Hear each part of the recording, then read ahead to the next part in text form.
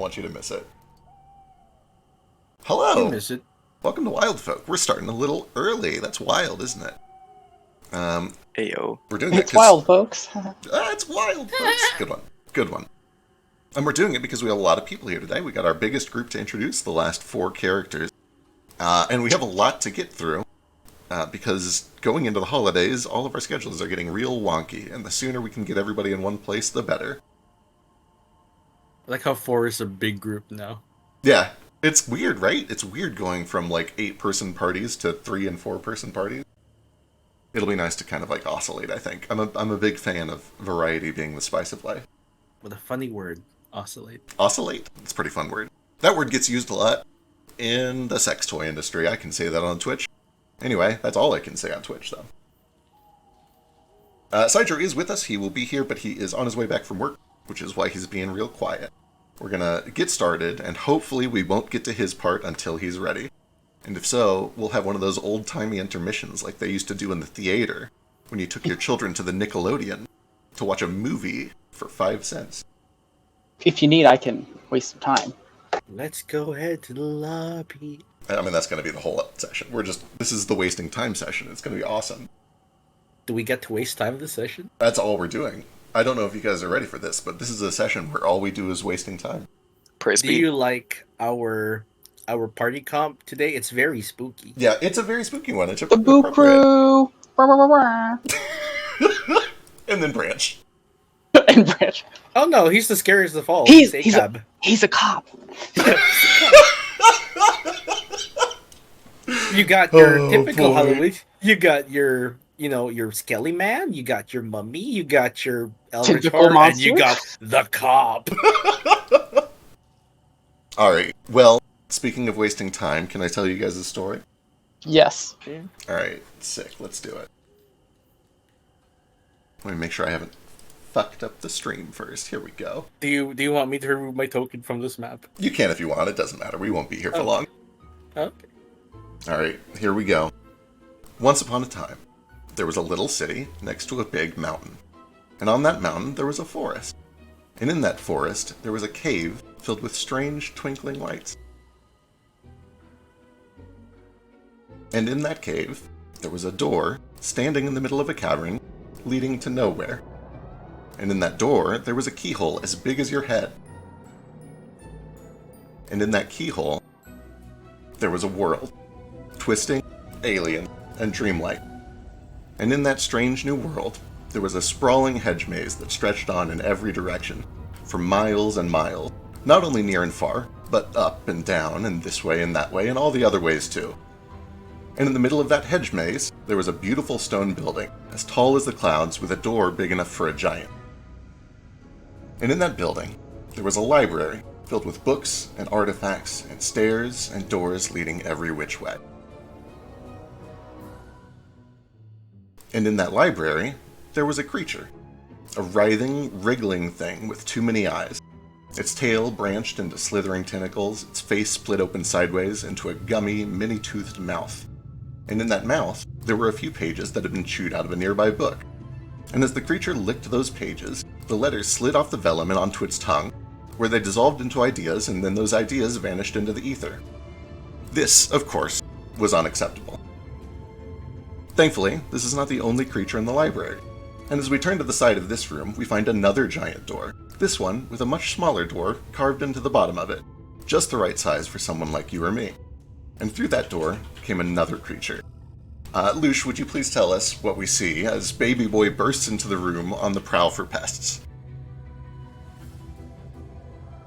Quick, importantly, how old am I in this one? You've been here a while. This is maybe a year or so before your adventure begins. Okay, so this, you see a 6'6" to the top of his head. Sorry, I'm trying to not delete what I have written with my talk button. You're good, you're good.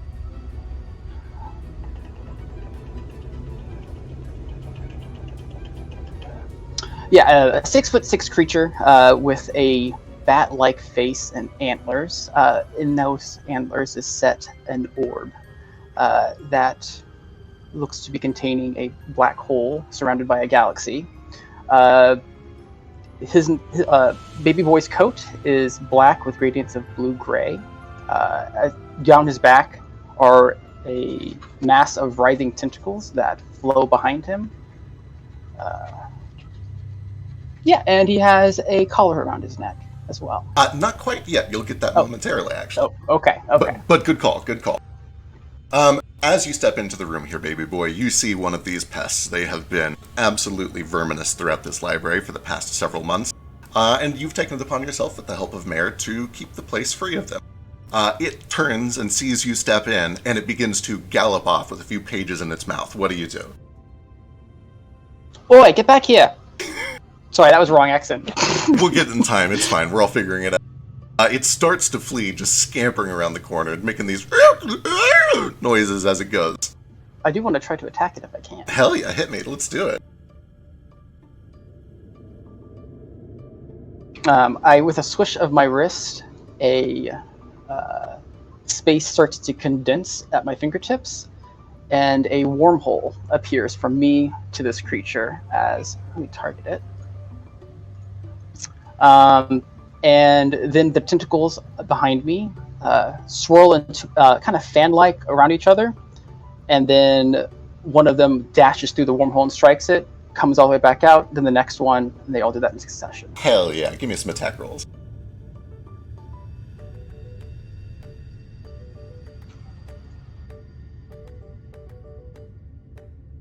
Ooh, oh no! We're getting it started. Alright. That was 2 actions. You got one more if you got something else you can do. I have disadvantage on if I attack it again, don't I? No, you not unless you have some sort of mechanic that says otherwise. The limiting factor will be that you only have 3 actions, and that is a 2-action spell. It is. The multi-attack penalty. Psychic. I know what you're talking about. Yes, if you were to do another attack roll, you'll have a -5 to that attack roll. But you could still hit. The general rule is that marshals always attack twice and then maybe attack a 3rd time, whereas casters always attack once and then maybe a 2nd time. Okay. I guess I'll just run after it. Alright, 3rd action to start chasing after this thing. The bolt goes wide. Actually, no, can I do something else instead? Sure. Sorry. I forgot about my entire character. I was frustrated. I start whipping my tentacles around angrily, and I'm going to try to frighten it. Wonderful. Demoralize it. Perfect. You just lower down with the tentacles and begin to try to scare this thing off. Go ahead and give me an intimidation check. Oh, that's real good. Yes. This thing, as if it wasn't already trying to scamper away from you before, is now terrified of you. It looks back and it sees the existential dread that sits within your eyes, and it becomes frightened 1. And then I do one more thing. Oh, really? I use a reaction to all-consuming fear, and I gained 3 temporary health points when that's fun. This creature. All right, excellent. When this thing sees this bolt go flying just over its head, and then you turn and just absolutely put the fear of God into it, it is going to start using many of its actions to just run.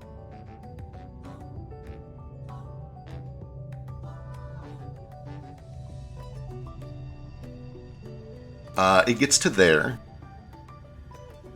And that is all it will do for now. It begins to scurry off. It is just bolting in a panic away from you.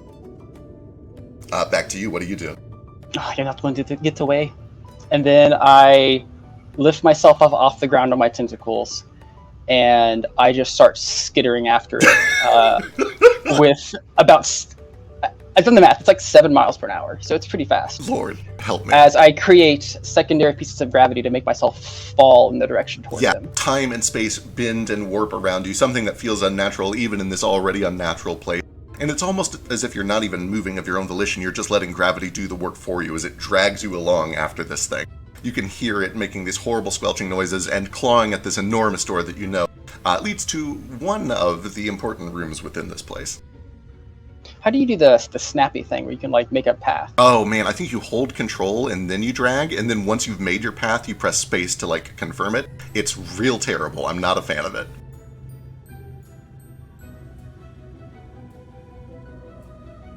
Hey, there we go. I still have a lot of movement. You find this thing is clawing at the underside of this door, and as it does, obviously it's not doing anything yet on its turn, but you can see that it is literally beginning to morph its body into kind of a flat, otherworldly shape, sort of like an octopus. to slip under the side of this door. I'll do another wormhole assault. All right, hit me.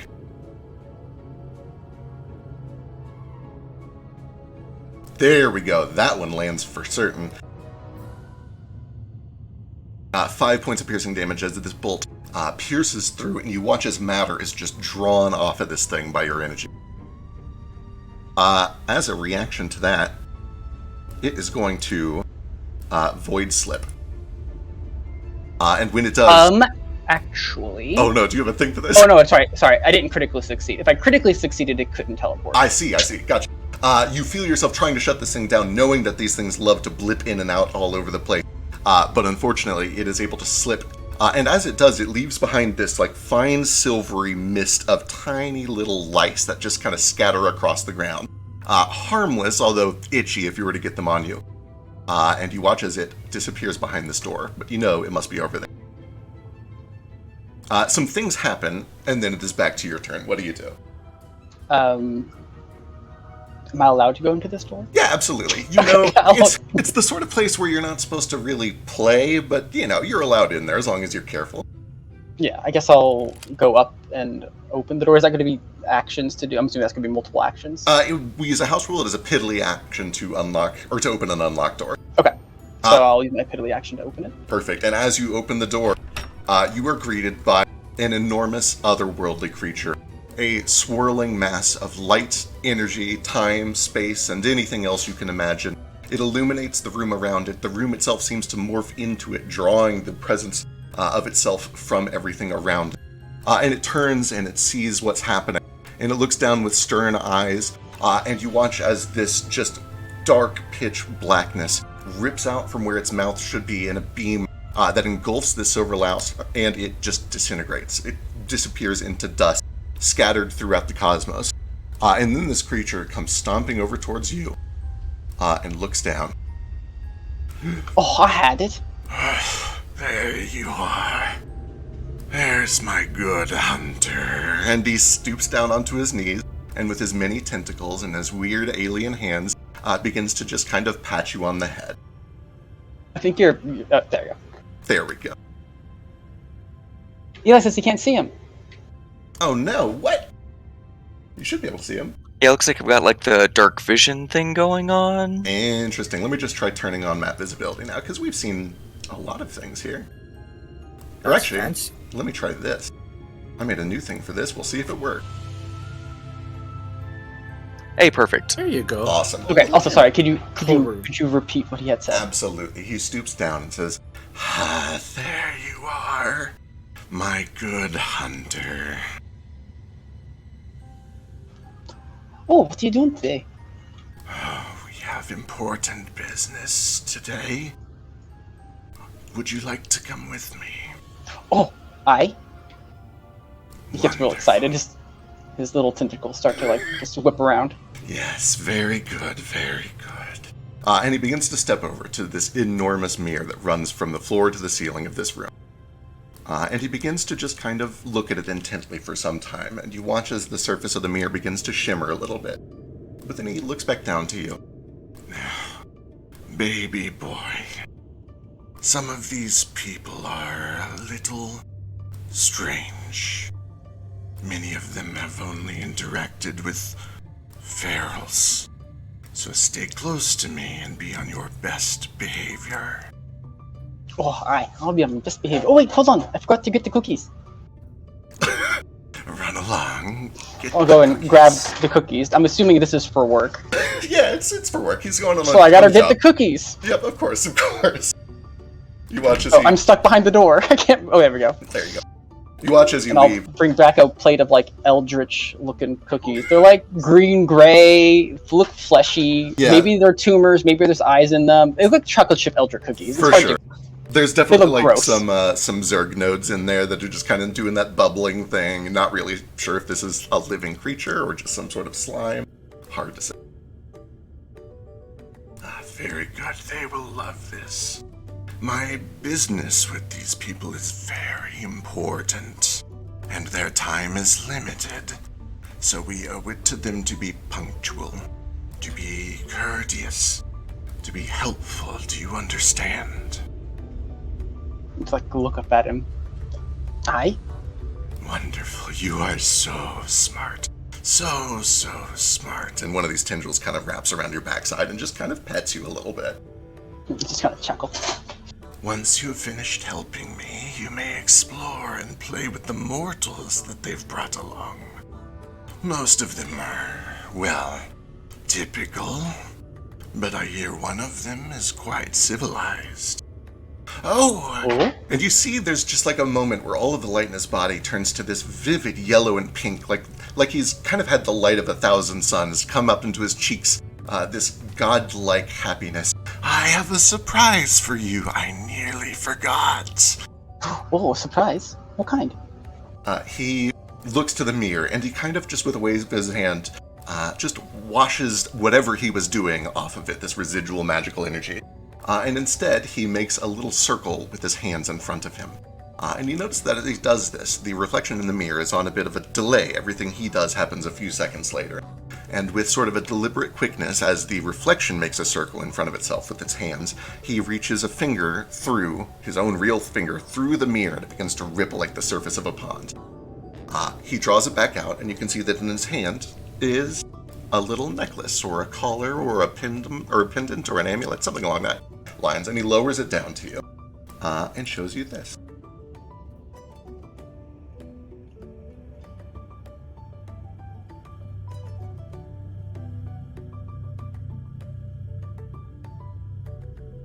We can do it. Here it is. Anticipation.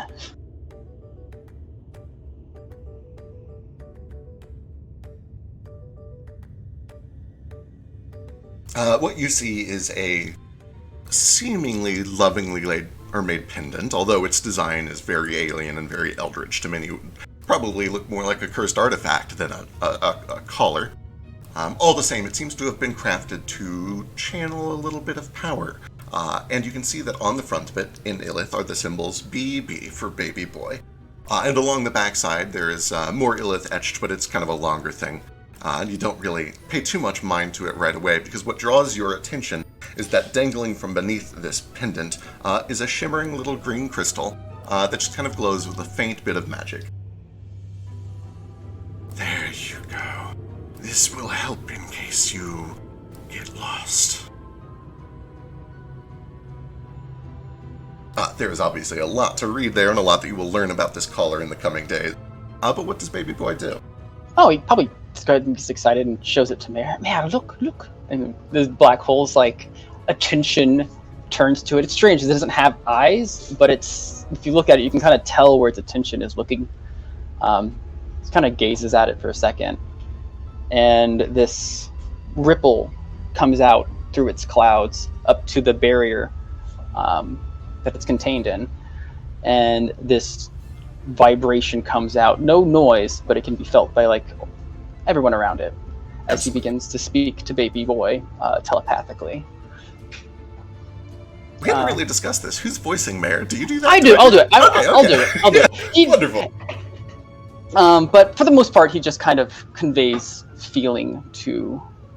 I probably won't actually have like an actual voice for him. He'll just like talk to baby boy. Absolutely, and that's typically what happens most of the time. There have been brief glimpses where you hear an actual voice come through. Well, most of the time, I don't like it. Yeah, exactly, something like that. But most of what you get is just general emotions, feelings that you've grown very accustomed to over the years. You can understand each other with this almost kind of familial instinct.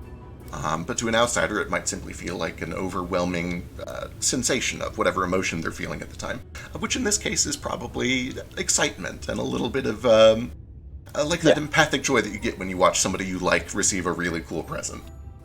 And then I go ahead and, I'll put it on, and I put it on. And I like check myself out in the mirror, do a little twirl, and then I watch myself twirl in the mirror. Oh, aren't you adorable? Who's my little adorable baby boy? And he reaches down and just like pinches your cheeks with these tentacles. Now are you ready? Let's go. We're going to be late. This character. I start like touching the mirror, ready to go. Absolutely. No, don't touch it yet. Wait for me. And he kind of like gently scoots you back, and then you rush forward again. He has to scoot you back again, but eventually he gets this conjuration effect finished, and you watch as the entire mirror splits down the middle, cracking, and light begins to burst through. And then he kind of scoops you up and steps through. And when you emerge on the other side,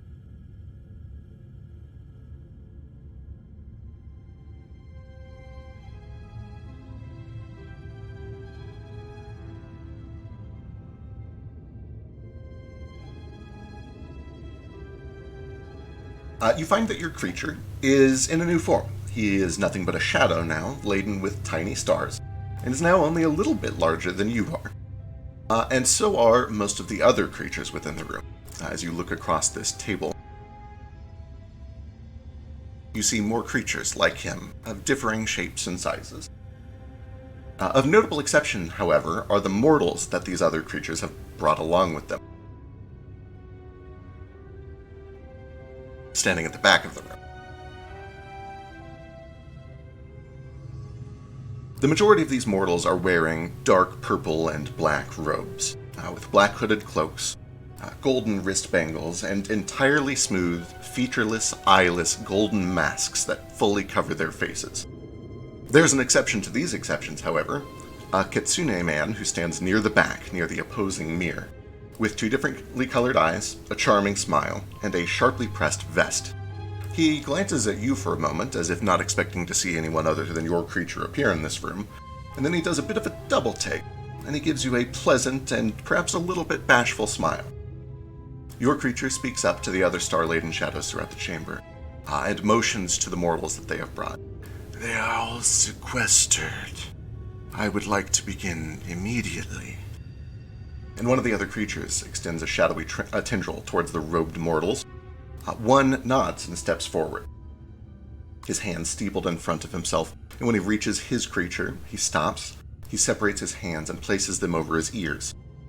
The creature's tendril reaches under the edge of its mask and lifts it upward, revealing the face of a human man, pretty normal looking, except that he has been entirely shaved, eyebrows and all, and his eyes and his mouth have been stitched closed by golden thread. The man smiles, elated, as if overjoyed to be here, and then the tendril lowers his mask and he returns to his place among the others. Your creature speaks up. Very well. Your predicament is unfortunate.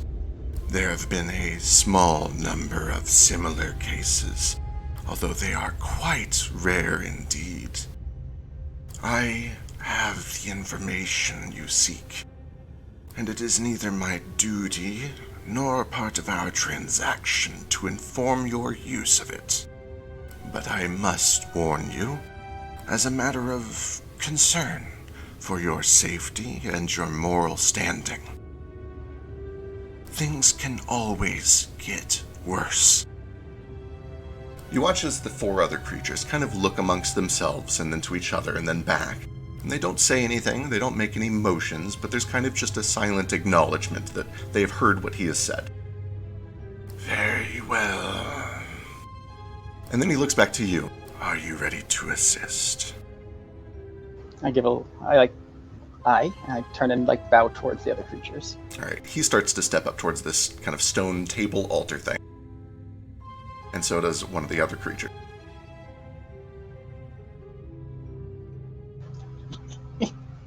He lifts you up and kind of sets you down in the middle. And as all of this happened, the other creature turns and looks to the cloaked mortals behind it once again. It slowly extends a tendril towards one of them, who seems to somehow recognize, despite being blind, that they have been pointed at. They raise their hands to the heavens in thanks, and then they step forward and kneel before their creature. Their creature wraps their tendril around their head until the energy begins to connect the two. And then, your creature reaches within itself, and it traces a constellation of an open book across some of the stars that compose its body. As it does, a fountain of light begins to pour out of its chest, which he catches in one of his tendrils, and you watch as the light wraps back into him across his chest, out through his other arm, and then he extends that arm down to you as if he wants you to take his hand. I do. I probably put the cookies down first, so I have both my hands. Wonderful. Actually, no. I'll just reach my tentacle out, and I'll just grab them with one of my tentacles. Okay. The other creature, the stranger creature, begins to reach a tendril towards you as well, and it kind of just wraps it around the wrist that you're holding the cookies with. And when your creature touched you, there was kind of just this faint of energy. But when there is a link made, when you are connecting these two creatures, there is a flash of light as the light within your creature funnels through you and is channeled into the other creature, who then channels it into their mortal. And as all of this happens, your mind is overwhelmed. Your vision is blinded with light, with stars, and you begin laughing hysterically as you feel information that is far, far too large for your mind to comprehend begin to pass through you like a ghost. Similarly, the other creature's mortal looks up and begins to scream. Not with fear, but with necessity, like there's hot gas escaping from a release vent because the pressure is too high and it simply has nowhere else to go. And this goes on for probably 20 or 30 seconds, but it feels much, much longer than that. And then, after a few moments, it all stops. The creatures release their tendrils. You exit your laughing fit, and the other mortal drops dead. Its creature scoops them up into itself, and you watch as their body dissolves into the nothing. Your creature looks down to you. Thank you for your assistance. You may join them now for a time. And kind of motions towards the back of the room where the mortals are standing. I face all the other creatures and I give a little bow and I'm like, please enjoy the cookies. And I put the little plate down. And then I go over to join them. And as I'm walking over, like, Mare starts to talk to me, and I start to giggle a little bit more, and like he just keeps talking to me, and I start laughing even more, and then eventually I'm like on the ground laughing hysterically, and then he starts laughing as well, which is just strange, but you can just tell that he's happy. Right. And I recover, and then I come back over here. Perfect. As that is all going on, you do look over your shoulder and see that your creature kind of gives you a little look, like, now, behave, be on your best behavior. The other creatures look at you as they set the cookies down, and have just kind of this blank, otherworldly, unknowable nothing on their faces. But you do watch as one of them, this one on the far right, reaches over and, with a tendril, grabs a cookie and kind of absorbs it into itself. And for a short time, their stars twinkle just a little brighter, and then they step back. As you come over and begin to stand next to all the mortals, however, this character comes over to you. Most of them simply acknowledge your presence, but, they can't speak. Presumably, they've all been sewn shut. But this one has no such restriction. It has no mask. It has no bindings or sewings. It is witnessing all of this for itself. And he stares at you, giving sort of a curious and fascinated look. That was quite impressive. Do you do this often? Oh, sometimes he lets me do it, not always. You've done it more than once, though. Well, also, importantly, yes, I do have the ability Schooled in Secret. So I noticed the symbols and signs and symbols of members of mystery cults and other secret societies used to declare their affiliation to fellow members. Absolutely. So what do I notice? These cultists are very similar to many of the cultists that are present in these meetings. You've come to understand them. You know probably more about them than almost any other cult you've studied, although you have studied many, many, many of the cults who reach out towards whatever you are seeking aid. This order is known as the Whispers. I'll actually send you a little information on the side. I'll let you decide when you start spilling what you know about the Whispers, but you have seen plenty of them before, and you recognize them plain as day. Additionally, with your ability to recognize things that are a little out of place, you can tell that this kitsune, like many kitsune, probably has some shape-shifting ability. And he looks to you with a twinkle in his eye and says, "It's a pleasure to meet you. My name is Argus Foxglove." Oh, my name is Baby Boy. This is Mare. And Mare lets out a little rumble. He says he's pleased to meet you. Charming. Mare is with you. Aye. Oh, He's my friend. That's fascinating. Absolutely fascinating. And that, I think, is where we will cut this scene, and we will come back shortly. But for now... Hey, this is not super critical just before we get into the next scene. Sure. I was not able to see any of the rooms you revealed there. I don't know if it's a setting on my end Interesting. or... Yeah, I didn't see it either. Oh, wild. Okay, let me know when I load. In fact, let me just load the next one in. Yeah, the stream can see it though. Yeah. I think it's because that particular room had walls set up and some of the others don't. And if you don't have a token there, then it doesn't show it. Gotcha. That makes sense. Anyway, let's head down back to the wildlands. In the southeast. In fact, let's jump over to the wildlands proper so we can see where all the other characters are at. Why? Oh, they're sleeping. I thought they were farting purple gas. Oh, they're not just sleeping, they're having a time. Tex is sleeping, though. We descend upon the deserts of Unma in the southeastern side of the Inner Kingdom. Where are my maps? I found them.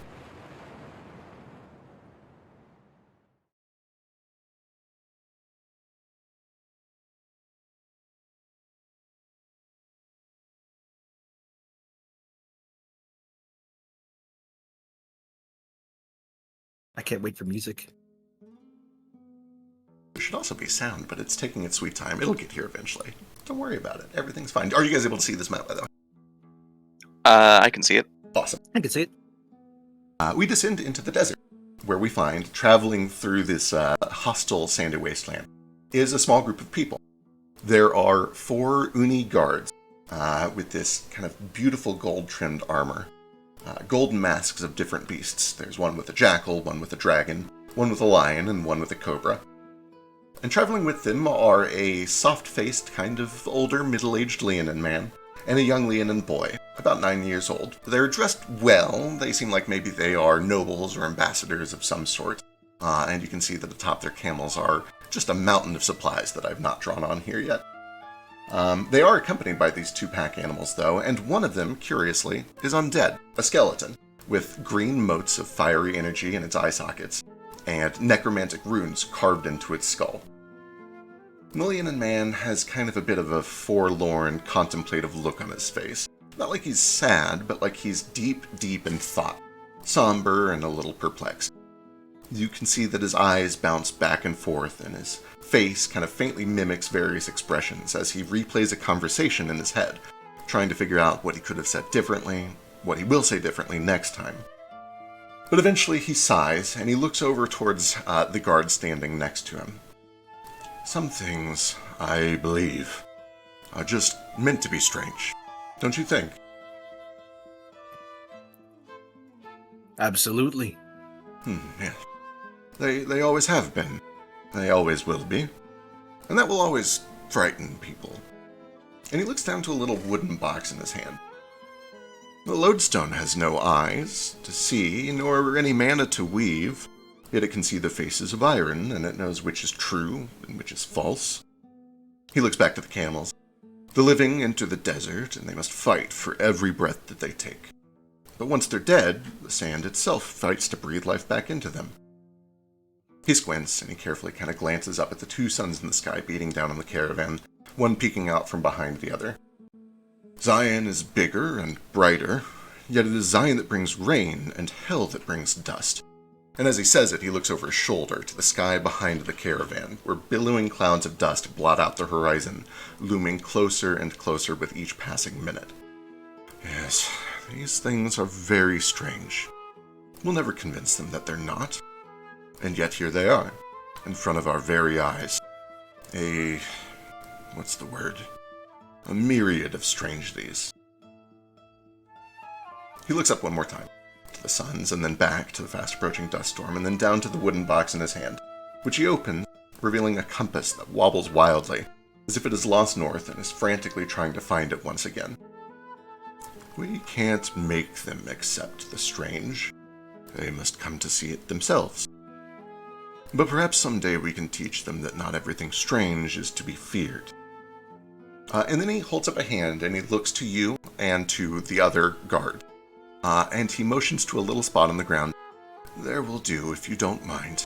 And you watch as the guards kind of step forward with you. And 3 of them stand kind of at corner, leaving an opening for one more person.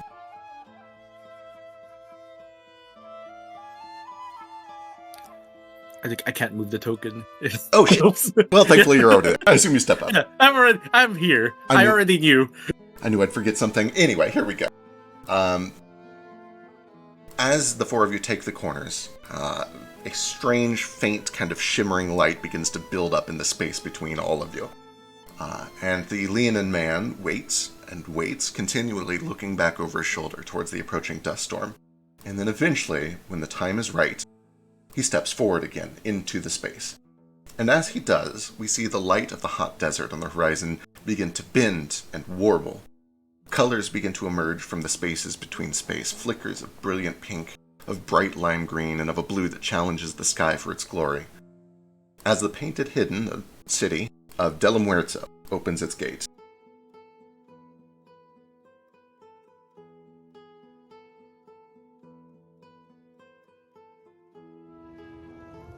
Hey, we have sound again. Wonderful. It's so dusty. It's so dusty. As the gates open, this dust storm begins to choke the sky. You guys have made it inside just in time. You guys hurriedly move the caravan inside, getting the camels somewhere safe and under some shelter. And even through this massive, thick storm of clouds of sand, the sun still illuminates the city like an artist's canvas. Its streets are oddly quiet, though. Although the inhabitants of Delera don't require sleep as we know it, the game of masks dictates that they pretend to, and so for many of them, a passing dust storm is as good a reason as any to rest their bones. There are a few people coming and going, perhaps those who don't participate in the great game, but still, it's quieter than usual even for the weather. And once we're in town, the boy looks up to his father.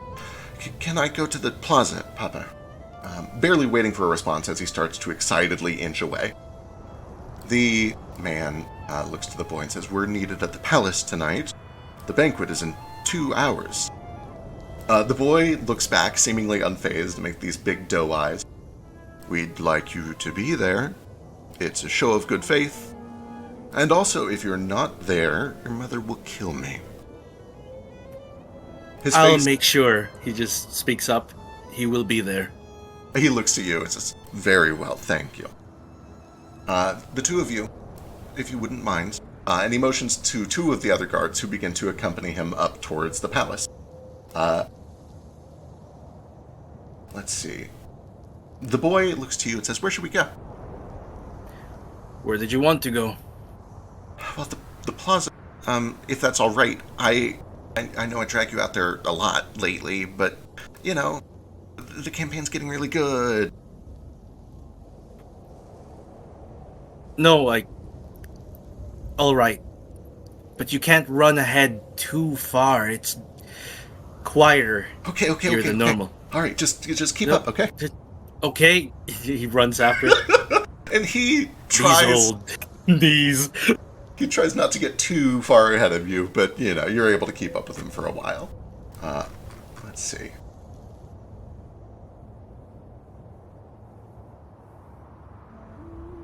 Until eventually, he reaches the city plaza, the heart of the game of masks, normally awash with music, with laughter, with drama, theatrics, and intrigue. But today, there's only quiet. The stage is empty, the seats barren, there's not a lick of music to be heard. 20 or 30 people stand silently, gathered beside the fountain. Some in beautiful flowing dresses that wave and billow like flowers. Some in finely woven cloaks stitched with every color of the rainbow. And over each of their faces is an equally colorful and brilliant mask. Some made of porcelain, others chalky sandstone, a few of wood, but all awash with color, with exaggerated proportions and features, personality, identity with life. But today, each of them holds in their hands more masks. Masks that don't belong to them. Dozens of empty masks with no face to hide, no voice to give them life. And one by one, the boy watches as the gathered people lift the extra masks and smash them onto the ground, each one shattering with a clatter.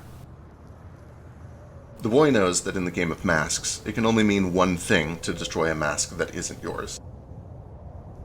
And as the last mask scatters across the ground, the gathered people turn to face the boy and the guard, and they reach up to remove their own masks. Behind each one is a skull, staring back at the two of them with empty eyes. And though a skull can barely show sadness, the boy, and especially the guard, have learned to feel it. And he knows what it means, and so does the guard.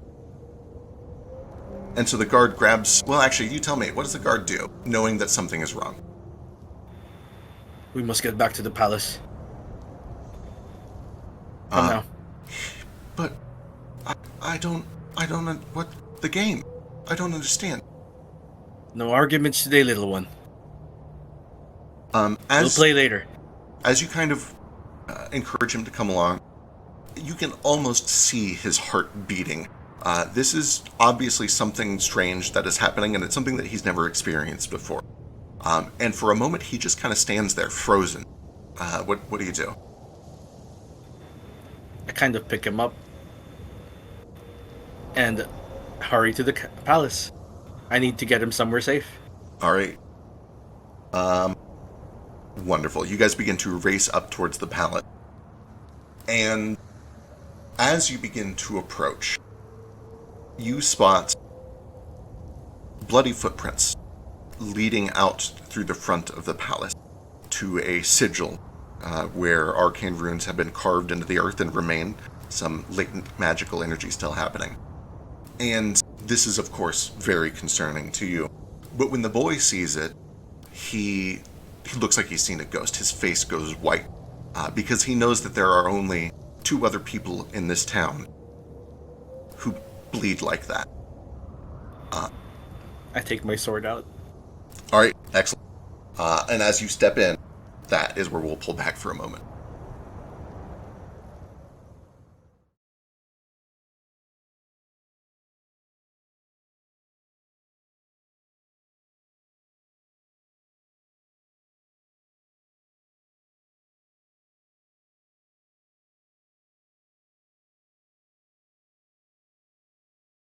We continue to a northwestern place. The northern side of Avarice, along the Sunscale foothills.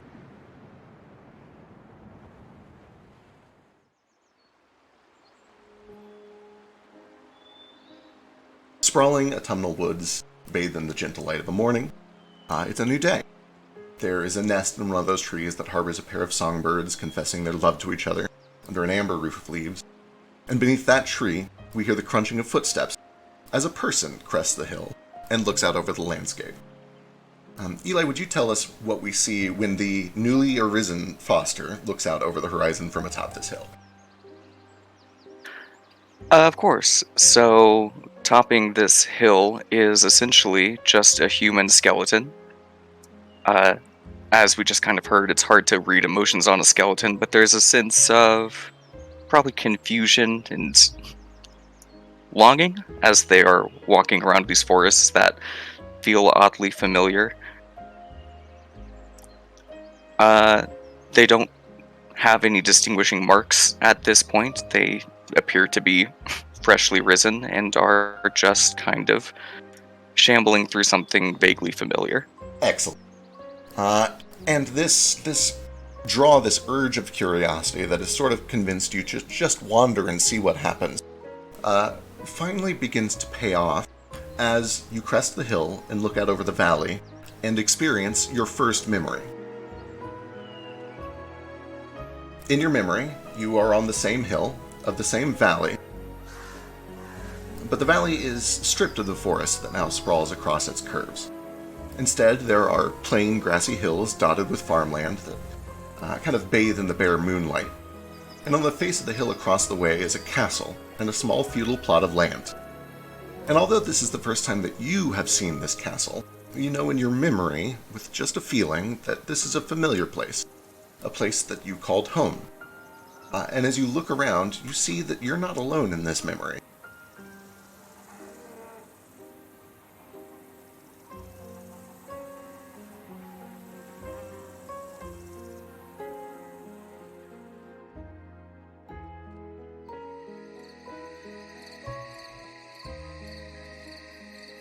The moon has gone lower down. It's fully nighttime now.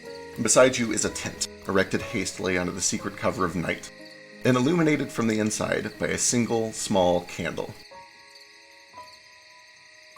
The candle's light casts shadows of a man and a woman, and you know that one of them is you.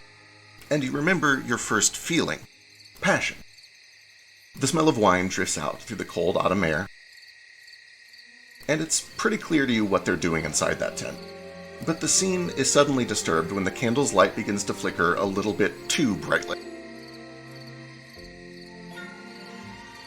The shadow of the woman turns its head towards the tent wall, and as the flames begin to lick across it, she points, shit, fuck, oh shit. And you watch as the lovers grab blankets and frantically start trying to stamp out the fire from the candle as it spreads faster than they can stop it. This goes on for about 30 or 40 seconds. The fanning of the blankets only seems to make things worse, until eventually the two lovers grab blankets, wrap themselves up in them, and then stumble out of the tent, and they watch stunned as it bursts into flame.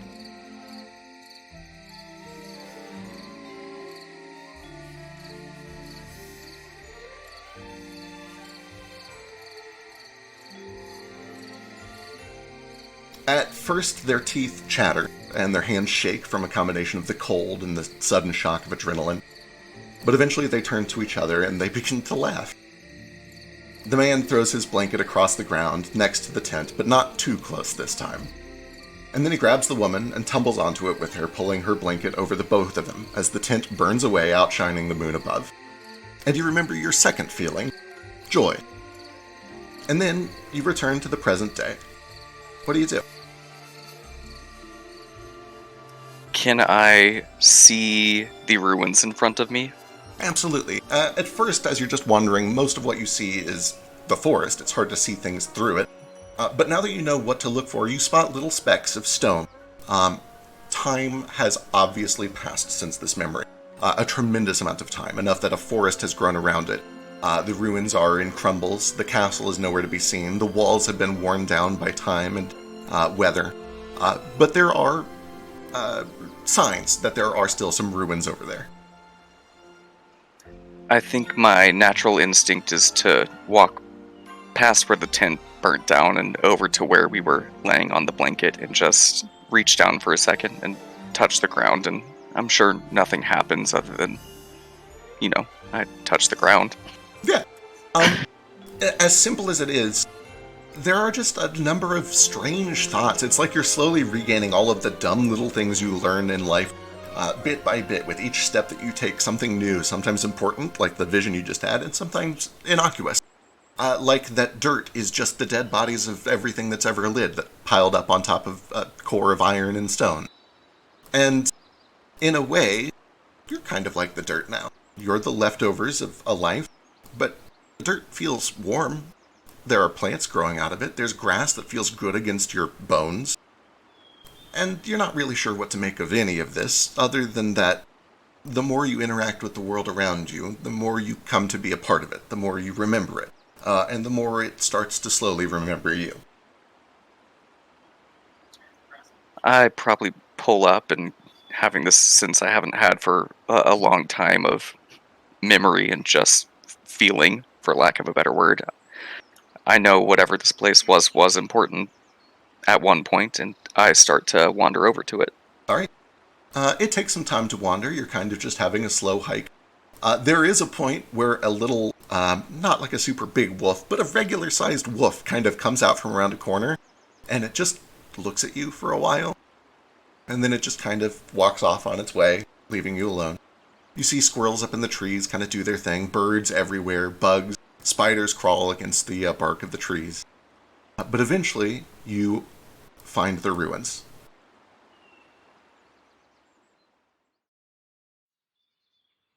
They're quiet.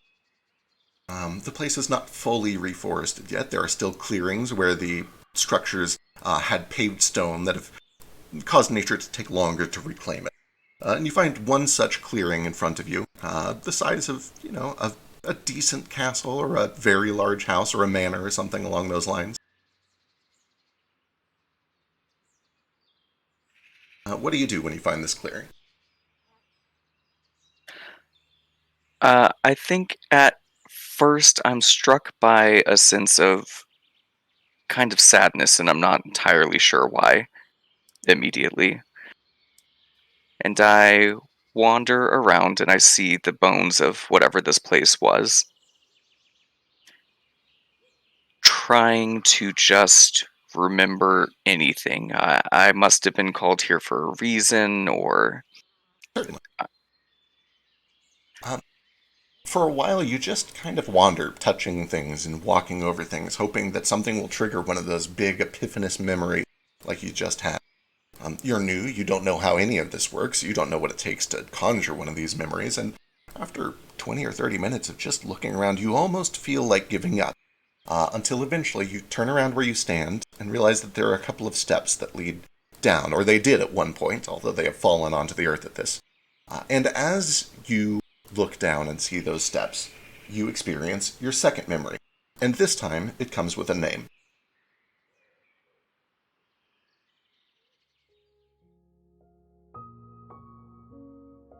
You see before you Thalia Vesper, the woman. In this memory, it's springtime, and she is surrounded by the beautiful garden that once filled this courtyard, the garden that you made and cared for as the groundskeeper for the Vesper house. And you see her peek out from behind a trellis and call your name until eventually she spots you, and she approaches with a smile on her face. Foster, there you are. I swear some days I fear I'll never see you again through all these trees. What do you do? Oh, good morning, Delera. It's nice to see you out here. I'm just getting ready for the day. Do you mind a little help? I won't get in your way if it's a bother. No, not at all. I'd love a hand. She begins to walk towards you with a smile, and Thalia's strawberry blonde hair fades to golden yellow at the tips. Her green eyes sparkle like mint leaves, her fair skin is dotted with light freckles. And all those things are beautiful to you, but they're not what you remember most clearly. Instead, you remember the book in her hands, some adventure novel about a daring pirate and the Avalonian lighthouses, because this castle was always just a little too small and too safe for her. You remember the scar on her arm, from where she slipped down the steps because she's a little bit clumsy when she gets excited. You remember the dirt on her feet, because she likes the way that grass feels between her toes, even if her mother says it's a little unbefitting for a young lady. And you remember the way that she keeps her lips pressed when she smiles, because she's a little self-conscious about her teeth, even though they're not really that crooked. And for a moment, as she takes your hand and begins to walk with you through the garden, pretending to help, although she's not very good at it, you remember your two favorite feelings, a little bit of love and a little bit of contentment, and how together they make happiness. And when you return to the present, the ruins feel just a little bit grayer and a little drearier than they were when you stepped inside. And you're not entirely sure if it's because you now remember how bright this place once was, or if it's because years have passed while you were experiencing this memory, and entropy carried on without you. The sky looks a little darker, the clouds look a little thicker, the birds are not quite as cheerful. What do you do? I think I snap out of that memory, having no idea how long has actually passed, and I look around me, and I see that maybe it's not the same bright garden from wherever I just came from, but I look around and I see that there is still life here, still something to be cultivated. And if it could help me remember who I was, or where I came from, or what this place could be, that should be my purpose. And I think I wander and I slowly start to regather my former skills and look for tools and set out on just tending to this place. I love it. The first day is just like, it's just you trying to move one rock. It's an endeavor to just move one rock out of these ruins. And there are thoughts that race through your mind of like, oh my god, I'm never going to be able to get a garden going in here. What am I doing? But then, you kind of have this thought of, what else am I going to do? And so we kind of watch as days pass, and then weeks, and then months, maybe even years. It's hard to say. Time is still at a weird place for Foster. But eventually, we find, an unknown amount of time later, a garden. And what does Foster look like now that he's made a little bit of an identity for himself? Yeah, so we pan in on Foster, and he's got just a little hand cart that he wheels around with a tool belt full of gardening tools that won't actually fit around his form anymore, so he's got to drag it around. He's got a watering can, and he is wearing just a simple cloak, mostly for the hanging pots that are strung from his ribs by twines, and growing out of those pots are honeysuckle and meldivind and just various vining flowers that are starting to grow out and up and around his ribs and over his skull and his extremities. He's wearing a pair of boots. They're wearing a pair of boots that are packed with dirt so that they don't fall off, and just starting to sprout out a little bit from the boots. It's just little grass, maybe little moss. Nothing probably intentional, probably more accidental. This is my favorite part of your character, by the way. The fact that he has boots filled with dirt so they don't fall off of his bone. That's the greatest thing to me. Yeah, and we see Foster tending to what eventually becomes a beautiful garden built on top of the ruins of this castle. A little more time passes until we make it to the next autumn. And as Foster is just kind of going about his business, doing his job, doing his routine, he suddenly turns around and he doesn't even know how something this large could have snuck up on him. But it did. There it is before him. An enormous creature that has the shape and the movement of a dragon, but seems to be made entirely from a large autumnal tree. It is inches away from your face, staring down at you. What does Foster do? Well, Foster's initial reaction to hide is probably not going to be super effective at this point. So I think I probably pause and I try to make proverbial eye contact with it.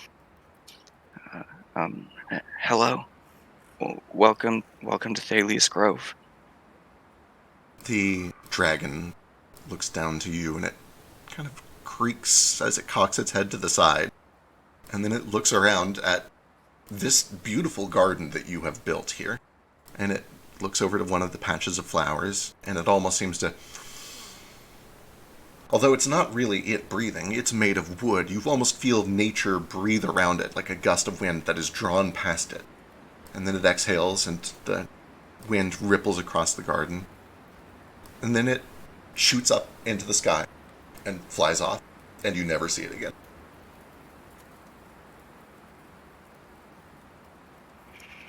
Yeah, I think this moment is probably obviously impactful, but almost non-consequential, if that makes sense. Okay. I still don't remember much of who I was before. I don't really know where I'm going. I just know that this is what I'm here to do. And the dragon is obviously impressive, but becomes kind of a footnote for the time being. Absolutely.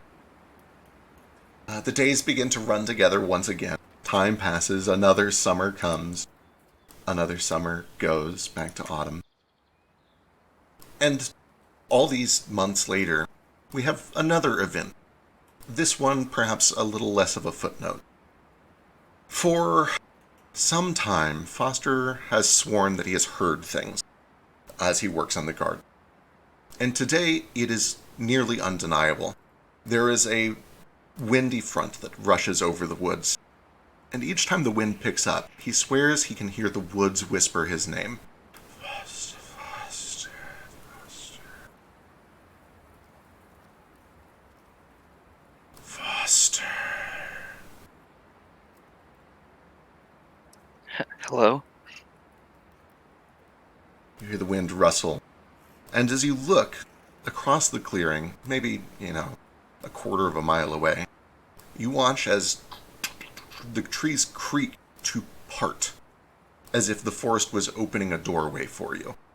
And beyond it, you just see more forest, but your eyes are either fooling you, or the forest is opening a passageway and whispering your name, Foster.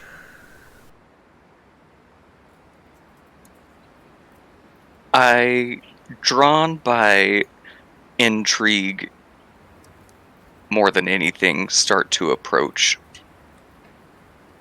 All right.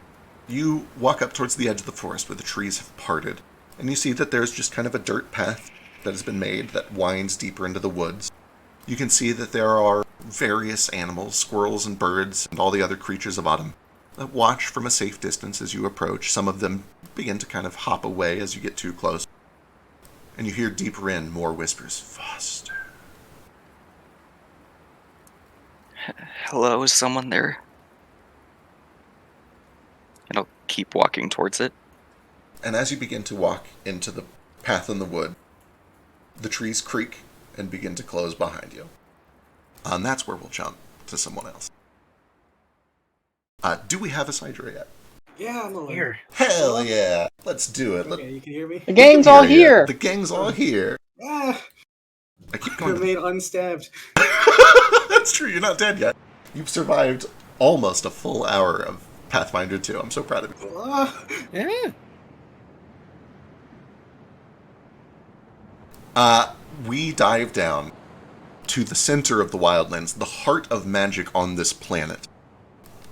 But a little off-center. Not to the city of Eden, but to a little city on the shore.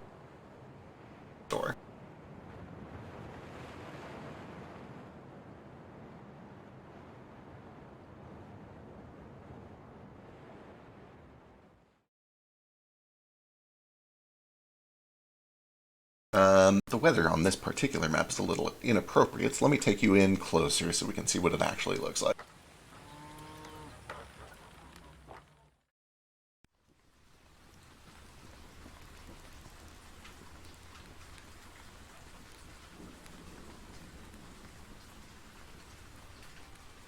We find ourselves in the bustling city of Famador, northwestern shores of Eden.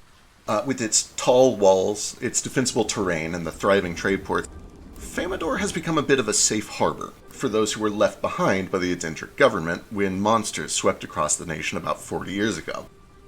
And even though we're on Adendric soil, it is not Adendric flags that we see as we descend upon the city. Instead, we're greeted by white flags harboring 7-pointed golden suns, the flag of Cyrillin, the benevolent saviors from across the Avalon Sea that nobody in Famador asked for, but nobody dared resist. One such flag flies atop the roof of the Famador Abbey of Edis, and as we lower down into the temple's front steps, we see a middle-aged human man, Saint Claude Montebo, in the garb of an Edgesite minister. His eyes are red and tear-stained, his face wrinkled and weary, his skin blemished with some spots. He has the look of a man who has aged 5 years in the past 5 months. He looks tired, drained, exhausted. He looks like he remembers what it was like to be young. He stares blankly towards the sky, muttering a prayer in whispers that only he can hear. And then he lifts a heavy iron-headed maul in the shape of an enormous gavel into the air, over his head, straining to hold it aloft. And around him as he does this, hundreds of voices erupt from a crowd that has gathered at the courtyard. Some scream in protest and boos. Others cheer and call for justice. But the crowd's protests are suddenly drowned out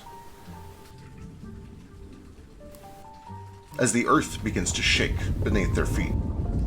And as St. Claude brings the hammer down, the quake and the weather cause his footing to slip, and we watch as the wayward hammer narrowly misses the head of a young lizardfolk man bent over a stone slab, and instead lands on his right arm with a sickening crack of iron against stone and a spray of blood that splatters across it.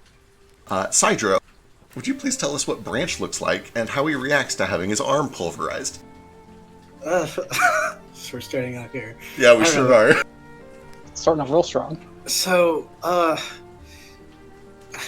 however bad Saint Montebo was crying over here, Branch was definitely doing something 10 times worse. Screaming, crying, pleading, I didn't do it. It's not my fault. I didn't do it. Let me go. And until that moment, he knew this was going to be his death. He wasn't ready to go, but it was going to happen. And his body definitely a bit skinnier after a long time in probably prison. Absolutely. His frail, cry is definitely a lot weaker than they would have been a lot earlier into this arrest. And yeah, any color in his face or in his frills probably drained a little more. And upon the hammer impacting his right arm, he does what literally anyone would do and fucking Scream, right? Yeah, okay. Delightful. We love to see it. That's how we love to start characters out. Screaming in agony as their body is mutilated. Yeah. We jump forward. At least I'm not dead. True, you're not dead. And that probably really is a thought that is kind of going through his head a little bit. Because the hammer didn't. We jump forward about half an hour or so, where we find St. Claude and Branch just inside the doors of the temple. Branch's arm is fucked. It is completely mangled. It's barely hanging on. They've put a tourniquet on it, applied just before the elbow, and there's an acolyte who's carefully monitoring it with a temporary healing spell that has left the arm in sort of a state of limbo, as if they're still trying to decide what to do with it. Meanwhile, St. Claude is giving a 1,000-yard stare through the arm, and he's only interrupted by occasional glances down to his maul, which is still coated in your blood and has tracked a line of it into the church. We can't see anything. Oh no! Let me try dragging one of these things in here.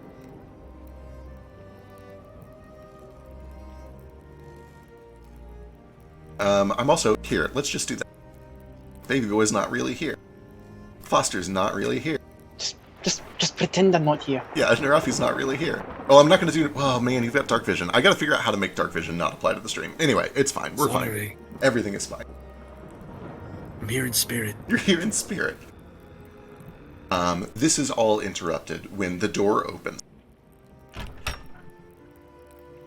And we see an elven woman in Cyril garb walk in, accompanied by the distant yelling of an even angrier crowd waiting outside the temple. The woman has pale, perfect skin, beautiful golden hair, sort of the stern, annoyed expression of an angry nun doing her best to remain composed. The sentence was death. Edis has spoken, Miss Selenea. Deacon Selenea? Yes, of course. My apologies, Deacon Selenea. But the sentence of death is the punishment for murder.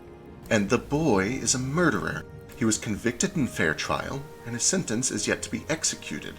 I thought your god was one of law and order. He is, of course. But the boy is not a murderer, Deacon Selenea. We have failed in our judgment. Edis has spoken. He is only a thief. And the woman looks at St. Claude with venom in her eyes and steps up close to him, the clack of her shoes echoing down the enormous halls of the empty chapel. Then where is your wife, Mr. Montebello? And the man pauses. His shoulders sag and his mouth hangs open, and he looks at Branch. What, if anything, does Branch say? You know that scene in Better Call Saul where his brother is basically in a catatonic state and can't really perceive anything going on, but still is looking around as if there's anything to say. Oh, I don't know if I got that far, but I get the vibe. If Branch could say anything, he probably would say, it's not my fault. I didn't fucking do it. And he probably does say that, but it comes out as nothing but a slight whimper, as the pain of his arm probably takes more precedence over any possible thoughts. Absolutely. There is still just this rocketing pain that shoots up your elbow and into your shoulder like lightning. The man looks back to the elven woman. Ellen is with Edis, watching my every move, judging me as I execute judgment here on Earth. The boy is a thief, and he has now paid the price for thievery, and he looks back to your arm. Justice has been served. The woman sighs. It is your church, your case, and as your wife's successor, your judgment to make. But as your city crumbles into anarchy when they learn that crimes go unpunished, we will be the ones left picking up the pieces. Cyrillin's contributions to our peacekeeping are not unnoticed, Deacon Selenea. But with all due respect, nobody asked Cyrillin to clean up our messes. She shoots daggers at him with her eyes, and yet here we are. Cyrillin doesn't make a habit of shirking our duties. It seems your gods are busy elsewhere, St. Claude. The people need a sign that they haven't all grown impotent. The world is not abandoned to madness, godlessness, and one-armed murderers. Deacon Selenea looks to you, Branch. Yeah, what do you say?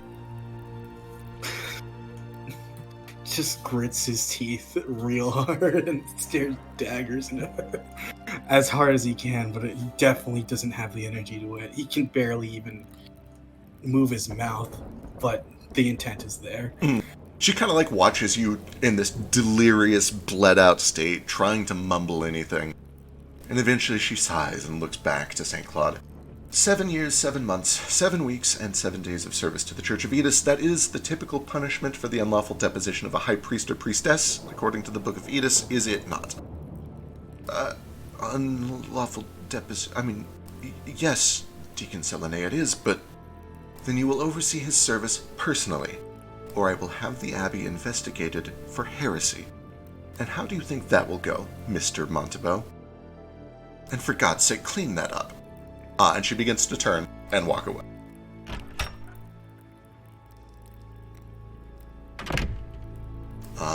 Back inside, St. Claude looks to you, and to the acolyte that has been tending to your wounds.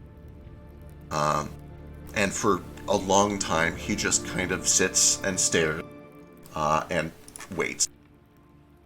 But eventually, he looks to you, and then back to the acolyte, and you see the acolyte pulls out an enormous butcher's knife. What do you do?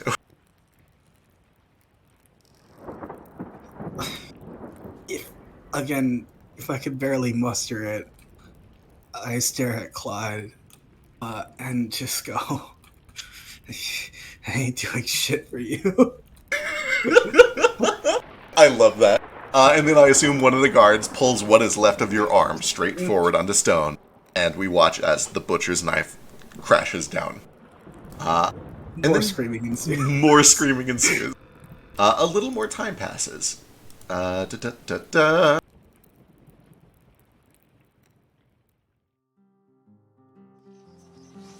Months. Vision.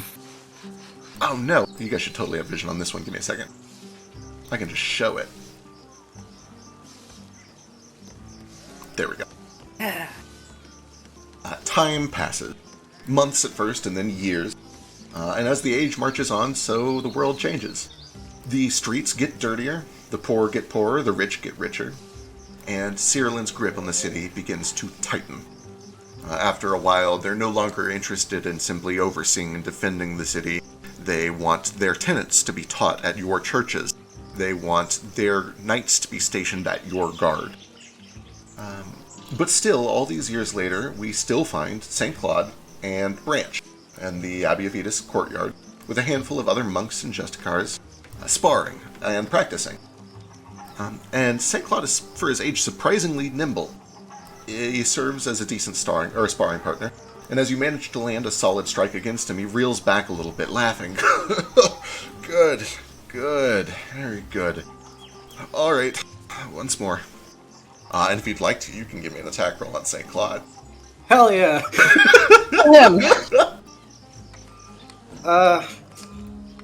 I didn't put unarmed strikes in my fucking thing. Okay, let's... They might be built in. Yeah, they're usually built in. Yeah. The Actions tab. Actions! Oh, I think it's listed as Claw because you're... Oh no, unarmed strike. There it is. Unarmed attack, middle width. Alright, let's go. Oh, I forgot to change the fucking die. We'll get them fixed eventually. Either way, you have a hard time hitting him as he seems to slip into a more serious stance. Not quite that he's taken offense to the fact that you've hit them, but he now feels a little more confident that he doesn't have to play gentle with you. And this goes on for a while. What you Can I got? describe Absolutely. melee attack Yeah, tell me how this goes down.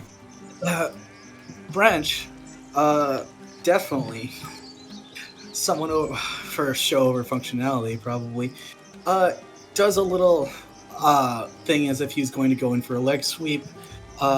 Goes low and then shoots straight up into an uppercut that definitely misses. Has him shoot into the air and then land right on his ass. As you land, you see St. Claude kind of brings his bow staff down to your jawbone. But then he smiles and extends a hand to pick you up. A little showy, but I liked your form. There's potential there. Branch takes his hand with the good one. Hopefully he didn't extend out his fucking left hand. Sure so. I hit you once, didn't I, like that? You did? You're getting a little old, aren't you? Oh boy, you see that he smiles, he laughs at the joke, but he kind of looks to the side like, yeah, he is getting a little old. And you can see that in the years that have passed, the look of somebody who has recently been aged by stress has given way to somebody who is just in that comfortable golden spot where they know their time is coming and they're enjoying what warmth they can still find while it's still here. And he finds some of that warmth in training you and the other Justicars. While he's reminiscing about the good old days at going for another show. Give me the tackle. Oh, he's flat-footed to this shit. Fucking dirty shit. Okay. Where'd my character shit going now? You can always double-click your token. Double-click. Yeah. Yo, okay. Oh, that's a little better. What's he got? What is he at? How's St. Claude on the AC deal? No, even catching him off guard. As you bring down this big strike, he just holds up a hand and kind of catches it. And he looks at you with a bit of a smile. You're good. You have room to get better. You know, someday, though, you've outperformed most of the others. You could just take my place if you felt like it. Yeah. Do you genuinely think that... a fucking one-armed kid could be the fucking leader of these Justicars? Stranger things have happened.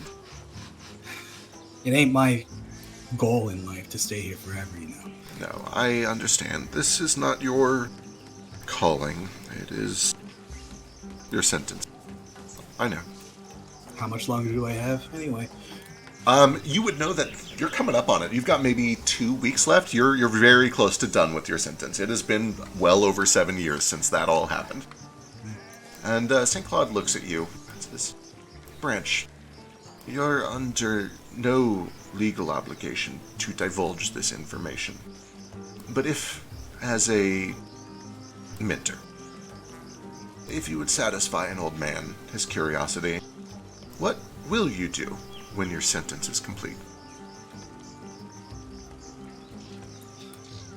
Fuck off somewhere else, probably.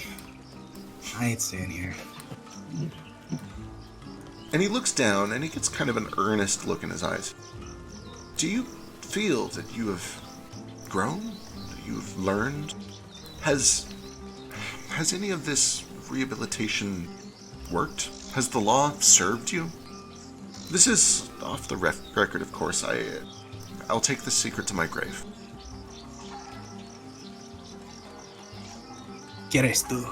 What do you want me to do? You seem to have a plan set out for me. Hardly. It's not so much that I have things I want you to do, as much as I have things I hope you don't do. I hope that all of this has served as a lesson. Not necessarily even a punishment, but a lesson on the value of life. I want to know if you'll just be robbing stagecoaches again. If that is the life that is destined for you and the law has no hand in shaping it. Have we failed? Or will your life go in a different direction now? Branch does that thing that a lot of young guys in their 20s do when they think they're being talked down to, and just looks away, rolls his eyes, turns his head around, and probably responds while looking away. Bro, fucking, you don't like it when I call you that.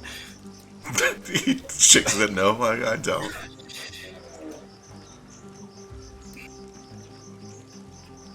You didn't know what it was like to be me. And you also didn't know what it was like to be in the situation I was. I ain't robbing stagecoaches because I think it's fun.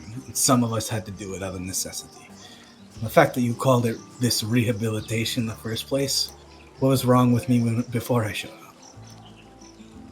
I like to think I'm the same person I was back then, but if you see something different, feel free to point it out. But now you have means. I see. It's the purpose of the law to serve man, not the other way around. In the second book of Admonitions, chapter 3, man crafts the shackle, and man holds its keys.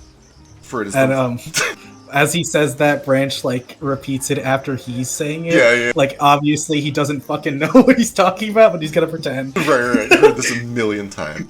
Right, you get it. If the law does not serve us, it's our right, our duty, to change the law. To ensure that you have means when you leave, there is one last duty that the church would ask of you while you're still a Justicar.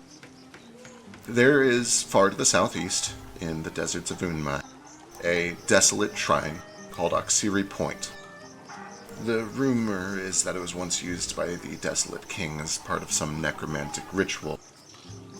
Anyway, there are some rumors amongst the Cyril diviners that the shrine has been reactivated, and we would like you to investigate. If you find signs of necromantic activity, disrupt it. If you find altars, destroy it. You know how these jobs go.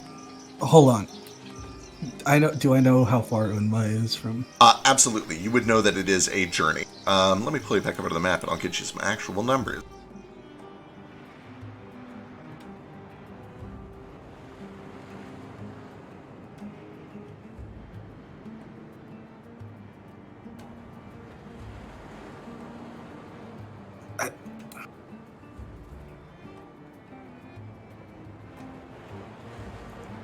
Unma? You want me to go all the way to Unma? Across 3 fucking continents. Or countries. Sorry, I get my geographic bodies mixed up. It's all good. It's not so much that I want you to as... and you can see that he almost, like, hates to say it as the words are coming out. It's exactly what you expect him to say. Deacon Selenea really wants you to do this job before you leave.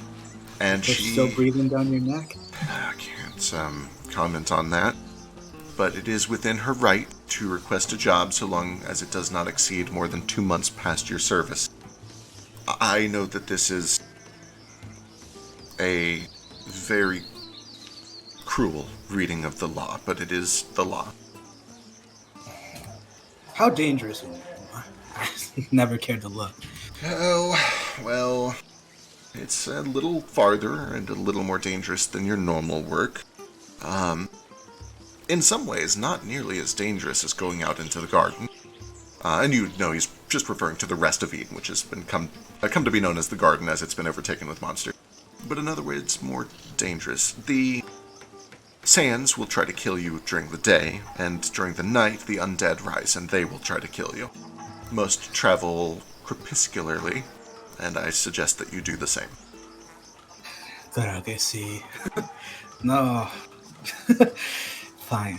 Is this really the last one? It is. It really is the last one. Unless you manage to do this in 6 days, I don't think that we can give you anything else after this. You'll be a free man. You'll be done with me. No more sparring in the courtyard. I will be done with you. There will be other Justicars.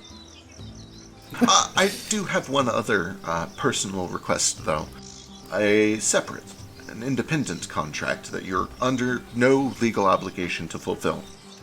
One that, and you see he kind of wrings his hands together. One that I would prefer you do not relay to Deacon Selenea. And you would know that even uttering that sentence in front of you is heresy. For somebody of his position of power in the Church of Edis to suggest doing a secret mission under the nose of his superior, he would be put to death. Branch's eyes go wide at this request. Or like, and he looks around and sees the other Justicars and that one guy back there. It's like, Fucking don't say that shit out in public. He gives a bit of a look like, oh yeah, I should lower my voice. There is a flower. It's said to grow at major nodes along necromantic ley line. Sort of like those that you might find at Auxiliary Point. It is called the Sunbird's Onion. If you were to bring me a bulb of it, I would be happy to pay you. Full market value, 30 gold pieces. And you would know that is a little more than enough to survive for a year in like a little shack. It's not going to be a glamorous life, but you would have a little shack for a year, fully paid with food and board and everything. That is a tremendous amount of money to be throwing around. At least you catch my drift. No work for free. Appreciate it. Fine. Perhaps I have learned that it is means as much as morals that determine a person's outcome. Quit being so formal. Going behind the deacon's back. I did not say... And you see, he like full straightens up, hands behind the back, panicked, like, no, this is outside of my duties here at the church. I am a I go for a private-" swing. Do it. He's flat-footed. Yeah, absolutely. You know what? I'm even going to throw a frightened one on him. I believe in you. You can hit this fucker with all these debuffs. Okay.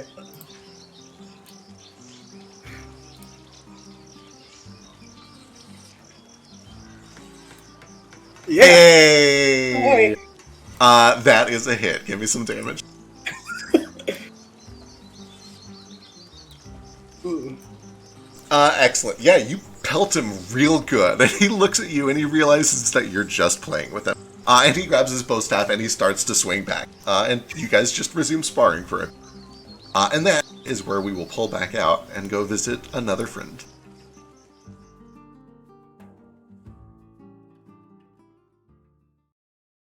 But whom indeed? But whom? Baby. I'm just a baby boy. I gotta kill a lot of these tokens real quick. Let's do it. No. They're all dead. All of those characters are dead now.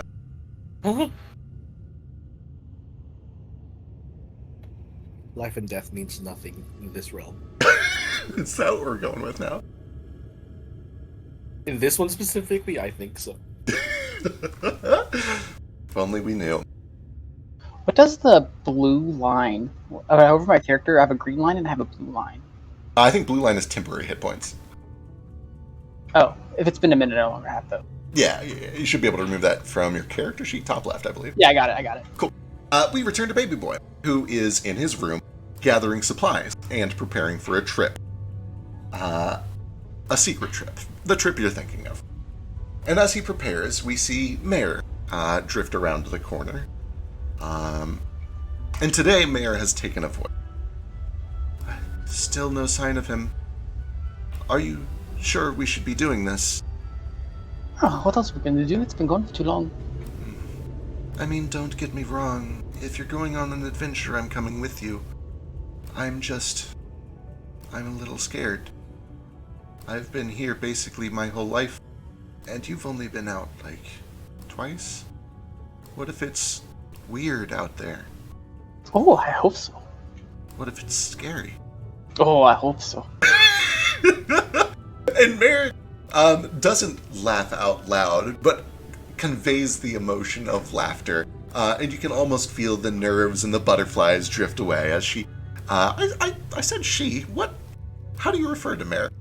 I refer to Mare as he. He, okay. But okay. if you ask Mare, Mare will tell you that he doesn't have a sex, and it is just inconsequential. Understood. It's whatever the person prefers to say. Okay, so ambivalent, and they're fine with either one. Alright, Yeah. wonderful. Well then Mare, says, alright, I've got the map. And you watch as, from nothing, basically procures this big, home-drawn map made with, like, just chalk and whatever the medieval equivalent of crayons is. And begins to unfurl it for you to look at. And start marking... tell me what you do to prepare for this grand journey, to plot your escape from this place. Yeah, so we roll up this map, and it's the map of this place, right? Or are you talking about the map of... Is it a map of the Wildlands? This is a map of not only the library and how you might escape from the library, but also enough of the garden and the hedge maze to make it back out to where you think you might need to go. Gotcha. So on this map, there's just a whole bunch of markings, and a lot of them are then later look to be marked off. It's escape points for getting out of the house. Yeah. And then they're marked off once they have been sealed up. Wonderful. Okay, so if you think if we go this way, we should be able to get out there. That one has the weaker field, right? You've learned how to get through those. Oh, aye. But what about this one? I thought we were still figuring this one out. And Mare points to this big line that's been drawn with two thick blue lines and like a big scary face. Oh, that's the scary one. Yeah. Do you have a plan? Well, we packed lots of snacks. And, That's the plan? You pack snacks? well, it's part of the plan. The plan needs lots of little pieces, no? Okay. All right. And then we go find the chrono person. The chrono person. Okay. And then we come back here. With the chrono person? Aye. And then we... Is it okay to bring somebody here? I think this is an emergency. Yeah, you're right. This is an emergency for sure. Okay. We have to make sure that we trust them. So even if we find them, we have to make sure that we can trust them afterwards, you know? Right, and We can't have them messing up stuff. And you know how to trust a person? Because Well, you know, we see what they do, and then if they act like most of the others today do, maybe not bring them. okay, so if somebody acts like all the other people are acting, we trust them. No. I mean, the other ones that we knew, that we can. Oh, right. Okay. Yeah. All right. Okay. So, not trying to take advantage of us. Right. No, of course. Are we taking advantage of the chrono person? No, we're going to make a deal. Okay. All If right. the chrono person helps us, they can use it too. And then, Oh. and then he like pulls him in close, and I'll let him do and I like touch a tentacle to him. Thing. So are they really getting something or not? Oh, they're gonna get. Do you think that's a good knowledge. idea? You know, it's an emergency. You're right. I shouldn't worry. It's an emergency. Yeah. At this point, how long has Tome been gone? Something on the ballpark of like 2 or 3 weeks. It's long enough that you're starting to get pretty concerned. It's longer than they've ever been gone before. Oh, and then if he comes back, we can always leave a note. Yeah. Yeah, okay. Let's write a note and then let's leave. Tome, we're going outside to find a time wizard to find you. If you come back before we do, I don't know why I'm like slowly becoming French. I think. It's okay. I did the same thing with the southern accent for all of episode 1. Come find us. I love it. Love, baby boy, and then Mare like rolls in ink, and we just like roll him all Yep. over the page, and it's just like weird prismatic symbols. There's just all over it. I love it. And so your adventure begins. We watch a little montage of Baby Boy and Mare wandering through the library, finding places where space is just a little bit off, and Baby Boy has learned the cracks that can be slipped through, and how to do so without leaving traces behind. Until eventually, for the first time in a while, but not your first time ever, certainly, Baby Boy and Mare emerge into the garden maze outside of the library. And then this montage continues for a while as they begin to follow their careful map, slipping past even the scariest barriers that they find, until eventually they discover the clearing that they're looking for.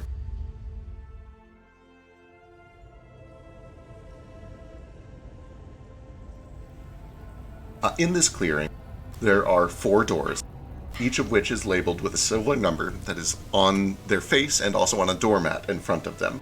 14, 33, 21, and 60. And standing in front of all of these doors is a coat rack, and dangling from that coat rack are 3 enormous silver keys, each about as big as your head, and each of those keys has a number inscribed onto it, 2, 7, and 11. Finally, you see that there's a little pedestal, or a lectern, that has a book that is opened to a page. What does Baby Boy do? He knows this is where he needs to be, but he doesn't know much more. Well, he probably picks up the book, and then he puts his hand on... Or he doesn't pick up the book. He walks up to the lectern. He puts his hand to the book, and he just, waits for a second.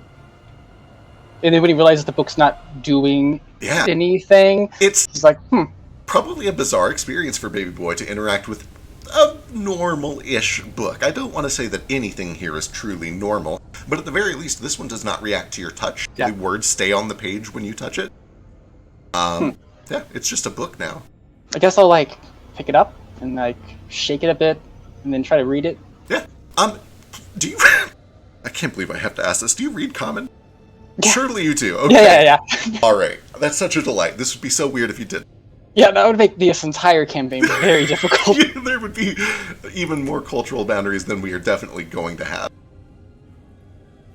As you look at the book carefully, you can see on its cover is a title, The Girl from Door Number 9. And as you flip through, you find that most of the pages are blank, but you eventually find one that has text on it. And on this textful page, there is a passage that is highlighted in red ink. And it reads, "The girl placed the painting back on the wall, such that they were finely arranged from big to small. And she began to fall, not down but up, for that's where the ground must now be. Up and up she fell, until there was no more up left to fall into, and then down she came, for that was the only place left to go. The girl landed with a thump, thankful for the softness of the grass, and though she didn't know to be thankful for it yet, she was thankful indeed that within this winding nowhere, a fall is only a fall if you believe it won't be. And her eyes grew wide, and as she gazed upon the garden, she uttered, 'It cannot be.' And yet, there it was. For indeed, a door to nowhere can only go where you believe it won't. And so there she went, through the door to the where that couldn't be reached, the where there is nowhere."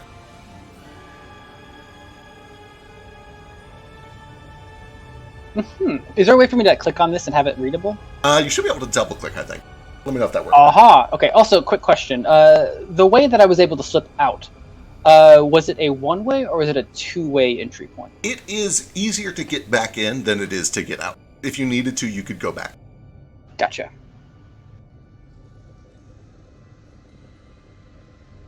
So what I got to place in big to small. And then you said there were 3 keys over here, or there are 4? There are 3 keys and 4 doors. The keys are labeled 2, 7, and 11. I'm not going to make us sit here and get stuck on a puzzle for 10 minutes. So if you'd like to kind of walk through this, we can. If you'd like to I guess cut to somebody else. I'll grab 2 and 7, and I'll try to put them both into the 14 door. And see what happens. Wonderful. So you grab 2 and 7, and you walk over to the 14 door. It has a big old keyhole that is just the right size for one of these keys. Which one do you do? I guess I'll do 2. All right, you stick 2 in, and as you do, watch as the 14 on the door turns to 0. The doormat still says 14. I guess I'll put the 7 in there then? All right, you pull 2 out and it shows 14 again. You put the 7 in and it turns to 0 again. Note that all you've done so far is put the keys in and pull them out. Oh, okay. I guess I'll turn the key and see what happens. All right, as you turn the 7 key, it increments from 0 to 7. Okay, and then I'll put the 2 key in... Wait, hold on, let me read this again. As a small note, because I described this poorly, when you turn it, it goes up to 7, but there is no click. It's just like you're spinning this key in place, and after you did 1 full rotation, it went to 7. Okay, can I turn it the other way? You can, and you watch as it goes back down to 0. Okay, well, if I pull it out, let's go back to 14? No. Oh, yes, sorry. When you pull it all the way back out, it shows 14 again. Okay, then I'm going to put the 7 key into the 21 and turn it, Yep. and then I'm going to put the 2 in the 33 and turn it. All right, you got a 2 and 33, so this one now shows 2, this one now shows 7, this shows 14, this shows 60. Now they're from big to small?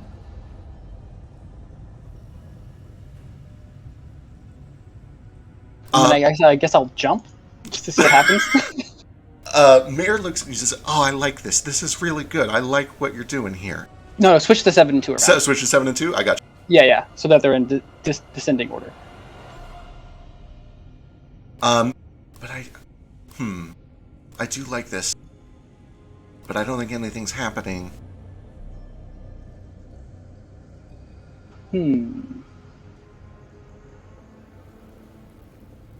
I guess I'll take the 11 key and put it in the 14. All right, you put it in, and it shows 0 at first. You turn it. When you turn it, it goes up to 11.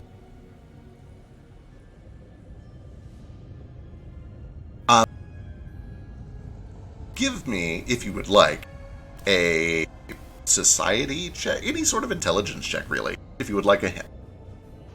Okay. Let me look at the thing real quick. I don't want to... For sure. I don't want to rush you along too much if you're still enjoying this.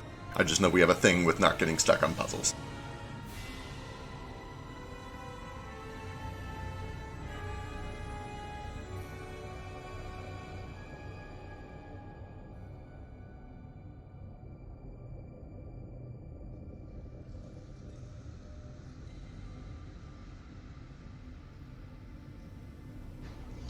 I'll go ahead and just take the hint, just so we don't drag the shout for too long. Sure.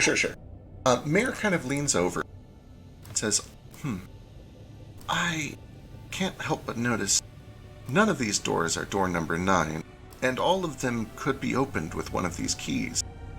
The 2 key could open these 2, the 11 key could open this one, the 7 key could open either of these. In other words, none of these doors go nowhere. We could open all of these doors with those keys. We need a door that we can't open with these keys.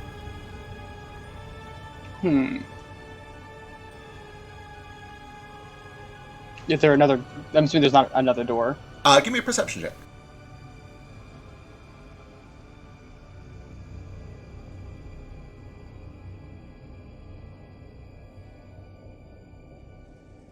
You take a look around, and there are certainly plenty of doors that you've passed by elsewhere in the garden, a long way away. But you know that this is the right clearing, and there are no other doors here. However, as you're looking around, you notice that there are also the door mats, and that one of the door mats is a little bit off-kilter, the one in front of door 60. I guess I'll go ahead and pick it up. As you pick it up, the number on the door disappears. I guess I'll open it. You open it, and it swings open, but it just kind of goes nowhere. It's sitting there in the middle of nowhere. Gotcha. You said that it became just as blank now? Yep, it currently doesn't have any number on it. Okay. I guess I'll just try each key. You go through Or I guess I'll put 2. I guess I'll try each key in it real quick. Okay. And if nothing happens, then I'll put the keys in the other doors, and I'll put 11 in this one, 7 in this one, and then 2 in that one. For sure. You throw all these keys into these doors, and you try a number of arrangements, but none of them really seem to do anything. And eventually, Mayor kind of says this. What happens if I move the things from the other ones? If you remove the doormats from the others, the numbers disappear on them as well. What happens if I put the mat in front of a different door? Yeah, absolutely. So if you take this, which one do you put down? I'll put 60 in front of 14's. All right, you put 60 in front of 14, and it shows 60 on the door.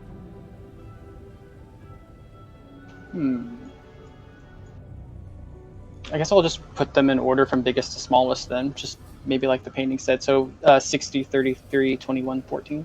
Excellent. You do that, and all of the numbers on the doors change, but still there's nothing.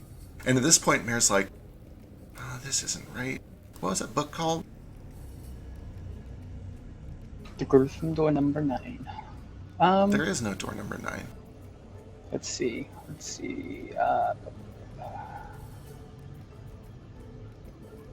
You watch as she starts to get... I'm going to try putting multiple mats under the same door and see what happens. Oh, that's fun. I like that. Yeah. Which 2 do you do?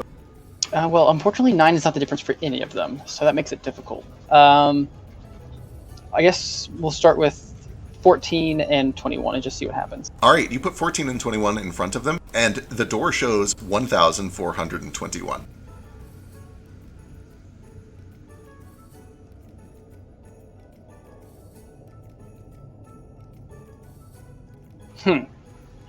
Mare is a sphere. Mare is an orb. They don't have a front and a back, so to speak of, but they become a little perplexed, and you sense a little anxiety, like, this is a bad idea, I don't think we're going to make it. And just kind of overwhelmed with anxiety. What happens? Okay, I'm going to flip the mat of 60 upside down. You flip it upside down, and you watch as that door changes from door 6 to door number 9. Mare, you round. You've helped. round, round, round. Did you get it? I guess I'll try opening the door and see if it opens with no key. This time, as you open the door, there's a vacuum of air that sucks and pulls, and you're not pulled into it, but it's trying to pull you into it. There is a bright light from the other side that seems to shimmer and draw you towards it. What do you do? I laugh and then close the door real quick. Wonderful. Okay. That was it. I'll then grab Mare and I'll put him in my antlers. Put him in his little spot. Oh, we're really doing Okay. it. Oh, we're doing it. Once we leave, Oh. you'll no be able to do all your things. Okay. All right. It's an adventure. Oh, aye. You ready? I'm ready. Here we go. And I open the door and I'll just like jump through. All I'll right. just... Whee! As you jump through, you land in a cave. This one probably won't be visible to everyone right away. I'm so sorry. A little cave with a door number 9 in it and twinkling lights all around it. It is dry and a little bit hot. What do you do? Well, I guess I don't know. I'm gonna pick up the doormat. I'm gonna spin it around. I'm gonna see if the door over here does the same thing or not. When you pick up the doormat, the whole thing disappears. The door is gone. I put the doormat back. Nothing. Oh, what? Well, Mare, no turning back now. Oh, jeez. Okay. All right, it's an adventure. It's an emergency. I'll just start working my way through the cave. All right, you don't have to go super far, because eventually, as you step out, you find yourself coming out from this dark, kind of hidden stone cave into this brilliant, bright red and orange and yellow scene. Where do you think we are? I've never seen anything like this. This isn't even where we came in. No. As you emerge, you see yourself looking over a valley in the Badlands. There are red-rocked mountains dotting the horizon. There's dry grass and scant trees. And in the distance, you see a little town with a little train station. And all of this is brand new to you. You have no idea what a train is. You've only seen a few towns. But here it is, right in front of you, before your very eyes, this strange new world. What do you do? Probably take a little snack break.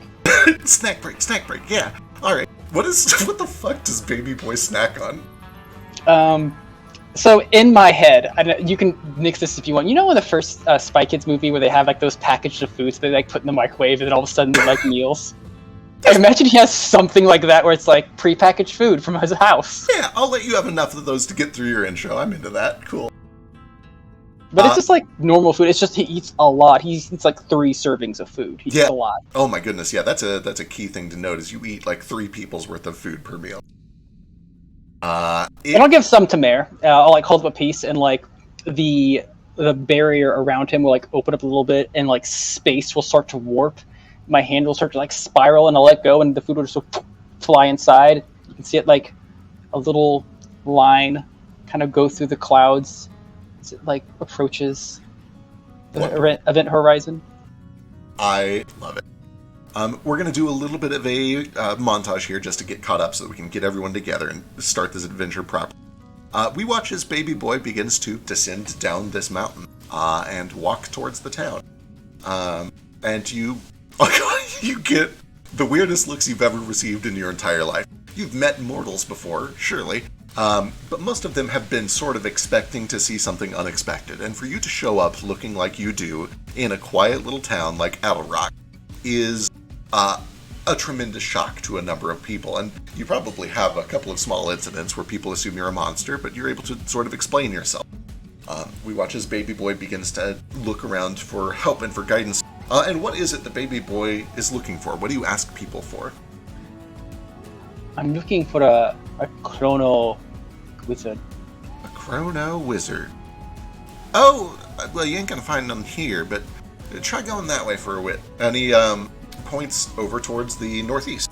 And eventually, we cut forward again, back to the town of Liberty, where we watch Baby Boy walk down the same street, up to the steps of the same building, the Tumbleweed Academy for the differently abled.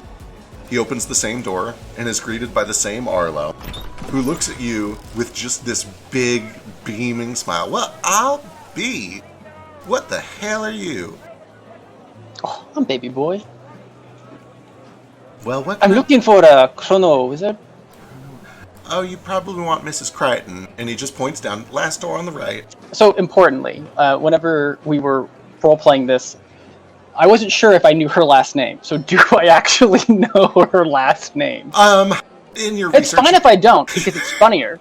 you probably don't at first, and then have to kind of like work with Arlo a little bit to. Oh, yeah, Jane Crichton. Jane Crichton.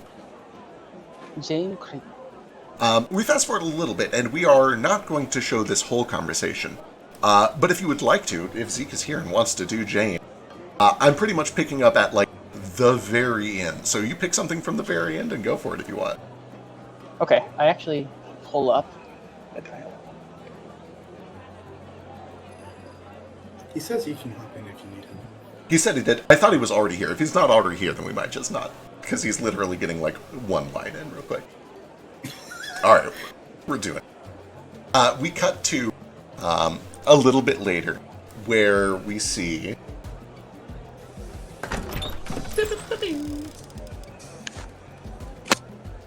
Hello, I'm here. Oh, hello. Jane! Jane is here. Jane, you are studying a small pouch that is filled with a bizarre red sand. And this creature has just told you everything that he has told you, everything that we did before the session started.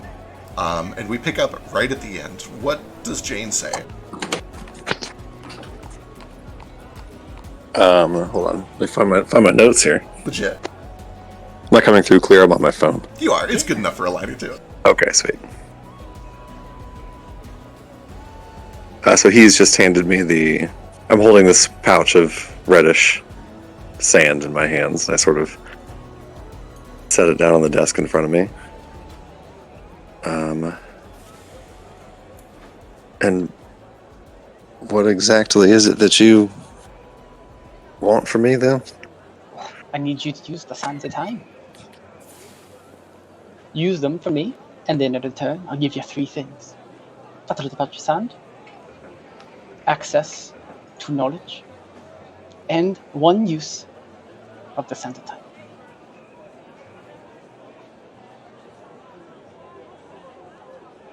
Jane, looks at you, kind of a little apprehensive, but also definitely very intrigued.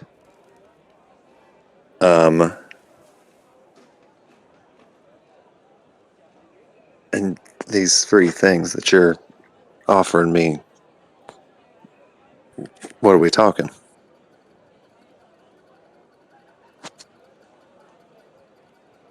What do you mean?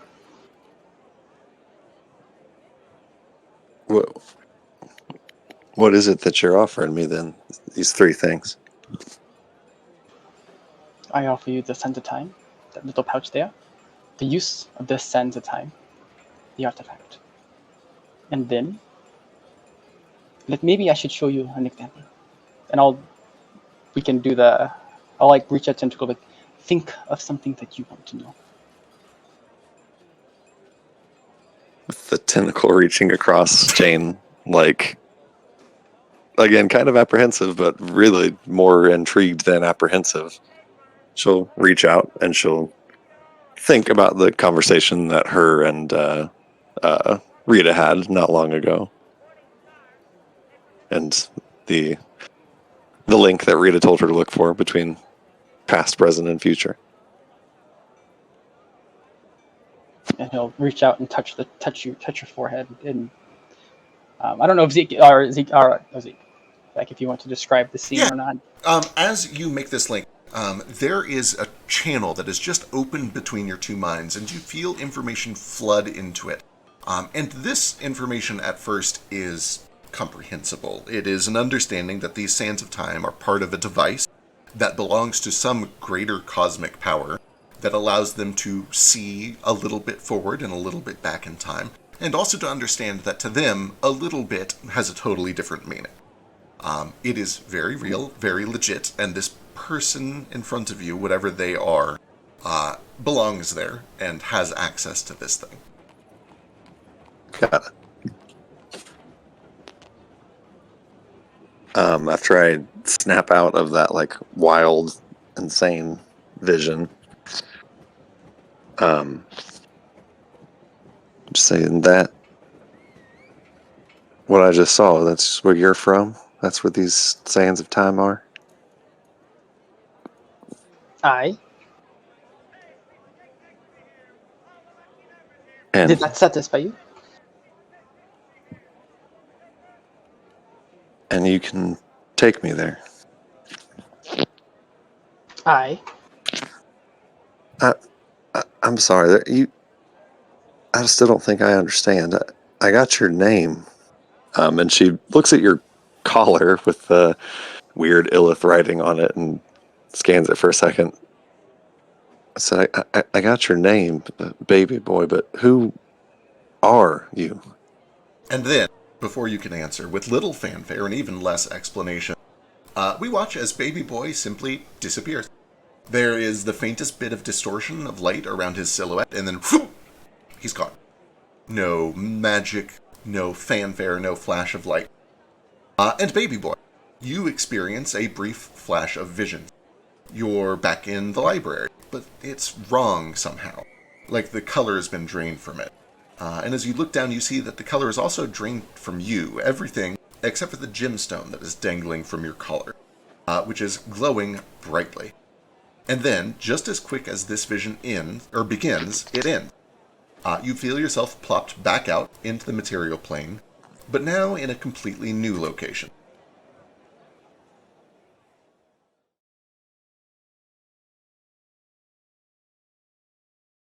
The sky is dark, but even so the air is hot and dry, and you feel miserable instantly as the lingering heat that radiates off of the sandstone buildings almost bakes you inside of your thick fur. You're in what appears to be a small settlement of some sort, if you can even call it that. It seems to be nothing more than a simple trade stop with a little inn and a stable and a couple of guard buildings. What strikes you as odd, though, are the massive walls surrounding this little trade post. Enormous, sturdy stone walls, and on top of those walls are mounted guards with rifles, which you've probably never seen before. And every now and then you hear them just pop one off into the desert, and you hear bones clatter in the sands in the distance. All of these defenses seem like overkill at first glance. However, standing in front of you, something catches your attention. You see a lizard folk man. Yeah. Bran. First thing I do is go, oh, that was quite unexpected. What do you think happened to our home? And I'll just be talking to Mayor as I appear in this random location shortly after talking to Jane. Do I get a reaction? Yeah, absolutely. We're going to play out a little bit of this conversation if you want to hit like some of the key points, and then we will carry on. But yeah, what happens when you two first meet? How does that go down?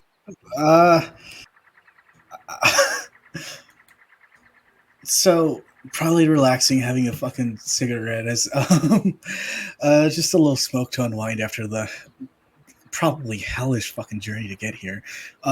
Branch sees Baby Boy just appear out of nowhere. Probably just chucks whatever's in his hand, which is probably the lit cigarette at him, or cigar. What lit tobacco roll at him.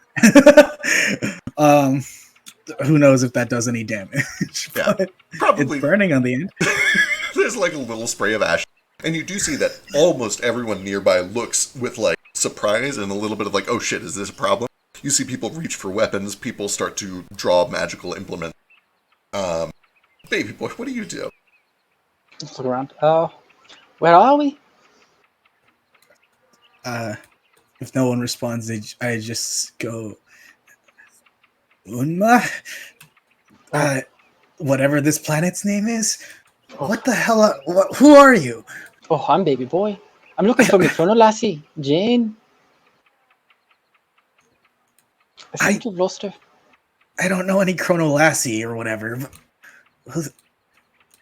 And he's just dumbfounded by every fucking thing he sees right now. This masked creature with horns and Oh yeah, tentacles coming out of his back. This is sensory overload. yeah. And you are at not a the person. you're not the only one. Everyone else is like staring at this thing. Even some of the guards can't seem to pull their eyes away. But it speaks common and it doesn't seem aggressive, so they continue to watch cautiously. At the very least, he's made it clear that he's not a ghost or a skeleton or a zombie rising up out of the desert. So they just kind of are content to let this happen for a while. I need to get to Famador. Famador? Okay. Aye. Yo, you're fucking long. Which way is to Famador? Okay, well, first off, I don't suggest going now. You'll be torn apart. Oh? And I don't suggest walking in there at all if you plan to look like that. You'll be torn apart. He like looks down at himself. Yeah. Yo, okay. And Branch just sidles up next to Baby Boy, and tells him to lean over and like. Yeah, how tall is so I'm 6'6" to the top of my head, 7'6" to the top of my antlers. How tall is Branch? About 5'9".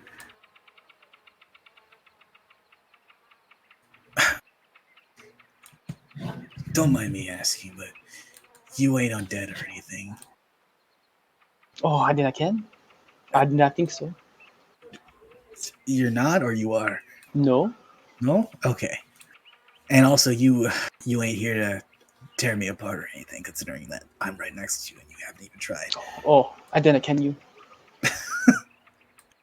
Yeah. Listen. Keep this not tearing me apart thing going. Keep this non-hostility thing going. You'll be fine around here. I don't suggest you go to Famador. Mainly because you'll die. But hey, listen. And he just gives him the whole rundown of his quest and like what he was sent here to do, and that it would be nice to have a traveling companion to help him not die. And Baby Boy is big and scary. Absolutely. And we kind of glance over some of the details and save them so that they can come out when you're ready for them to come out. But the two of you begin to converse and make plans, and eventually begin to travel off together towards the grand city of Unyo. But before we get there, let's go check in on another friend.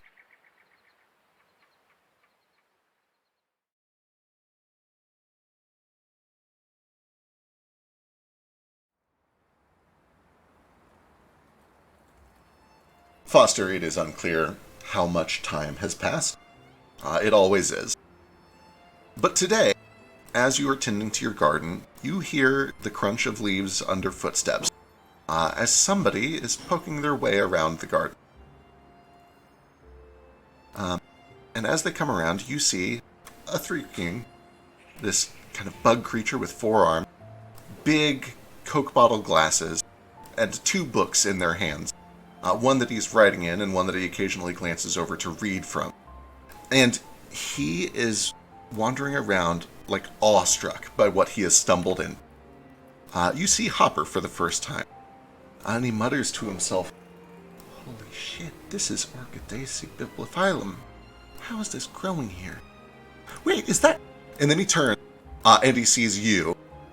Ah! And he just begins screaming. What do you do? This is post whispers. Sorry, just to clarify. Correct, yes. This is sometime later, and if you'd like to reveal anything else, we can do that. That's totally fine. Just want to make sure I was up to speed. Sure. Wait. I'm not going to hurt you. Oh, you talk. Oh, you talk. Do you want to be friends? Sure. My name is Foster. Cool. I didn't want to have to fight you. I'm not very good at fighting. My name is Hopper. And he starts to like bound over, and he shakes. He offers 2 hands to shake, both from the same side. Oh, right. And then he just pulls one of them. I'm sorry, I don't get visitors here very often. Hopper, was it? Hopper, this place is amazing. Look at this. That shouldn't be able to grow here, and that thing should have been dead 2 months ago. Who just... And then, like, he looks at you, and he sees the flowers that are growing on your crown and the pots hanging from your ribcage. Did you do this? I just helped it along. I didn't make it, do anything. But they're here because of you. I mean, all of these flowers would have died with you. This is impressive botany. Thank you. I do like my plants, but they would have done fine on their own. Maybe. I'm just passing through. I'm a traveler. I'd like to be an author someday. Well, ever since Prospero. Have you heard of Prospero? I haven't heard of Prospero. Is that a place? No, it's a person from a place. He's a place. Okay, it's a long story. Prospero, von Moresco Wittershins is a very famous author. He wrote an almanac and an adventuring guide and the guide to beasts and monsters and plants. And he's a legend. He's a hero, and he's helped so many people. And then he disappeared, and I'd like to take his shoes one day. So I set out to be an adventurer, and I'm not very good at it. But I'm good at taking notes and learning, and I found this garden. This is... I can't stay long, but this is really beautiful. Thank you. Hopper, I don't mean to be rude, but I don't remember very much. Where are we? Oh, right. And you see that he looks down and he pulls out this big field almanac that he has mostly handwritten. That must be 600 or 700 pages. Truly enormous. And he begins to flip through until you see just a big page that has a drawing of a skeleton on it. Right. Memory issues, of course. Yes. And he starts flipping through. Okay. You're in Avarice on the northern side. It belongs to the dragon. Although this area has been unclaimed because it's still suffering the fallout of a border dispute. There's a river that travels through there. This is called the Sunscale Foothills. What do you want to know? Boy, that was a lot of overwhelming information. I have a lot more. Do you want it? We're in Avarice? Yes, Avarice. Not Cyrillil? Oh, no.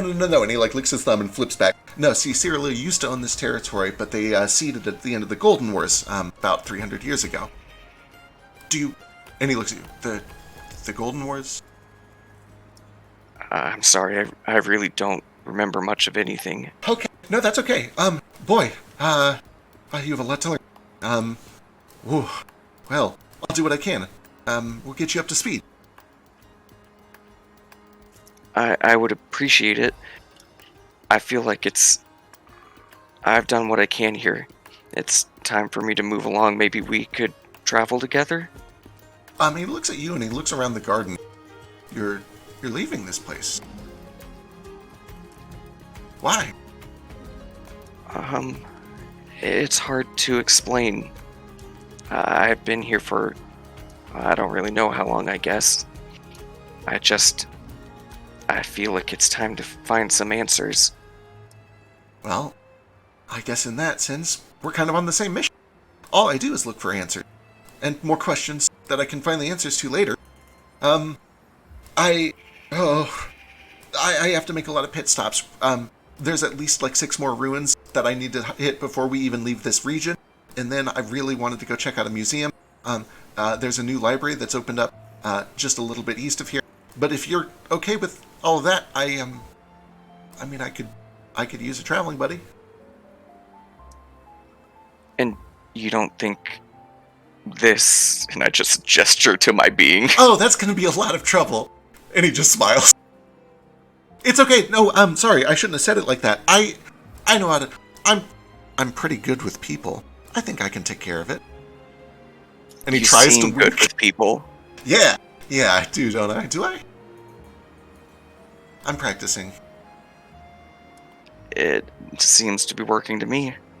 Okay. Oh, I've got a friend here. Do you care if she comes with us? Are they like... Look around for her. Is she around? Yeah, you kind of take a look around and you see that she has been kind of staying hidden, not necessarily out of fear, but out of like, she doesn't know if the moment is right just yet. But when you call out, tell us what we see. Yeah, you just see just a cute little pine marten, probably crawling out from one of the bushes, who's just been sticking nearby, but not directly on top of us.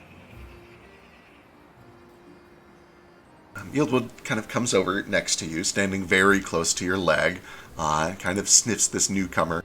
They see as few people as you do around here, but eventually kind of gives the nod of approval, comes back over to you. Oh, they're adorable. Yeah, of course they can come. I appreciate it, Hopper. Do they have a name? Her name is Eeltwoad. Yieldwood. It's a very pretty name. From the word for the old wood, because it sounds kind of the same. It's actually very fascinating. In the old Pi language, Yield came from the derivative term yi and owl, and he just starts to rant for like an hour about how this word came to be. Foster, who has exactly one memory and has not been able to form a new memory, who woke up, stands and looks attentive as a skeleton can, as every single word probably washes straight over them. Yeah, and it's kind of, as we do a little montage of Hopper and Foster exploring not only the strange wilds of the wildlands and the Interkingdoms, but also the bizarre wilds of the civilized places. We just see a constant stream of babbling and useless information pour out from Hopper's mouth, go in one ear and out the other for Foster. Partly because he has no ears, and partly because you're still in that phase where memories and time are still a little, fuzzy. But at the very least, he begins to teach you a little bit about the world that you've woken up into. He teaches you that there is a civil war going on in this place now. He teaches you that the territory you woke up in, the Vesper House, was destroyed a long time ago, and that if you're part of that, you must be well over 300 years old. And he also begins to kind of introduce you to all of the different civilizations' thoughts on the undead, and how every place has different theories and different ideas on it, and there are places where you're welcome and places where you certainly are not welcome. But as he continues to talk, the story that keeps coming up is one of, there is just this magnificent city in Unma. It's called Delamuerzo. A lot of people like you end up going there. Some stay for a long time, and some just go there to learn about themselves, and then they, come back out into the world. I heard that they have a new exhibit, a palace that they've restored. I was going to go there to take some new notes and perhaps give them some of my information, if they, feel like paying for my expertise, and he puts a thumb under his suspender. But, maybe you could find some people like you to be friends with, or at least learn some more about yourself. What do you say? And you know how to get there? Oh yeah, I've been once or twice. It's a little strange, but I should be able to find it. I think that sounds like exactly what I'm looking for. Alright. Time continues to pass. He met you in the fall, and we watch as literally months roll by until the winter hits, and then spring. And eventually, you board a boat and head down to Eden, and then begin to walk south until you get to Zulukara, and then finally through the sands of the desert until you reach the grand city of Unyo. Perfect. And then not to spend too much time, I know we gotta keep moving, but just like while we're traveling, I'll mention like the dragon, what I've done since I've woken up. Just like, I'm not a blank slate. I'll talk with Hopper as we go, tell him what I do remember, as little as it is. Absolutely. When you tell him about that dragon, let's see what he knows, if anything. This is going to be one of these boys. No, that's really weird. Forest dragons are usually kind of tend to themselves. They... man. No, that's weird. You said it was how big? That seems really big for a forest dragon. I guess I don't know what the standard is, but it was pretty big. Huh. Well, they didn't eat you. I guess, your bones. Don't plants eat bones? I know at least that bone meal is often used in the irrigation and farming process. That's actually kind of a fascinating story. There was this king once, and he just immediately is lost. He's gone. I'll just sit there and attentively listen. Wonderful. Let's visit Unyo. As you approach the gates of Unyo, there is a guard who is watching people come and go.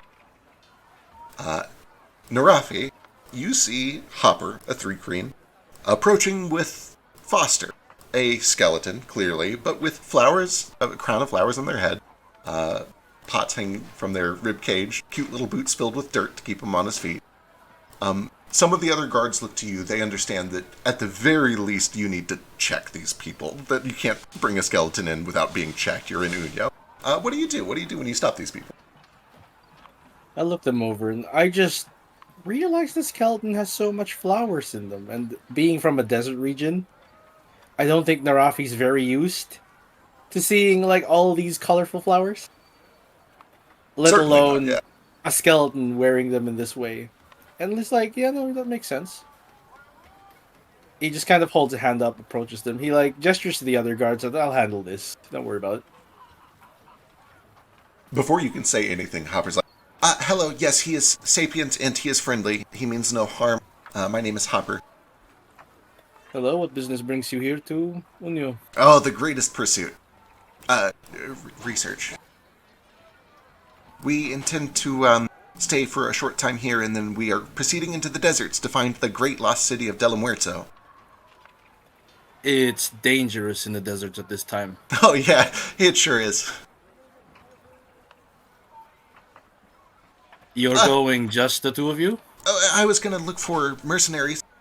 We were going to go to the Thirsty Perch and see if anybody was there. The Thirsty Perch is a bar? It Here, is. I imagine? Yeah, it is. It's kind of in. It's like the most popular bar on the seedy side of town. It's the best bar that the poor can go to. Yeah. And as a guard, I guess, do I just I'm meant to wander, right? Certainly, and you would also, without divulging too much, your position is closer to a mercenary, in that you can take any jobs that you feel are appropriate for you for whatever pay you feel is appropriate. Right.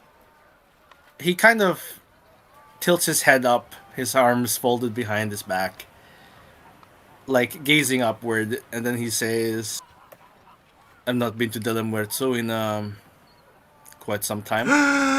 You've been? Yes, I lived there as a younger man. Oh my god, have you been to the plaza?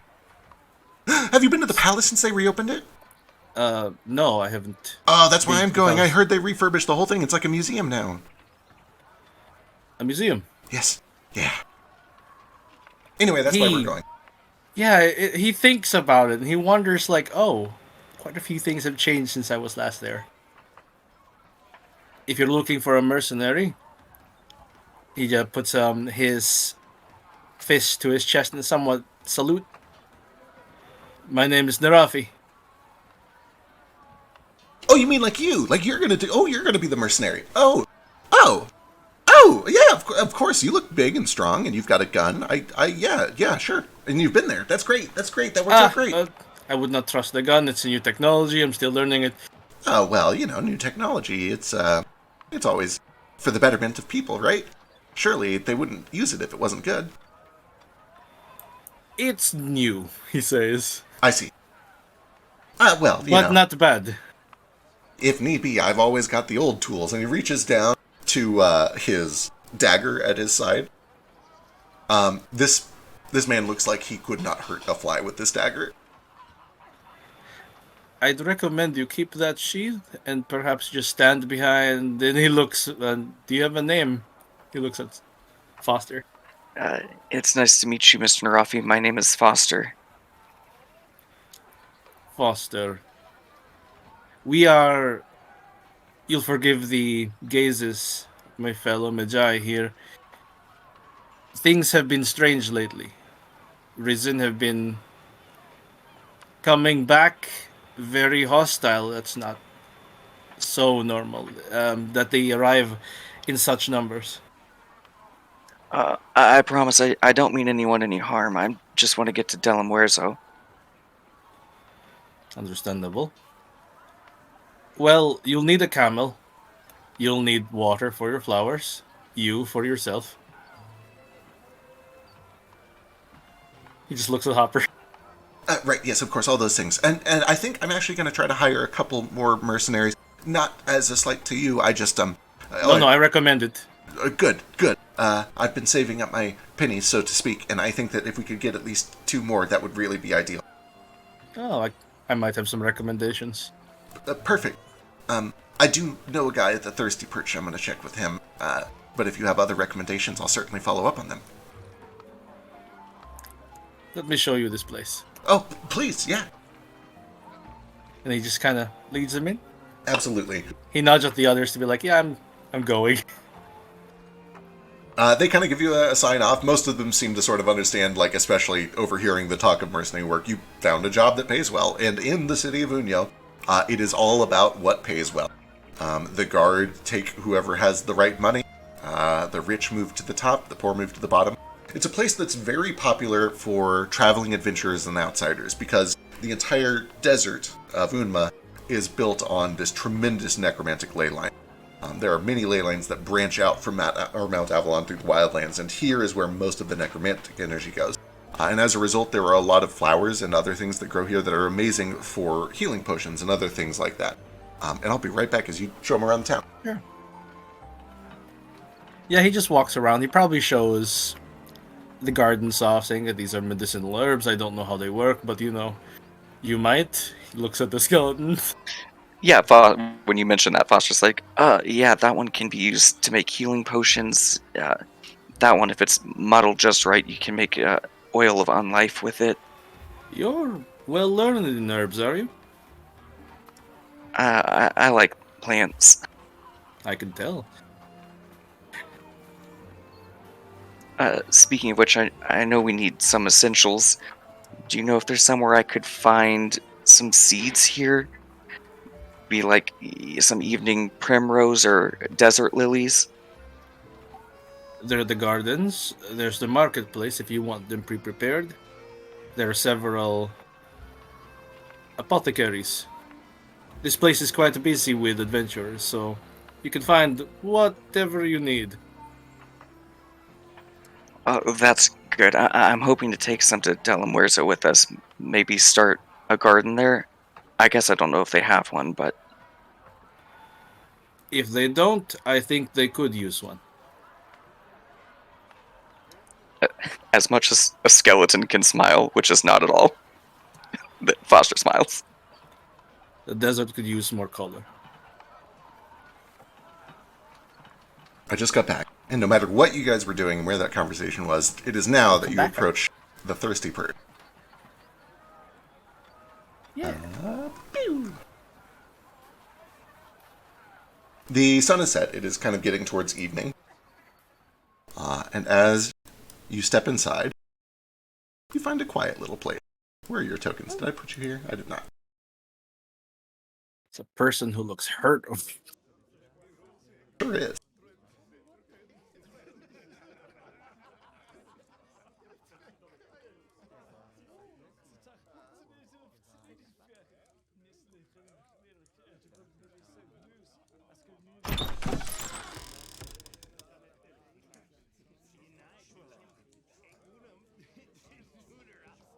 Alright, as you make your way in, you find kind of a seedy little tavern. It looks like it's probably a bit busier on other nights, but it's a bit of an off night. You do hear that there's a bit of a commotion coming from the center of it, where there is a lowered pit, and there appears to be kind of just a brawl going on. Like, there's a fighting ring, basically. There are a couple of people that have placed small bets on it. But frankly, given how light the crowd is, it almost looks like they're just fist fighting for fun more than for money. Which is perhaps a little strange, and you imagine that maybe they also have a little money on the line for it. But as you come around, you see another 3 Cream working the bar. And Hopper says, there he is. Here, come with me. This guy's great. You're going to love it. And he hurries up to the bar and takes a seat and waves. And you watch as the other 3 Cream looks to 2 people, Branch and Baby Boy, who are already here. As you've made your way traveling south towards Auxiliary Point, you've made the stopover in Unyo. But for now, the bartender leaves you alone, and he walks over to Hopper. Hopper, it's good to see you. Can I speak to you for a moment? And Hopper's like, yeah, of course you can. Privately. Oh, right, of course. And they kind of like over here a little so they can whisper. And the other three Kreen says, Hopper, why did you bring a boner into my bar? Do you think this is a good idea? Listen, it's fine. Everything's fine. He's friendly. Everybody will be cool. It's not fine. It's bad for business. And then Hopper fishes around and pulls out a little pouch. And you can hear coins jingling it, and he sets it down. Oh, it is good for business. You're right. I'm sorry. I was mistaken. Hey, everyone. Round of drinks on the boner. Everybody be friendly to him, okay? Don't fuck him up. All right? Just be nice for one day. And he goes back and starts pouring, and people kind of raise their glasses, and they look to Hopper and to Foster especially. And there are just a mix of, like, bizarre looks as they essentially thank you for the drinks and take you in and hear the order to not fuck with you for being undead in the city of Uno. What can I get I think I you? kind of instinctually pull the hood up over my head. Understandable, yeah. Branch probably side elbows baby boy and like, yeah, check out the boner that just rolled on in. Cool. And then he like walks over to him. Don't fucking. And then he like gets down on a knee and grabs his hands like, "Oh, you're a bunny one. Your name's Baby Who Boy. are you? What do I have This the is pleasure the of calling you?" They already got to do with Oh this wow, there's a lot happening. Branch walks up and just sorry for my pet here. Your Yes. pet. Yeah, my companion, you know, a pet. Like a little perro, but a lot larger. I didn't know I'll you keep had- it on a tighter leash from now on. All right. And He's still looking at Foster, waiting for an answer. He said, I didn't hear what you "Your said. name's Baby Boy. What do I have the pleasure of calling you?" Oh, it's nice to meet you, Mr. Baby Boy. My name is Fon.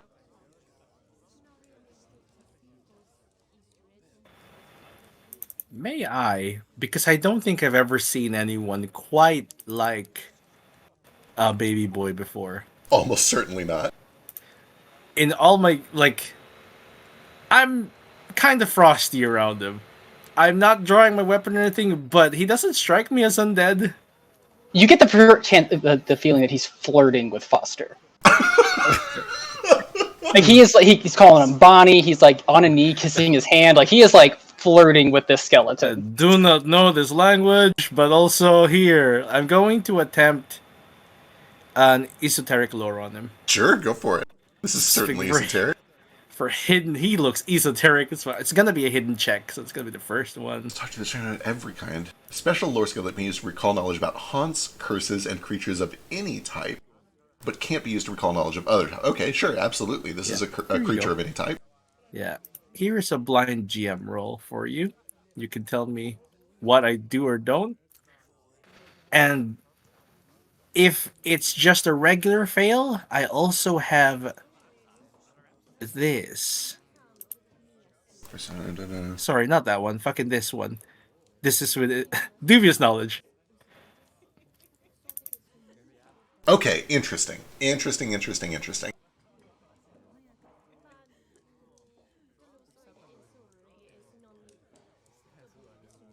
The first thing that pops into your head is that this creature is almost certainly some sort of an aberration, most likely from one of the echo plane. You know that there are two prominent echo planes here on the material plane. One is the source of illithid and that kind of strain of aberration, and the other is the echo fae, which is kind of like this twisted, dark fairy tale with a bit of a splash of aberrant nature to it. Seems highly likely, based on what you're looking at, that he is from one of those two planes.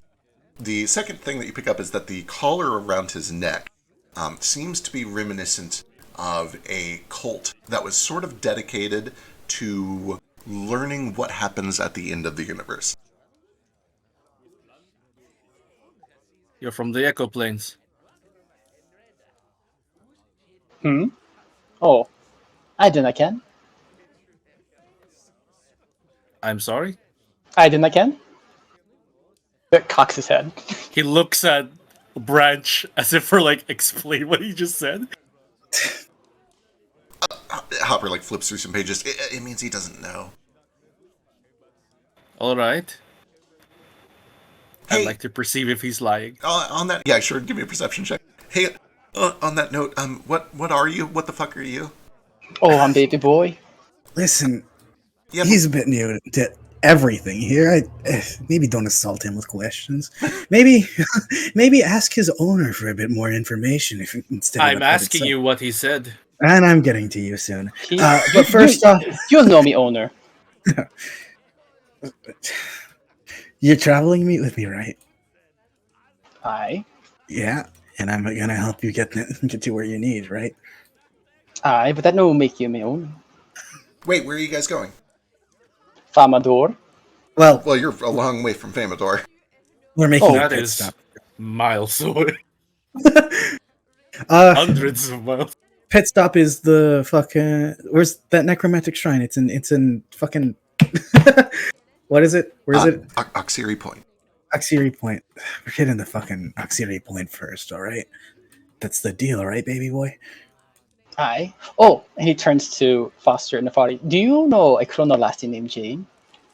No. I'm sorry, I don't. Maybe Rita? No.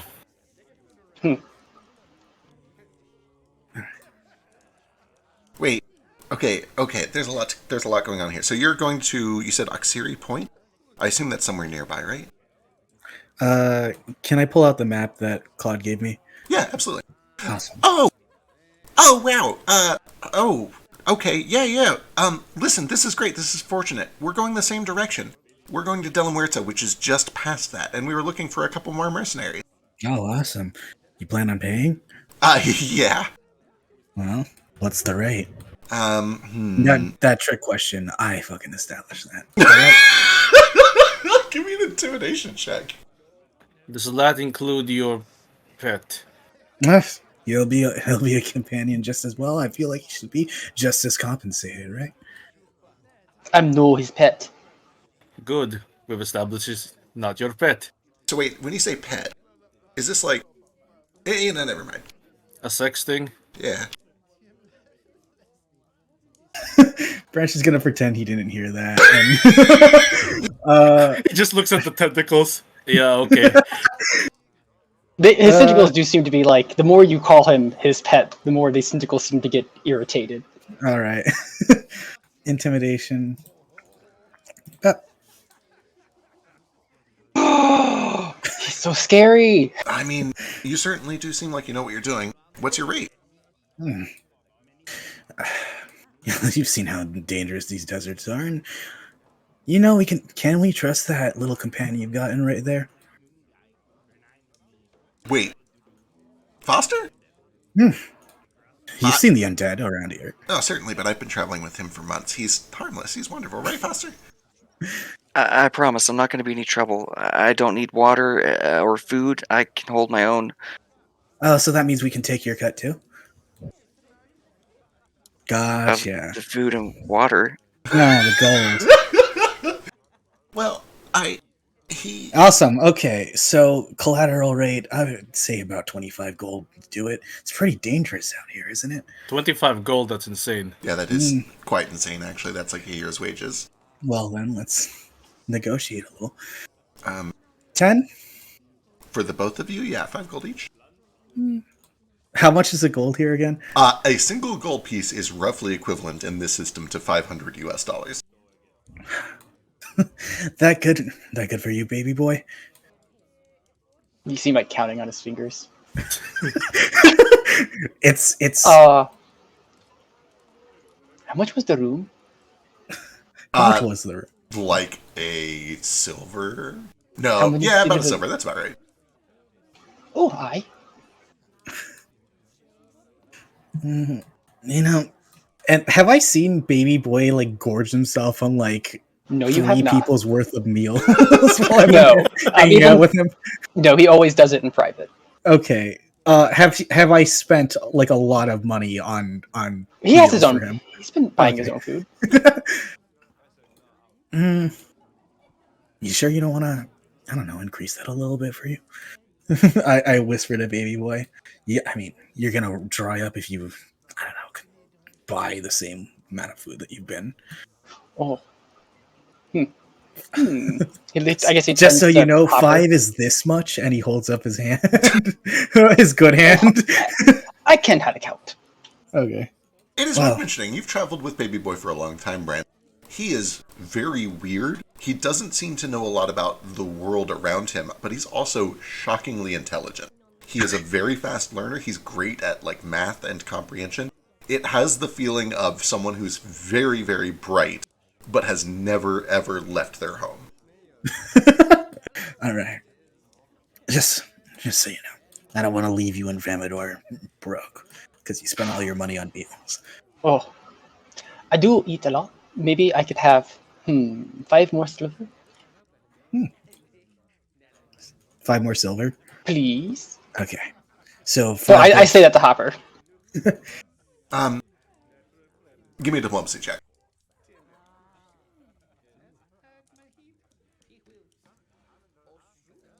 Oh, I gotta find it. Oh, I'm actually pretty good at those. Well, if I roll well.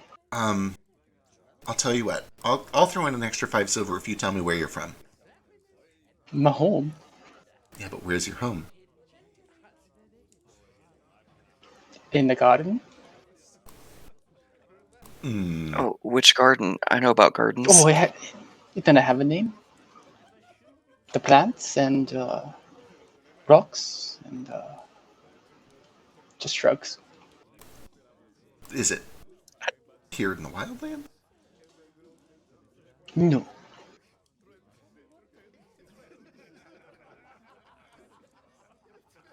All right, 5 extra silver, but I'm going to have more questions for you, I swear.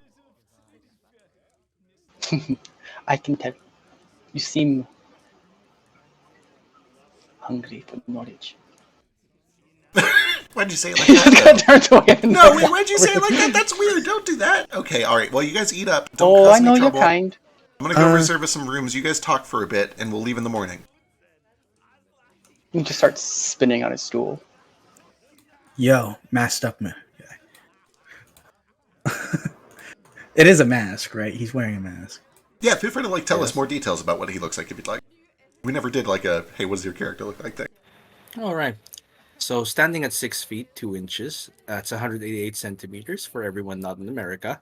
Narafi appears to be a masculine Leonin figure wearing the black and gold raiment of a Magi, which is a higher ranking Uni guard, kind of. The raiment consists of a breastplate, folds, whatever you call those, like hip armor, bracers and greaves, and a full helm emulating the countenance of an impassive lion, like a predator, waiting for a moment of weakness. 6 lengths of fabric stream from the forearms of his bracers, like ribbons, indicative of those who practice or study magic. His entire body, poised and stiff-shouldered, like someone so very straight-laced, is completely wrapped in bandages. Only his cool, analytical eyes can be seen through the eye slits of his helmet, a bright emerald green in hue. Shit. And that's kind of common for the guards around here. They're mostly wrapped up and wearing animal helmets. Yeah, you've seen a few people that are dressed very similar to him. Maybe not quite as nice. It's clear that he's kind of high ranking, but pretty close.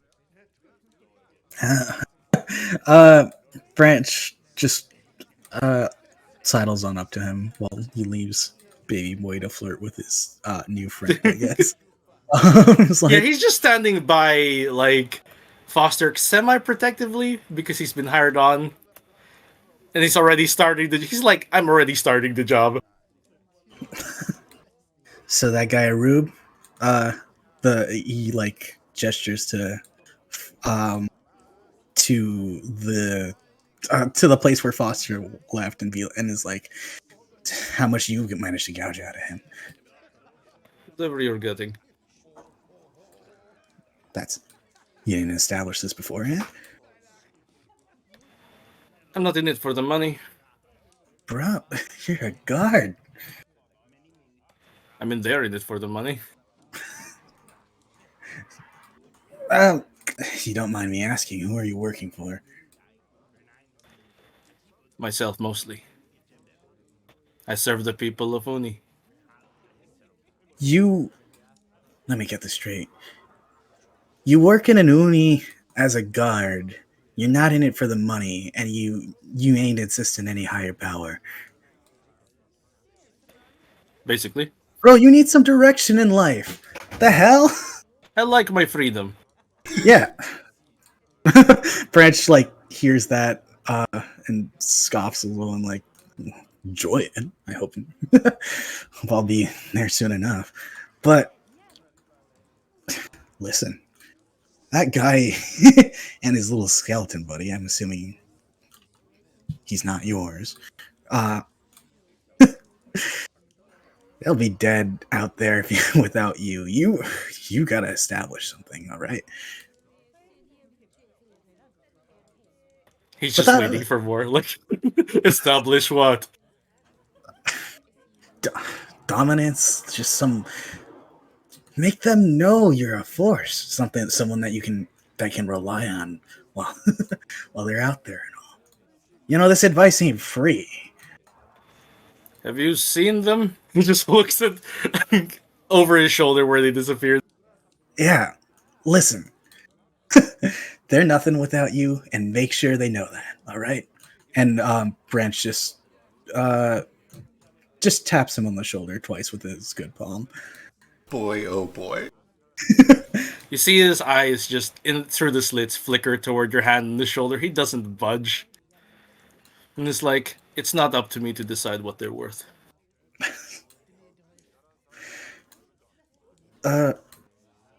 Okay. Well, I'd like to see that out there. out there. So what are you worth then? You'll find out. How about we find out right now? He tilts his head. How are the two guys in the fight pit doing? It's about this time that you see one of them kind of does a good crack against the other guy's jaw. And he goes down and is kind of like dizzy for a second. It takes him a little while to kind of stand up. And the other one kind of comes up like he looks like he's about to kick him. And then the guy holds a hand up. Yield. Yield. Yield. Yield. He got me. And there's like a light round of applause. And you watch as the defeated one kind of reaches in and pulls out a gold piece and hands it over. And then they both kind of leave. Scamper on off. Branch like steps up without anyone else telling him to. A sparring match. If you want it to be. He shrugs. I Come on, suppose it big makes tactical sense to know what each other's capabilities are out there. Sure. I'm just fucking bored.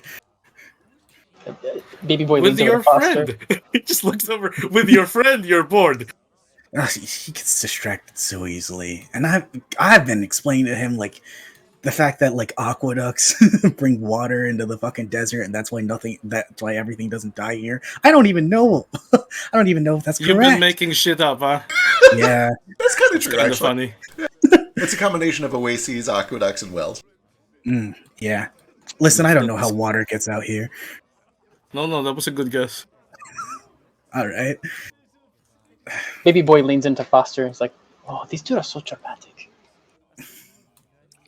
I think they're just letting off some steam. As I'm sitting here, like my tentacles are like wrapping around Yeah. the stool and like on like the side of the counter, just kind of like. Hearing Baby Boy call anyone else dramatic is wild. Can I flag down the bartender real quick? Yeah, hey, what can I get for you? Bone meal?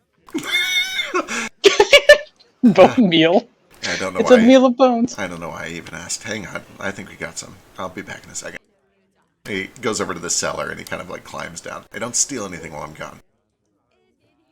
Does your companion flirt with the risen frequently? You know, I don't know if you've noticed. He's got no fucking balls, man. I don't think, and neither of them do.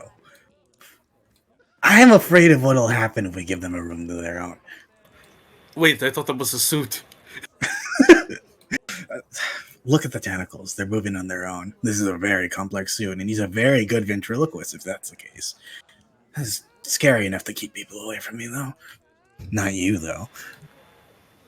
Baby boy reaches into like the massive tentacles on his back and pulls out a deck of playing cards. Just starts dealing cards to him and Foster. Incredible. And, more and more questions the more I look over there. He just draws his weapon. Okay, let's go. oh wait, I was about to say, while you're looking over there and while you're distracted by him, Yeah. before Oh, you know he's not distracted. oh, okay. Take a cheap swing while we're talking. I Yeah. guess. For flavor take a only, swing. you quickly learn Yeah. that Branch is a very dirty fighter. And the sparring match begins. If you guys want, you can throw some dice back and forth until one of you goes down. But while you're Yeah. having this little sparring Oh, yeah. match, what are Foster and Baby Boy getting up to with a deck of cards? You do see that the bartender eventually comes back and literally hands you a little pouch of bone meal. Shit, man, I don't know. You got a silver? Yeah, I do, and I'll hand him over 2 silver. Oh. Well, that's... you're all right. And he takes the silver. Why don't you keep the whole bag, actually? That'll last you a few days, if I understand correctly. Oh, definitely will. Thank you. What's your name, kid? That's a hit. My name is Foster. Foster. All right. Well, make yourself cozy. I also do put Mare on the counter, and I deal him his own hand. Perfect. And a tentacle of mine just like wraps around to keep him from rolling around and stuff. Oh, gee. Okay, I was gonna say that was way too much damage. No. It was like, oh, I died immediately. Yeah. You see his eyes flick over there momentarily, and you punch him, and his helm kind of shakes a little, and then he looks at you, Stared And then that he- way. and then he nods, as if like, yeah, that's acceptable. Yeah, you got me fair and square. Yeah, no, that's fair.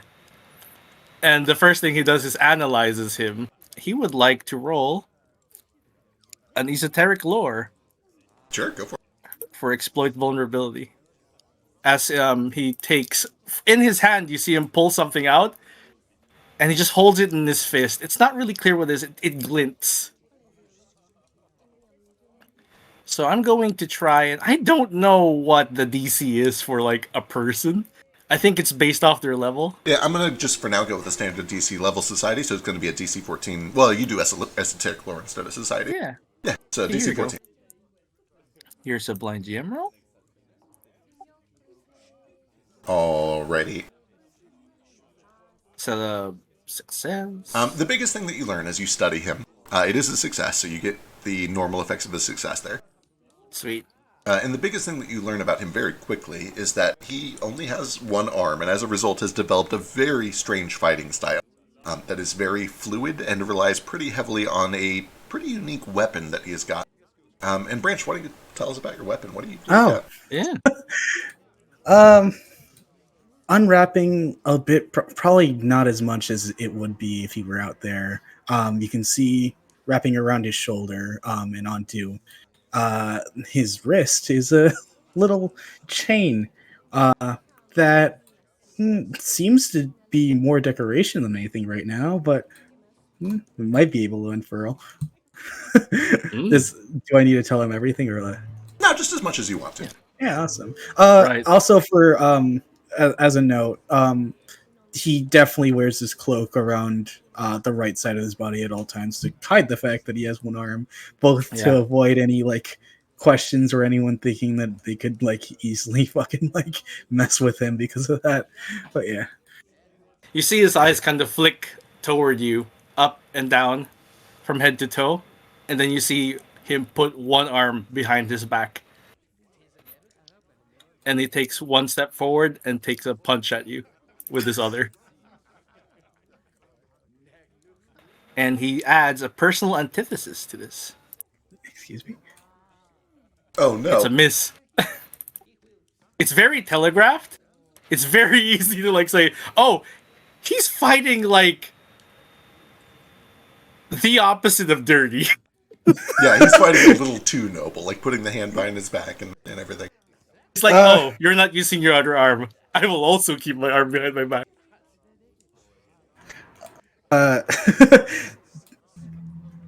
If you go for like a high swing or whatever, Branch ducks and then Yeah, he's kind of tall. yeah, Branch ducks and then just like sweeps to try and trip you. Yeah, go for it. Just another arm strike. As you guys are kind of having this fight, I am going to pull over here for a bit so the fight can keep going on in the background. Yeah. So, I gotta ask, you two are the Just strangest barely. people that have been in my bar in a long time. What are you doing out here? I'm trying to get to Delamuerzo. Oh, okay, I guess I probably should have guessed that. You'll fit right in. You got, the flowers and everything. Are there a lot of flowers there? I was gonna stop and get some starters here to take with me. I mean, you'd be my guest. You can try it if you want, but, this is the desert. But out there, that's the desert. It's just sand. I don't know how they do it. I mean, I guess I do. Everyone's dead there. They don't need flowers. Things still grow in the desert. You just have to take care of them the right way. I'll tell you what. You come back with the flower that you grew in that desert, I'll give you a free drink. I can't drink. Well, I'll give you some more bone meal then. I'm just fucking with you. I appreciate the offer. Alright, what about you, freak? He looks over to baby boy. What are you doing all the way out here? I don't even know what you are. I've never seen anything like you. I just know that you paid for 3 meals and then ate all of them. Oh, I'm a hungry one. A hungry one? Is that like a monster thing? You come from No, eating? like I like to eat Karen, you know. Okay. Alright. That's fine. I don't know what I was really expecting. Oh, but I'm trying to go to a Paramore to find Jane. Famador. Aye. Oh, that one, the tricksy one. He says he's taking me there. Never heard of it. If it's in the desert, though, be careful. I'm sure you've already figured out that wandering around this place is a quick way to end up dead. Oh yeah, aye.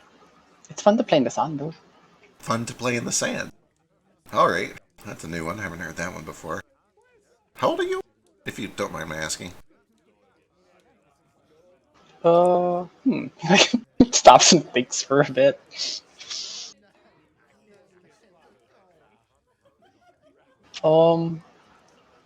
This year, Mayor and I decided we were going to be 800, but I didn't again.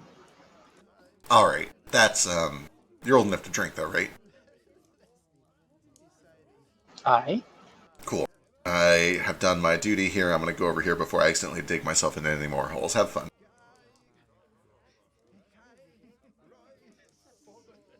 She didn't ID me. I look over at baby boy. This stupid bitch. So, like, what is Foster doing with this bone meal? Is he, like, eating it like oatmeal? Is he just, like, packing it on his ribs? No, so you see, they're basically just like applying it to like chips and scratches in their form, and almost like, I mean, it's necromantic magic. It almost seems to just like fill in and take the form of his bone. He's just patching himself up, or themselves up, pardon me. Do it taste different? I don't really taste it. It's more like, I don't know, like repairs, I guess. What makes a good bone? Don't know that I've tried very many different types of bones, mostly just animal bones. This stuff is good, whatever they have back there. Do you have any twos? Any what? He had dealt you cards earlier. Oh, any twos. Any twos? I awkwardly try to fumble cards up into my skeleton hand. What are we playing? Cards? Just card. I'm sorry, I don't really remember much. Yes, I have a 2. Can I have it? Yeah, of course you can have it. Yeah, I'll you- hand him my 2. I don't know what game they're playing either. They're playing something. I don't either, but I love the idea of baby boy just like asking nicely if he can cheat and Foster not knowing better than just letting him. It's all great. And This all goes on for a while. And then I think we should probably fade to the next morning, unless you guys have any last conversation you'd like to have. I think if We're just beating end each this other game- up. They're like beating each other up. Branch is just fucking pissed that Nefari won't dancing. actually fight. Wait, you were fighting barehanded. So I suppose barehanded. Well, with one arm, you asshole. Yeah, so I put one arm away. What do you want That's from like me? talking to a blind person and covering your fucking eyes during the entire time. Anyway, which is what Branch says to you. Well, when you put your arm behind your back. But So yeah. and he just like says, "Very well, I apologize for the disrespect." He takes his arm. Yeah, and then they beat the shit out of each other properly. Hell yeah. I love that scene. I honestly love that whole fight. That's great. Okay. One. The day comes to an end. The night comes into full force. The moon is high. You guys are able to settle into rooms split up 2 by 2. I need my own room. Oh, you okay?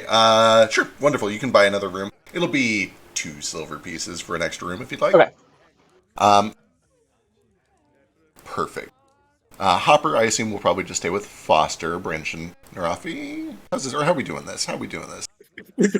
We're beating each other. Yeah, up I guess you with guys. So here's an important question before we wind down. When the fight is over, regardless of who wins, we assume it's kind of a close one, and a few of you got some real dirty licks in there. What's the vibe between those two afterwards? Are they mad at each other? Do they respect each other more? How does Branch feel about Narafi? And then afterwards, how does Narafi feel about Branch when this is said and done? You're kind of a pompous dickhead, you know? Yep. No, nothing. No slight. This doesn't anger you at all. Why should I be angry?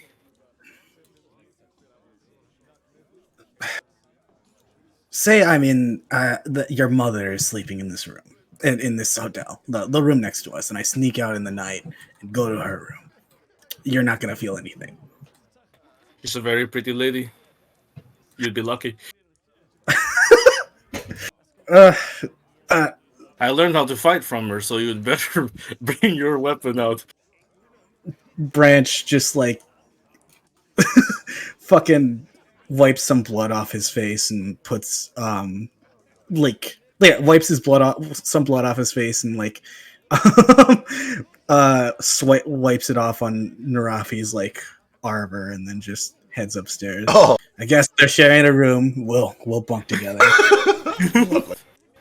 I have rounds to do, he just says. And then he, like, with that glinty thing in his hand, he flicks the lid off and just kind of pushes it where his mouth would be on the mask and tilts his head up. And you see, like, weird blood disappears off him. Nothing phases him. Just nothing phases him is all Branch can think when his entire MO is being irritating. But yeah. Alright. The night passes. You guys wake up rested. Feel free to restore any hit points that you lost or do any healing that you need to do. Yeah. And you set out on a journey through the desert to go find the shrine at Oxiri Point. And to fast forward a little bit, because we still have a decent amount of stuff to get through. After some time and some exploration, you eventually discover, right where the map indicated from St. Claude,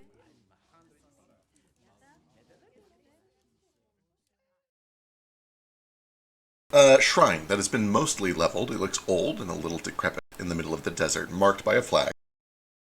And you can see, even as you approach, 2 things stand out to you about this. The first is that there's a fire burning around on the backside of it. And the second is that there are a pair of dead bodies sitting right up at the top of the stairs as you approach. Can I interject with one thing that we might have done while Absolutely. while we were trying? For sure. I want to hand Foster a tobacco roll, as well as Baby Boy and Narafi at any point, and see how they all interact with it.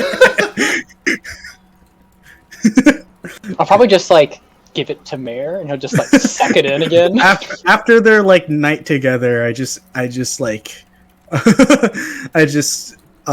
fucking hand like cheekily hand Baby Boy one and be like, yeah, you need this after that. Oh, I see the implication. He like looks at it a little confused, just pinching it between 2 of his fingers. No. Branch like does the motion of like smoking like with like he's probably seen Branch do it at least once, right? Oh, for sure. I assume that Branch never stopped smoking, but maybe He that's always has a incorrect. cigar in his mouth. Like I think that One Chain Piece smoking. character. But that'll. Can I add that skill? Chain smoking? No, not chain smoking. The fucking thing I replaced it with. The lizard full constellation thing that was. Oh, yeah, of course. Yeah. Thank you. Chain smoking was the skill that you had to replace. Well, I'm proud of you. You're getting over your addictions. I think you want to replace this with chain smoking. consult the okay. stars. Yeah, with chain smoking. Christ Anyway. almighty. Yeah. I don't know how one becomes proficient in chain smoking, but today you are. You've done it. Thank you. My lungs will be as black as my heart. I'm tempted to believe that key attribute is probably Constitution, but I guess we'll call it Charisma for now. Hell yeah. Anyway, I hand it to Baby Boy, and if Baby Boy has no idea what to do with it, I give up and go to Foster and hand it to him instead. He has the lungs. Come on. Let's see what happens. Oh, I don't think I can smoke this. Did you try? Did you do this shit when you were alive? I didn't, but I guess, it can't kill me now. He wraps his good arm around you and hands you the cigar, or the fucking tobacco, and is like, come on, you're so high strung. And you spent a night with that thing. I've spent several nights with that thing, and I can tell you he's a lot. I'm gonna ignore the irony of the sentence and I'll try to smoke it. What happens? In much the same way that a skeleton can pretend to eat and pretend to drink, you don't actually derive a lot of nutrition from what's happening, nor do you derive quite the full strength of the effects of smoking tobacco. But there is just the littlest bit of a buzz. You can feel that if you were fully mortal, you would be having a stronger effect. You're pretty resilient against it, but you can see the appeal. And when you do this, it's almost like you're experiencing it as an echo or a reflection of what's happening, even though it's happening right now to you. You feel these tingling sensations where your fingertips would be, but they're not. You feel the heat where your lungs would be, but they're not. And it is almost like you're having this false experience, this out-of-body experience, like you're watching yourself smoke this from a third-person perspective. I think that probably freaks Foster out a little bit. Mm-hmm. And I, remove it and I don't know if this is for me, but thanks for the offer. Yo, all right. This ain't even the strong stuff. Well, now I know that skeletons react to drugs. That's nice. He takes it back and just puts the one that he gave Foster in his own mouth. Don't want to be a waste. Don't want to waste good tobacco. Can you grow that shit on you? I could probably try. Hell yeah. For a price, is it, you said? What's a skeleton Learning. even need with money? It's not really plant for products. me, but me and Hopper were going this way and you were coming anyway. And you tried to take more than you should have. I feel like I'd take enough for my services. We're all still alive, ain't we? All four of us. And you Yeah. were coming here anyway. Well, that means I'm doing a great job. You should be paying me more, honestly. I'll see about growing the tobacco. Thanks. Thanks, buddy. I'll keep you around for as long as you want. And pats his shoulder, and then we head off. Alright, as you step up the steps, you're met with the stench of dry death, which is a little We'll let different. Branch go first, since he's keeping us. Fair. You see before you a couple of corpses, one on the left, one on the right, as you step up next to this crumbling statue. There's dry bloodstains under each of them, probably no more than a few days old based on the color of it. It's hard to say. It certainly is not like these are ancient corpses. People recently died here in the past few days, and you can see that there are these two bodies, both human, both male, both dressed like outsiders. These are not people who were accustomed to traveling in the desert. And as you step up, you can also see that way past them, over along the back side of the Xeri Point, There is just kind of a burning fire in the middle of all of these plants for no reason. How does Foster react to burning plants? Does it look like natural, so to speak? Or Um, does it look like somebody's out here just burning things? Oh, that's a good question. Give me a perception check. That bush is on fire. You said perception? Yeah, you can also give me nature. That would be appropriate too. For nature, you'd need to get like a little closer and actually find out what this is and study it. I think it's rolling. It's thinking about it, at least. I believe in it. Could I take a second on that? Because I do have the diverse lore feat, Yeah, absolutely. which means I can do esoteric lore, but it's a -2 for anything that's not like a creature or a hunt. I gotcha, yeah. Here we go. So this -2.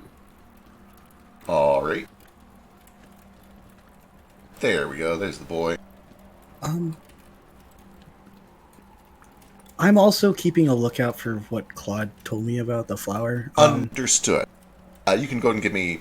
I mean, you see this for sure. Whether you recognize it as what he told you about is kind of up to you. All right. Mira and I are looking at bugs. Looking at bugs, hell yeah. I'm staying close to Foster and Hopper, just making sure they're safe. Baby boy, actually give me a perception check too while we're at... Actually, make it survival. Give me a survival check. And then let's run down these real quick. Foster, even from this distance, you can see that the origin of this fire actually seems to be a plant. There is some sort of a bulb, something like a tulip or an onion, that is ablaze, but seems to be intact regardless. It has these brilliant, kind of clear, reddish tongues or leaves or whatever the petals of a bulb are called. Probably just petals, if I had to guess. And it's kind of covered in this slick oil that seems to ignite as soon as it's exposed to air, and it has created this perpetual bonfire. You can tell that surely can't go on forever, and you can actually see around it there are several burnt plants that have been scorched by this fire. Eventually it has to run out of fuel and go out. But it looks to be natural-ish, at least as natural as a weird plant with flammable oil can be. Once you have seen it this well, you can go and give me a nature check to try to identify it. Meanwhile, Narafi, with your nature check... Actually, let's wait and see what Foster gets first before I do. Yeah, let's get Foster first. Get you both.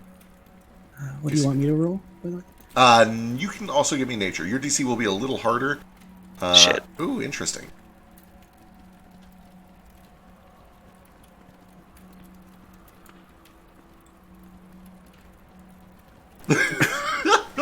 Fascinating. That means you can give him wrong information. This is actually kind of fitting. Branch, you think that it is like lingering necromantic magic. You think that this could actually be like a bit of a problem. You think that it could be either like a blazing skeleton or like an ignis mummy. There's a bunch of different creatures that rise from the desert, literally ablaze. And that's where your head goes at first. Like, this isn't even a plant. This is something scary over there. Foster, you're like, no, I can see it. It's just a plant. I don't think it's a problem unless the plant is dangerous. But you've never encountered this before. You know enough about plants in general to know how bulb plants work. You assume that it probably works kind of similar to an onion. But you've never seen an onion that sets itself on fire before. Neither has Narafi, but Narafi, you have heard of the sunbird's onion, because it is gathered by a lot of people who come in and out of town, especially around a full moon is when it tends to bloom. It is a plant that is harvested and used for a lot of evocation magic, as well as some healing magic. It specifically seems to deal pretty well with purifying diseases in a process that is painful. It is almost like people have described it as it boils your blood until the disease is burned away, and if you survive it, then you come out healthy on the other end. He kind of casually says this as he looks over it. 7 years of rigorous training doesn't prepare me for nothing. This shit's dangerous, all right?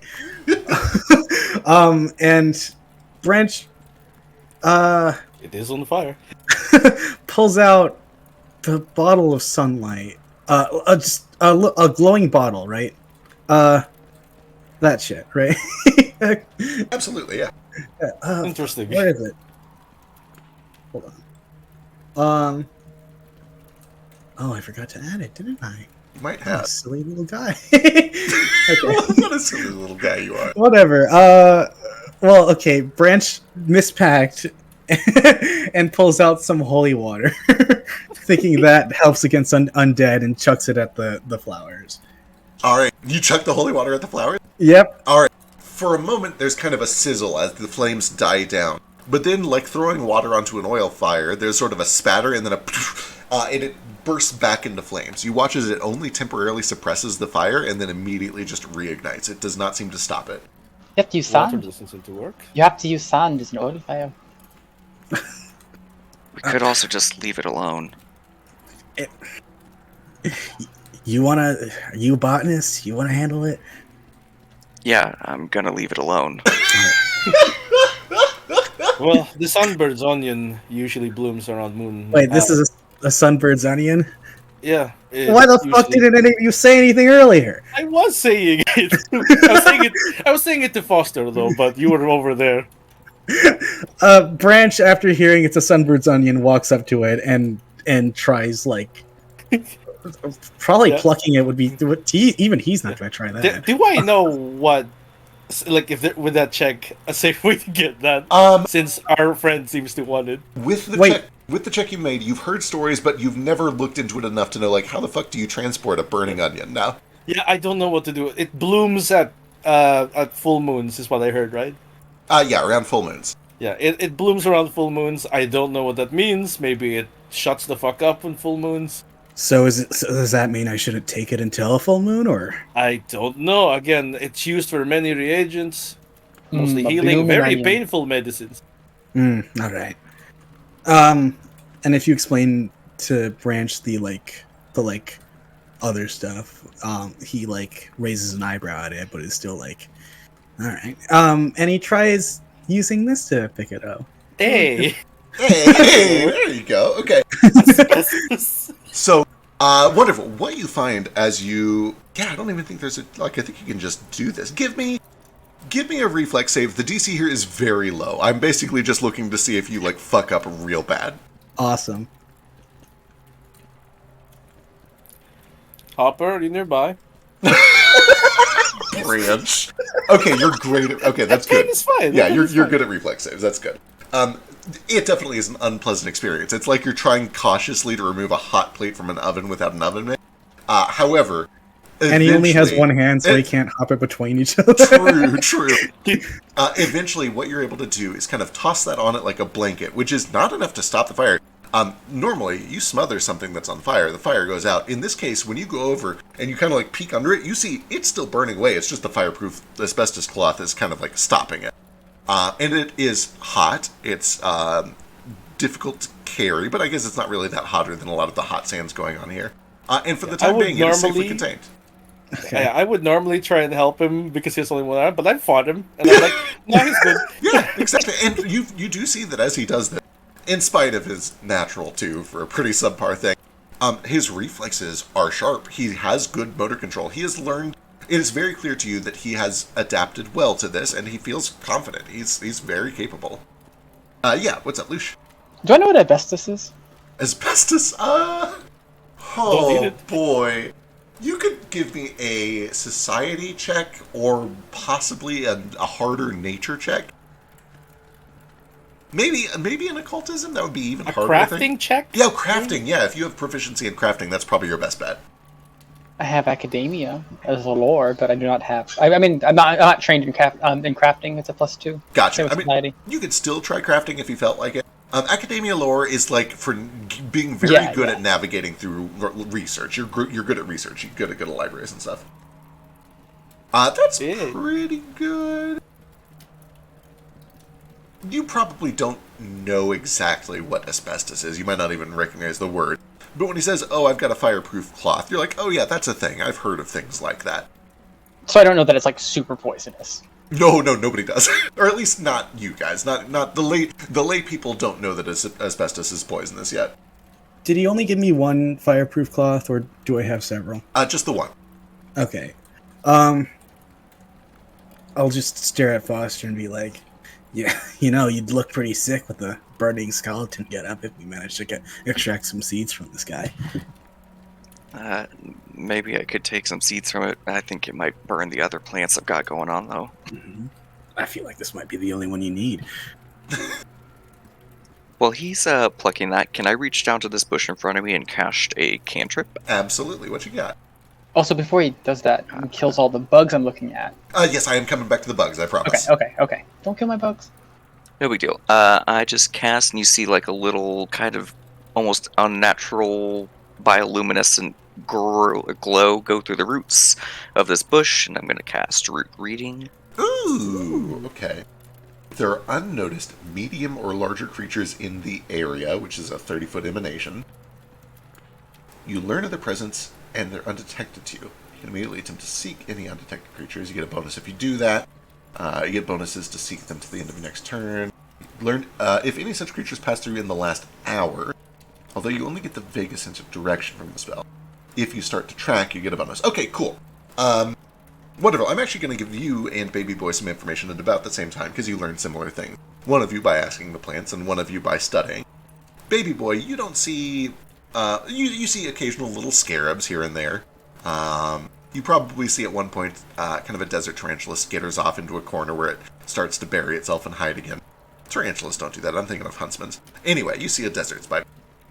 But the thing that sticks out to you is that you see some fairly recent tracks on kind of the hard red ground where the area has been raised up to put this temple that look kind of like centipede or millipede. It's some sort of mini-legged creature that has wandered around here a little bit, especially around and towards these corpses. And as you look with that check, you do see that little bits of those corpses have been nibbled away by bug-like mandibles. How big? Big enough to take a... oh boy. The bite wounds are about what you would expect from a medium-sized dog. So these are pretty big things. Pretty big thing. And Foster, as you begin to communicate with the plant, first of all, magic in this world always has kind of telltale signs, even if it doesn't have a lot of components. If a spell doesn't say otherwise, it has some sort of a visual manifestation. What does Foster's magic look like when he casts it? What does that process look like?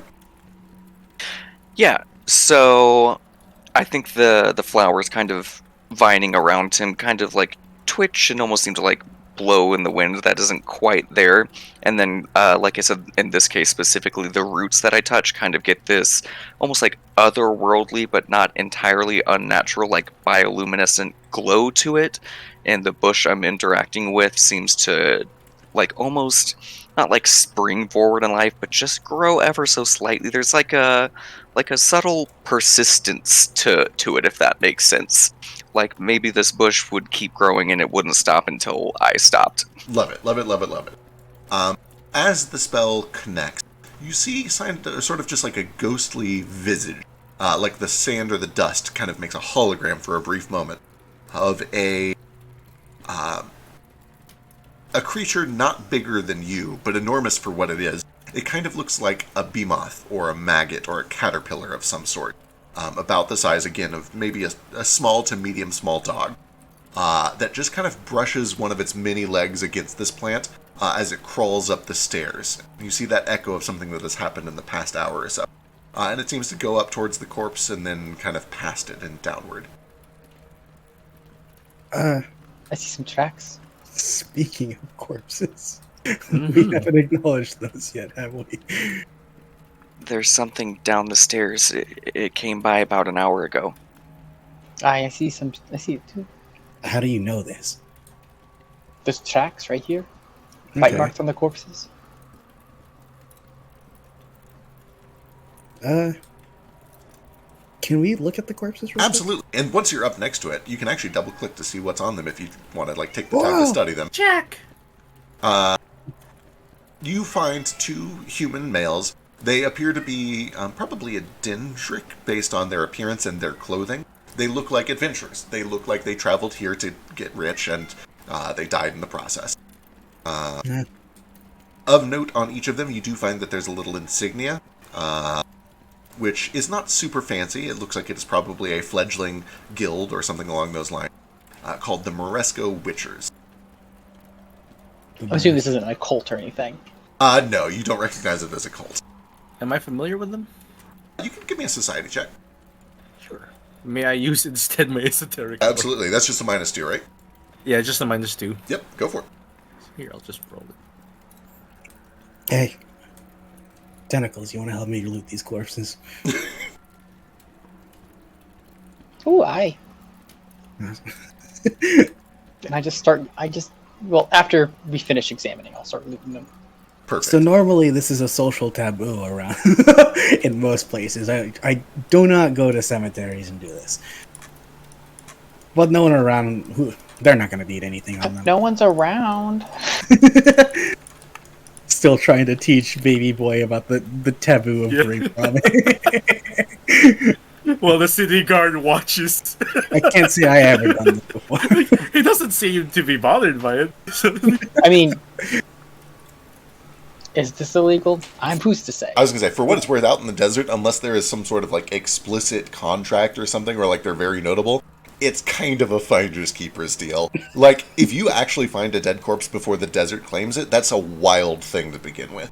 And these, that's one of the reasons that you're pretty confident that these cannot have been dead for that long, because the desert hasn't claimed them, they haven't been reanimated, and they haven't been stripped to the bone by the like harsh winds of the desert. A fairy net. Okay. I pull up the iron net and I just start swishing it around.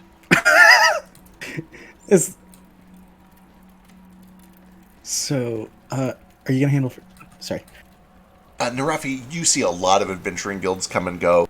You don't recognize this one in particular. Yeah, there's so many like them. Awesome. All right. I'm incompetent. Iron net on the stick. Interesting. I assume it's for fatties. It's an Incompetent Adventurers Guild and just some others. Branch like backs off and was like, "Yo," and like asks everyone to gather and shit.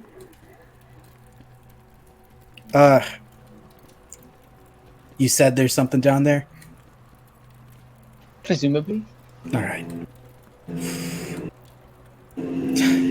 You all get a piece of my cut. I'll get nothing if you help me with whatever's down there. All right. None of you have any reason to go in, I'm assuming. Well, I'm just here Yeah. to get to fathom the door. And we'll get there soon, sweetie. Don't worry. But I know can burst in and just attack people. Flower Boy, you. Very well. I'll take got cut as magic, payment for my mercenary work. Yeah, I can absolutely access that. And Flower Boy, you got magic. That's how you found out about this. Yeah, I can help out. Come on, you're helping too. Is this acceptable, Hopper? We do have a prior agreement. You said you wanted knowledge, right? Yeah, there's knowledge here, I suppose. Yeah, this is a straight up undead shrine. This is an artifact, right? Fascinating, actually. And he has been staring at this statue the whole time. Let me see if he knows anything about it. Who is this statue? It's hard to tell. It's in pretty bad shape, but I think it was probably the Desolate King. All right, how are your reflexes, Hopper? And then Branch just backhands. I'll just roll this so you can get a vibe for it. Pretty decent, actually.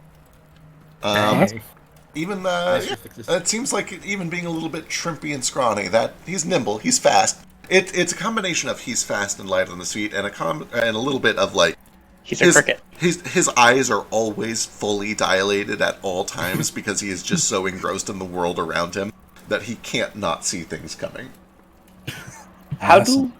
Good reflexes. All right. Well, you can scamper on off if it gets too dangerous. Right, and you do see that as he like walks around, he kind of like he stays away from the bodies. The bodies freak him out a little bit. How do we loot them? You should be able to literally just drag those items onto your character sheet if you'd like. Gotcha. How do we want to split them up? Let's see. Moresco Witcher's insignia, iron net on the stick. I Branch takes. don't really care about the weapons or armor or really anything. The healing potion seems like it could be good to have on someone. Yeah, you should get those. You seem to be Branch definitely should take one because he's a frontliner. Well, I'm not the front liner, but I'm pretty quick. Yeah, I'll take a healing potion. I think there's only Take a one. sword. Yeah. They each have one. I I'll lied. take Maybe let's have one. longsword if anyone needs that. And I guess we can split the the money on them equally. Yeah. See, All right.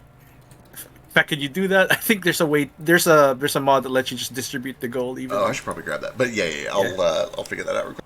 Yeah, you can ask Dub which one it is. They know. We leave the Branch leaves the fucking longbow, of course. No, that's useless. Yeah, you've noted when fighting the rough, he only uses one arm when he What? fights. Genuinely. Yeah, genuinely. The other hand is just kind of holds something. It's like a holy symbol or something. If we're done grave robbing, then I think I'm fine heading down. I'm gonna take the net on a stick. I'll take the Moresco Witcher's insignia from both of them. There's one more potion if someone wants to grab it. I can hold on to it if you want. I'm pretty good at meta real quick. I'm really good at like making it so I have lots of actions. All right, you should hold on to it in case someone goes down and needs a potion put on them or something. If there are any loose bones I could make bone meal with, I'll Absolutely. take those. Oh, for sure. Yeah, they have. Starts plenty of ripping the you can bones out. Just debone them. You guys are passing up on some good loot back here. And he's tearing apart a corpse. Bless Foster. Oh my god. I'm over here like, no, that's a good idea because they might be brought back as like the unliving, True. Oh, you mean like Foster? Yeah, that'd be terrible. Well, there's a difference. There is a difference between what Foster is and what those in the desert are. Foster can think, he can feel, make new memories. Oh yeah, he's one of the good ones, huh? Not good ones, sapient ones. All right. Foster looks people- away when you say make new memories. You remember my name, right? Not like a not like a. Alright. Okay, good. Okay. Also, for what it's worth, Mayor's always keeping a lookout while he's just like sitting above me. Okay, excellent, wonderful. I believe in PF2 that is it's like they call it the scout or something. It basically gives everybody a small bonus on their initiative. Yeah, I think it's a +1 or a +2. Something like that. I'll take a look if it happens. You guys are all heading down? Hopper has a red ring around him, so that makes me think he's hostile to me. Branch. What? Yeah, My he orders? does. He does head down first. Like I think aside your from what character's everyone fine. else says. Alright, you guys descend. Can I go down there creepily? Sure. Do you mean stealthily or just being creepy? Oh, being creepy. I'm gonna like hugging the wall, and I'm gonna be like crouched. You just see like his eyes are like, they look like predator eyes at night. They like cast just enough light to like reflect. Yeah. Kind of that predator's eyes thing. Love Yeah, it. Narafi has his gun out because he's standing near the back. He doesn't he's like, oh, I have to move. Yo, you're I'm just strapped? gonna skulk around. It's like, yeah, you think I was gonna shoot you in a bar? No. Is this the first time you're showing off your gun to Branch? Probably. It's not hidden, it's like on his side, but it's like not as noticeable as his Kopesh. Kind of like a daisy-eyed kid. He asks, "Can I see it?" He turns it so the grip is toward you. He pulls the trigger and shoots you. No, Branch just looks at it and is like, "If the fucking Citadel, it's a Citadel. If the Abbey let me have one of these, I'd definitely carry it around." You're not in the Abbey right now. Are you lending it to me? Sure, you only need one hand. He Check kind of it has 8 rounds in it. You don't even have to reload it. bless you. All right, maybe I'm starting to like you a little more. Just extends his arm out for a fist bump to see if Fist you know bumps. what that is. Hell yeah! No, actually, the first thing he does is try to shake it. No, your fist against mine. Oh, All right. like a punch, but Yeah, okay. like a punch, but together. But All right, friendly. let's go. Yeah. All right. All right. As you descend down here, you find that it is very, very dark. I know on stream it picks up on the party's dark vision for the people that have it, but for I the bring rest, out my Kopesh. the rest of you are very quickly finding yourselves in dim light that will become dark light as soon as you kind of go around the corner, and the sun is obscured. And Hopper's like, do you guys mind if I throw on a torch? Oh, by all means. You got one. I grabbed a torch. Hey, nice. Okay, you beat me to it. Perfect. Oh, If you go to the actor on the far right, this should be the second to left under objects and utilities, Hey, there's a little torch you can drag over. or a lantern. Or a lantern if you have a lantern. One of them is made of bones. Choose correctly. Wait, what? Okay. I'm joking. Oh, okay. What the fuck? Oh, in his other hand, he has the implement. Perfect. Hopper takes a look around. Oh, yeah, definitely desolate work. This all tracks. It's supposed to be necromantic. Oh god, right? I can move the torch. My torch. Be torch. This is. Do I know what this place is for? You could give me like any magic check. Religion and occultism would probably be your best bets. Let me check what my rolls are for there. I could also do esoteric, but with a Could I -2. also do occult? Absolutely. I have all of them. I have occult, arcana, nature, and religion. Branch is just keeping an eye out for anything that could kill him. Legit. What did you say was the best? Probably roll the best results with, honestly, anything but nature. Any of the three besides nature would be your best bet. Okay, I'll do occultism. I also did occultism. Let's do. Oh well, if you're doing occult, I'll do arcana, right? So we'll have a nice little spread.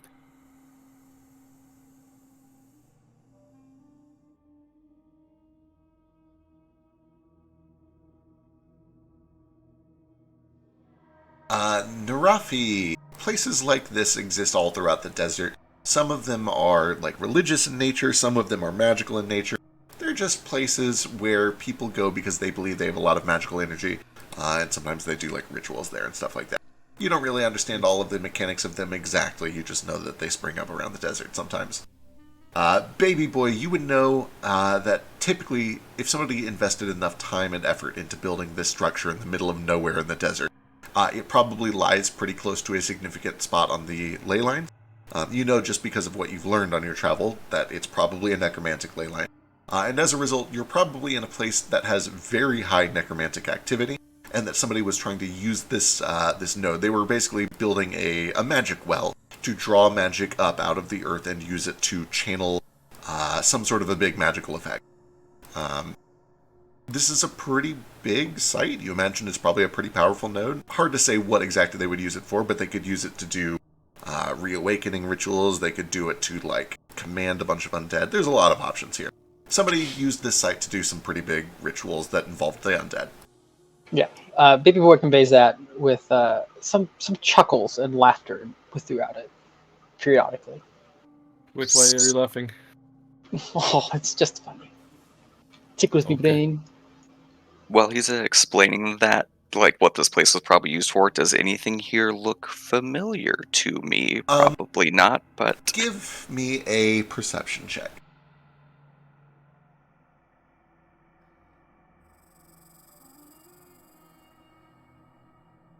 cool.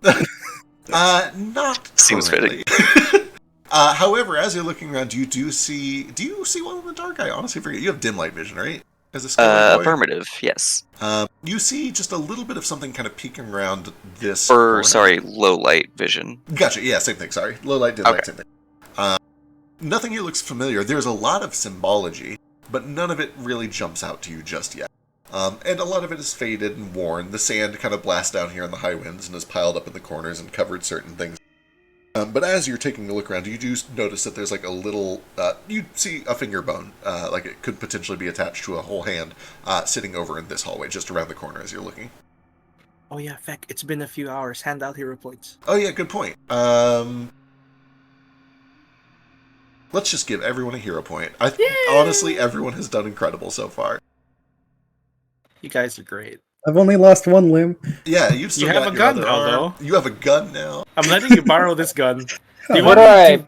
I think I can send it to you. That'd I be don't- nice. Let's see. Yeah, there should be an option to like send an item to another player. How? On your inventory. Yeah. Oh yeah. Trade. yeah, you got it. Here, Where here, do I I'll- put my hero point? Great question. Ah! Front page, Oh, top boy. middle. Bless you. Oh, I see it. How many don't do I have? forget You sh- these bullets, you which you need. So everybody always starts with one hero point at the start of the session, and you've each earned your second hero point. Hero So- point can be used as a reroll. It doesn't give you advantage like 5e, it's a reroll. So if you roll, you can reroll it, and you must take the second result. Alternatively, you can spend a hero point anytime your dying value would go up, including like the last one, and you stabilize. So it's a way that you can stave off death. Gotcha. Oh, right, Hopper should probably also get a torch since you guys are going this way. I'll probably with you guys since Yeah, I'll stick around Baby Boy because he was smart enough to bring a torch and Branch wasn't. yeah, I think I just grabbed the adventurers pack because I'm an adventurer now. As you come around, you see that there is a skeleton that is sitting in the middle of this hall. Sitting. Not sitting, lying as if dead. Scattered. You know this guy, Foster? Yeah, he was my cousin. No, I don't know Sorry for him. your loss. You're a good sport. Where did my token go? Help! You want to pillage him for bone meal? I do kind of want to pillage him, but not for his bone meal. He's got this. I pull out like a jar off of him. He's got oil of unlife on him. It's kind of hard to come by. Oh, he has a material component pouch. Oh, you should hold. Do you want me to hold on to one of those in case you want it applied to you? That's probably not a bad idea. All right, we'll all hold into one. All of you that are over here kind of huddled around this skeleton, give me a perception check. Also, Branch Can sees that. Mare also do one? Branch sees the sledgehammer and his right arm like stump shudders a bit and Yeah. moves away. Absolutely. Real good. Oh, it's right there. There's another Moresco Witcher's Insignia. So that makes Narafi question something. Why is it the ones topside are not skeletonized, but the one inside here is? They're exposed to the elements. Perhaps these ones were eaten. And it's Like what? appropriate. It's appropriate that Foster would note it says, as you say it. The fact that this skeleton had oils of unlife in it, they were a skeleton before they got here. Oh, this was a skeleton adventure. This was a skeleton adventurer that came That makes probably with his other buddies. However, Mare and Foster both also noticed some things. The first is that the sledgehammer... Well, the first is that it has a sledgehammer, which is weird. And it's even weirder given that the other things this skeleton was carrying are like wizard robes and a staff and a material component pouch. This wizard, for some reason, had a sledgehammer. And the second thing that you notice is that the sledgehammer has dried blood on it, like it was used to hit someone.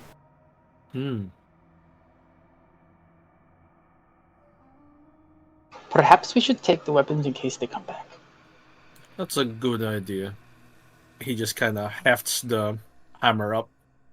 I'll take the component pouch. Yeah. We can give them back when we leave.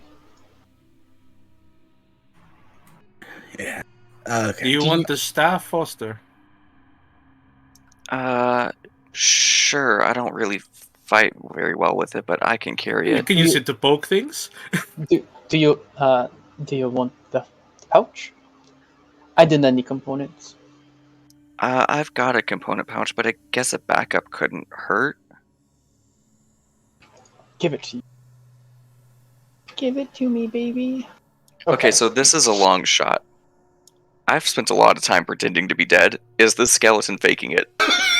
What a great question. I'm going to let your Okay. existing perception check roll. You study cautiously. And this is genuinely hard to do. Skeletons don't breathe. It's very easy for a skeleton to pretend to be dead if they want to. However, there are still a few tells. The necromancy that keeps them alive forces some involuntary movements into them at all times. So little twitches of a toe or little bits of a hip bone moving. There's none of that here.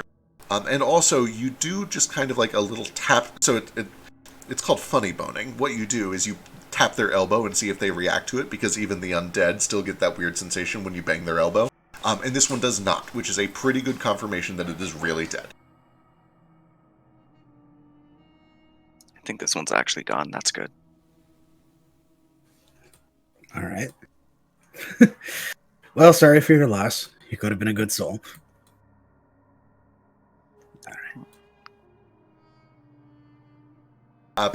Branch, all of you, as you start to make your way in, you start to see sort of a green light that starts to spill out from a passageway leading deeper into this chamber.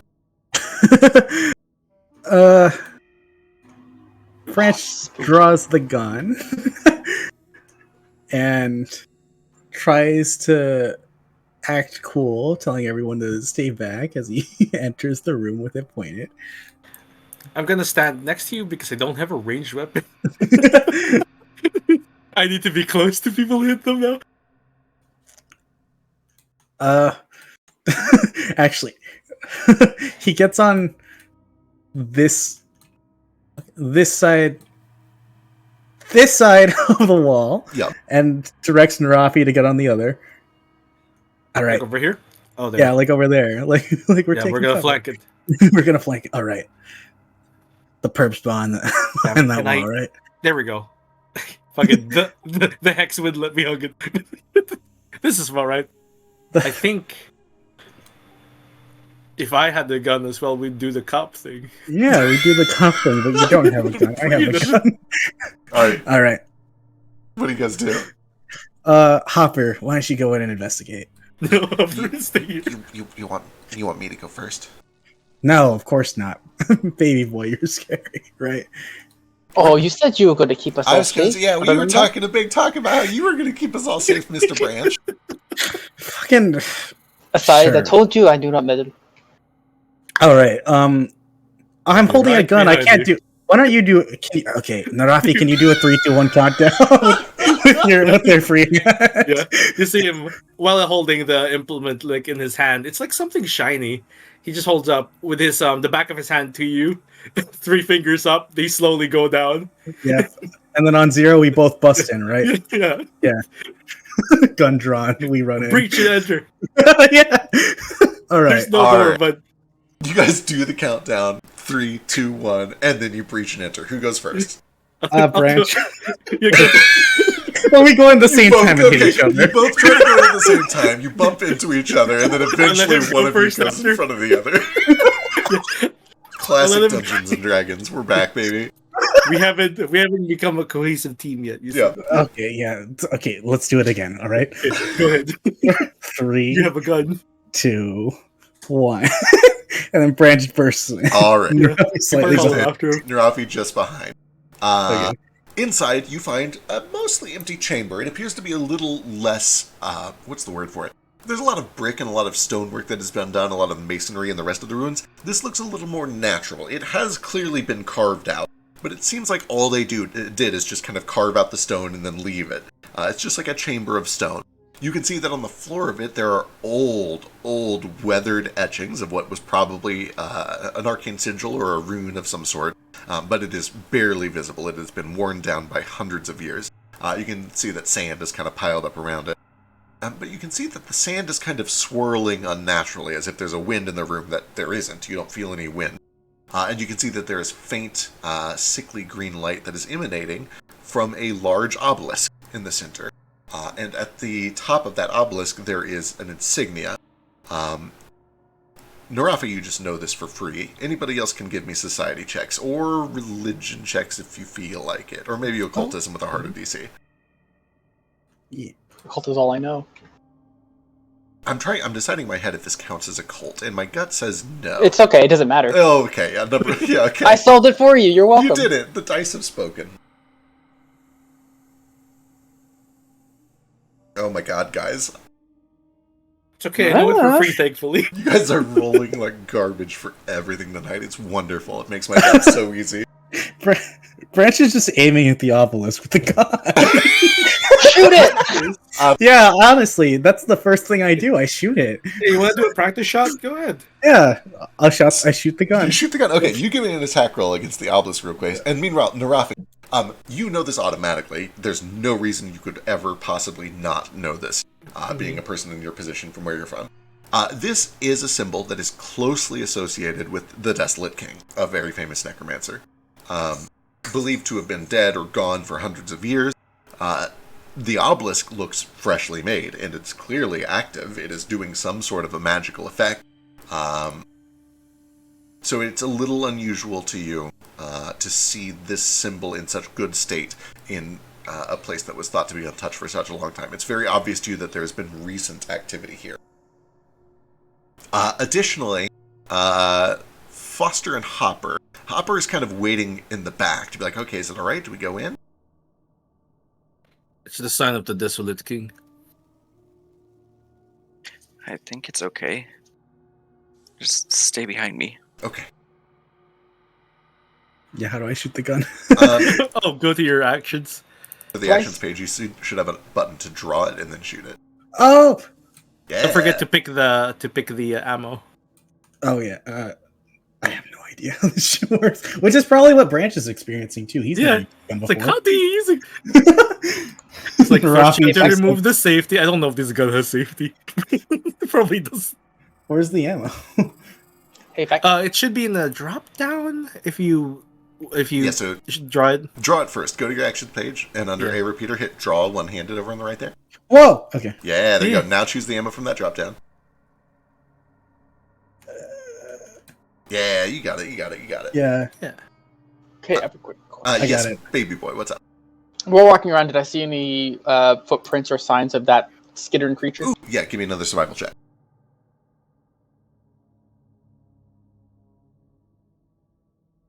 Is there a way for like familiars to help?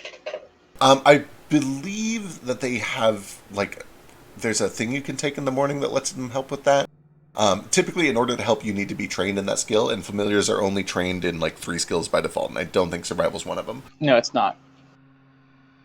It's funny that he's trained in like acrobatics right now. Yeah, I think that is literally just for breaking grapples. I think they're like, yeah, we gotta give him something. He's literally an orb that doesn't move. Not terribly acrobatic.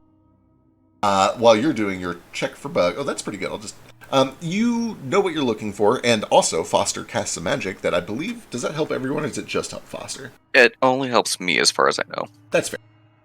15 is still plenty to see that there are recent tracks through the sand of more of those critters that kind of go all around this place, including a lot around this skeleton. It looks like they've spent a tremendous amount of time, like, hoping they can find a little more marrow to suck from the skeleton, but have retreated.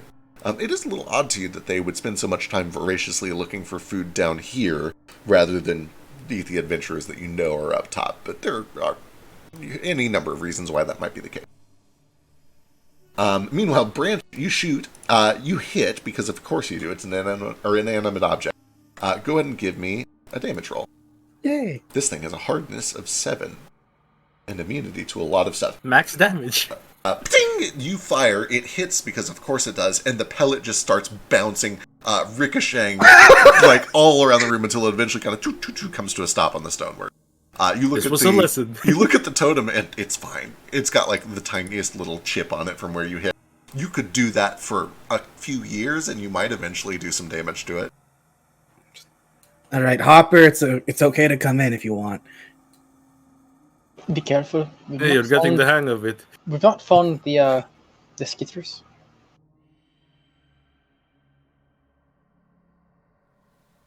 And like, Branch probably just walks up to the stone, to the obelisk, and is like,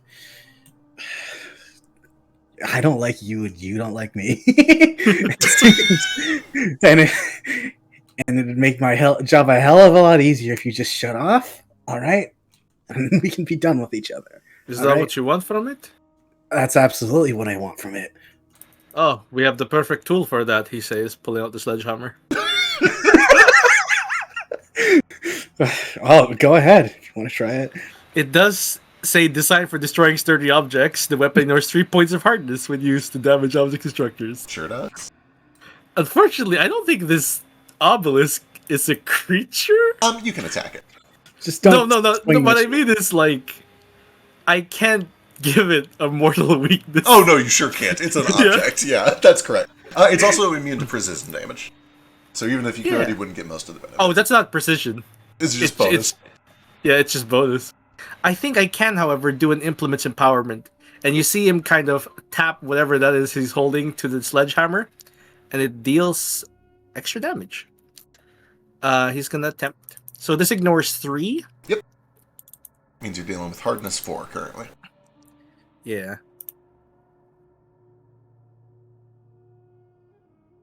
That is a hit. This thing is immune to critical hits, but it also is basically an automatic hit. Yeah. For 7 All damage. right. 3 points of damage get through to this thing. This is going to take some time.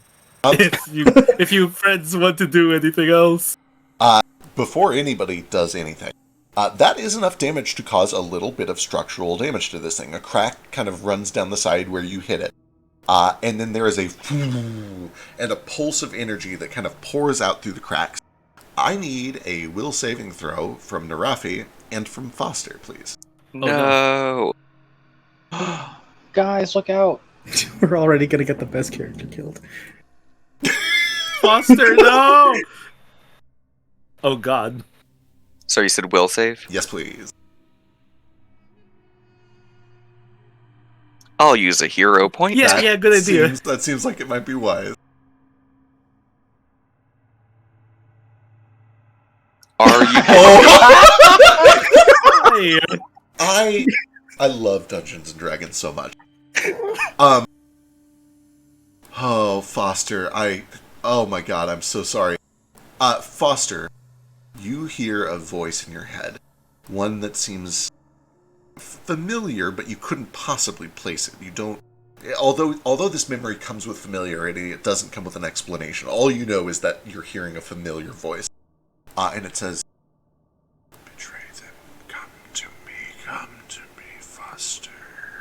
And you feel a magical compulsion to choose someone here, it doesn't matter who, and try to kill them. What do you do?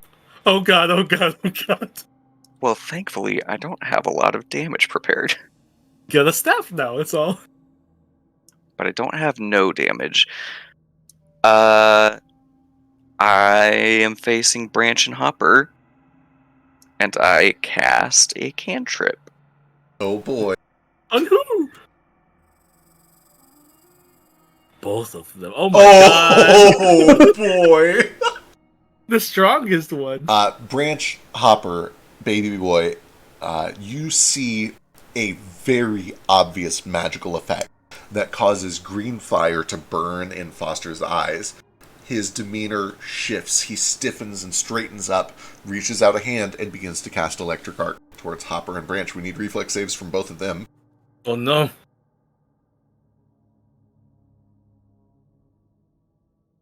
Success for half damage. Okay, that's good. Oh, it's because it was the lantern. That's why you can't make a reflex save.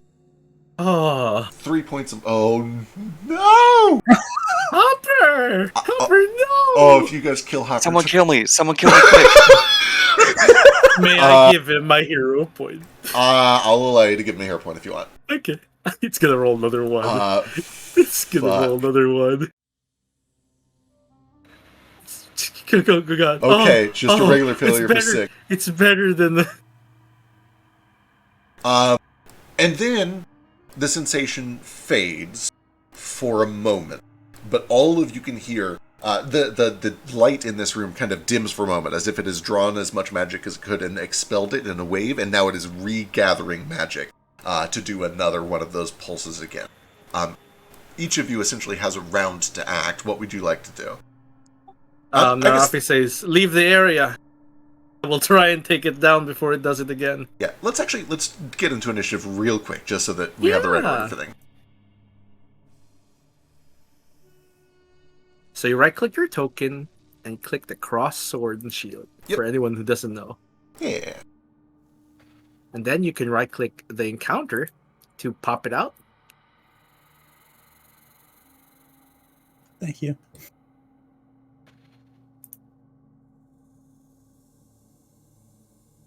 I rolled terrible. All right, Branch, you're the first to react to this. You watch this momentary flash of fire in Foster's eyes. He fires lightning at you, and then you see the fire disappears and his normal demeanor returns. What do you do? We're taking no fucking chances here. Yeah. Immediately fucking dash towards Foster and do I want to bring it out now? No. We're gonna have some parallelism. He's gonna do the same like fucking uppercut thing he did to Claude earlier this episode, but on someone that'll actually hit. Understandable. First action. Do I is to get any move over. precision damage for that? I don't believe you do unless you. Oh, you're saying okay. You're talking about like getting into your stance. Yeah. Not unless you want to like invest an action into doing like a trip or something along those lines first. Yeah. Also, if you double right click whoever you're targeting, it'll automatically count. Oh hell yeah. Okay. Yeah. Branch like enters a fucking combat pose, like gets a little low to the ground. Is like, yo, gee, what the fuck? And immediately charges towards Foster, ready to uses one action to charge towards him, and then uppercut like I did earlier. All right, excellent. Hit, or well, I guess hit Foster. Hit Foster.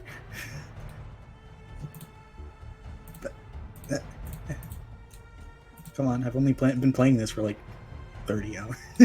And I still have the gun in hand, so I can hit him with the Pistol butt of whip it, him. I guess. Yeah, I can pistol whip him.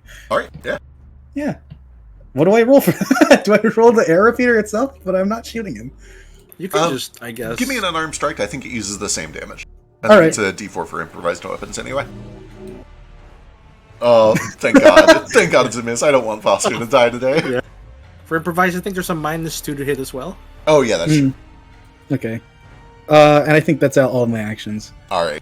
That brings us to Hopper. Hopper is going to take a moment to try to figure out what the hell's going on. He will do a field study, which gives him a recall knowledge with a bonus. Let's do some Arcana.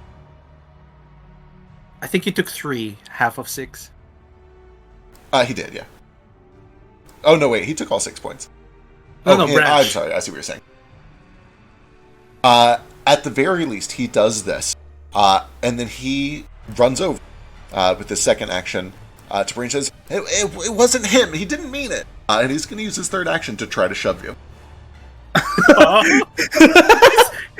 He's so pathetic. Well, Oh, let's see this wimpy boy shove. yeah. I love Hopper. I hope Hopper doesn't die.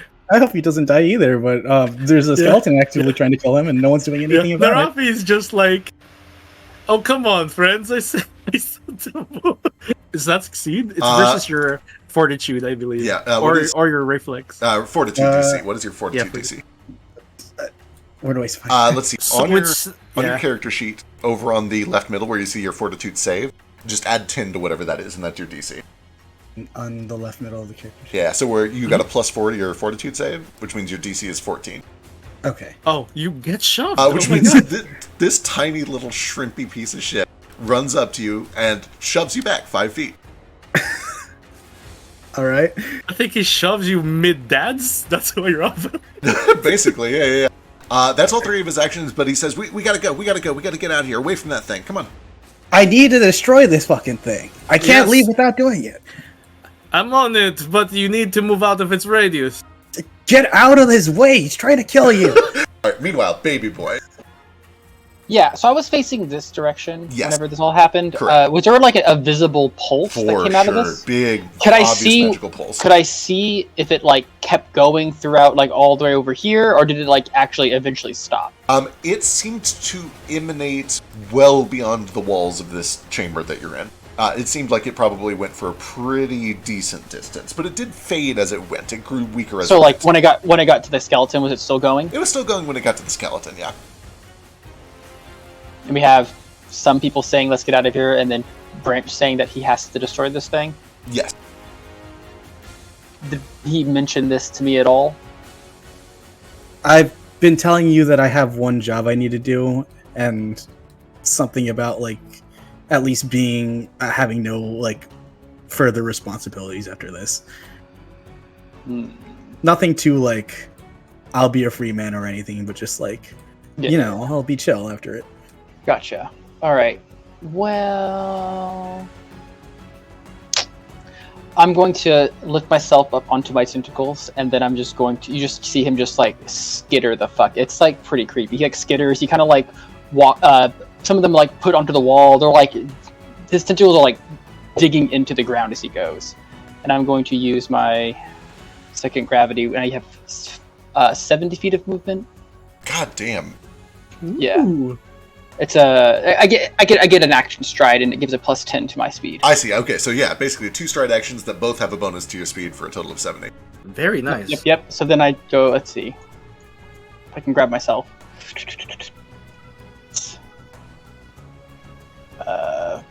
50.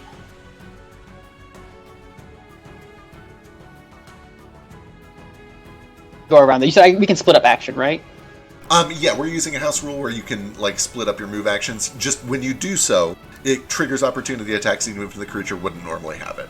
Gotcha. So I'm going to stop here where I still have like at 50, Yep. and then I turn around and I like reach out, and right about here, space seems to start to warp, and I cast gravitational lens. And like space is distorted here. Allied range attacks have a plus 10. Enemies have a minus Gotcha. 10. I'm just going to make everyone an enemy right now, so that if someone gets controlled, their attacks can't attack people. Understandable. So you basically made a distortion area that friendly attacks have an extra range and enemy attacks lose range as they pass through it. Love it. Yeah, and you can look at it and tell, but like space and light are like massively distorted right there. What's going on? Love it, love it, love it, love it. Okay. And then I go up to here, and then I don't know what happened to my torch. There it is. I bring my torch. All right, Oh, wonderful. yeah, we're doing And the thing that's- where we can move. Yeah, we're calling it the Yeah, book shuffle action. That's probably the Shuffle. one house rule that we've done that's going to break the most things. So we'll see how it goes. Yeah. That brings us. I might be the person who breaks it the most because, spoiler, as a psychic, I can do that as an action instead of 2 with focus. Delightful. points. Understandable. Anyway, we'll see how it goes and roll things back if we need to. But for now, Foster, we come back to you. You have a sensation that is not terribly unlike when you experienced those memories back at the ruins. And then when you woke up, you weren't sure if minutes had passed or days or years. But you know when you wake up this time, you look down at your hands and you see lightning is still crackling over the fingertips. You see Hopper is looking at you concerned, having just shoved Branch away from you. You feel where Branch has tried to hit you, and you see lightning burns across Branch and Hopper's faces. And Hopper is just kind of yelling at you. You still have a ringing in your ears. We gotta go, we gotta go, we gotta go! What do you do? Boy, I'm pretty spooked. There's no rules against casting 2 spells in one turn Absolutely. in Pathfinder, right? Yeah, As long as you have the actions. Yeah, if you have for the it. actions for it, you can do it. Excellent.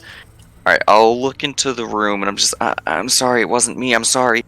And I'll spend 2 actions to cast guidance on Branch and Narafi. Love it, love it. So 1 action each, and then I will stride 30 feet, and I look to Hopper and I was like, go down the other hallway, stay away. Okay, alright, yeah, good call, good call. Alright, I believe that is 3 actions, which brings us to Narafi. 3 attacks. Hell yeah, fuck it up, let's go.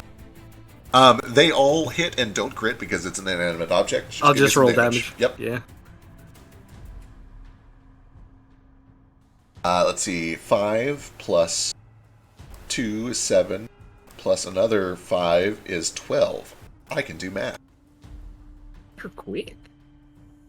Quick and dick. That was only 5. Why did it do that? Oh. Maybe just calculated 1. There we Or go. maybe it subtracted the Alright, you the hardness. bang and bang and bang on this thing. More of the stone starts to chip away. You watch as one of the legs starts to crumble and give way. This thing is now essentially standing on 2 out of its 3 legs. But it is still standing, and you can still feel magic coursing up around it. I believe that is all 3 actions. Which Yep. brings us to Branch. Okay. Shit. Sorry, Foster. Just He's got a gun. head back towards where Foster ran, and I don't know if the Guardians had a physical thing to it. Maybe Branch noticed that. Absolutely, it's a But thing. he's- It's just, sorry, brief interruption because this is important to the system. All magic, unless it says otherwise, has obvious physical manifestations. So you always know when somebody has cast a spell, and especially if it's on you. You probably saw just some petals from the flowers kind of float in your directions. Okay. And seeing as they didn't immediately harm me, Branch just walks out to the hallway where Foster ran out of, and Piddly action pulls out some manacles. Drop the gun. Yeah, Free action. drop the gun as a free action. Piddly action, fucking. Hey, trigger safety! Don't just drop the gun. Yeah, the gun fires when I drop it, and pulls out some manacles and I fucking hate doing this. Come willingly, and no harm will come to you. Where are my manacles? I want to see him put manacles in someone. What? It'd be so cool. I think he just uses it he snaps it on one and then the other. Come willingly, and I won't hurt you. All right. The Is first this action is like a chancla. Yeah, this is me trying to convince you. I'm going to put these manacles on you. Just Okay, but we have to get out of here. I don't want that to happen again. I'll take you out myself. All right. Yeah, I don't resist. Okay. Yeah. I arrest the skeleton. All right, that is a process that's going to be ongoing. You can start it right now if you want, but for now, you basically use 3 actions to stride up, stride over and pull out the manacle. Yeah.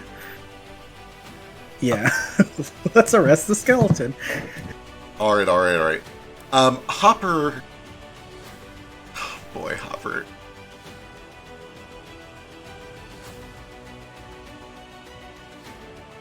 Yeah, Hopper spends 2 actions pulling out a sketchbook and drawing the symbol on it, and then he spends his 3rd action to run. And he goes this way. He does give a little bit of a look to you, Foster, as all of this is going on, just to kind of make sure that you're okay, but then he keeps going, sticks to the plan. Not too far. He yells. Baby boy, what do you do? I feel like I went real far, real fast. You sure did. Now I don't know what's going on. You Now have I'm the just others are bored coming. and lonely, you know? Where'd all the people go? I can hear Nefari still. Is it Nefiri or Nefari? Narafi. Narafi. Narafi? Narafi? Narafi. I can hear Narafi still, whittling away at it, right? Yeah, you've heard 3 solid chunks, and you also hear stone clattering like he's getting work done.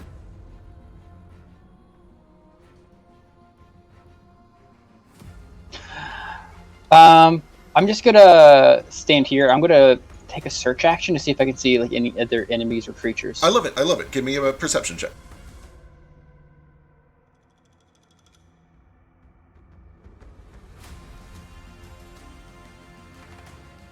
And then can I also tell Mayor as an action to do do a search action as well? Absolutely. So with one of your actions, you can give Mare 2 actions, and Mare could use one of those to search.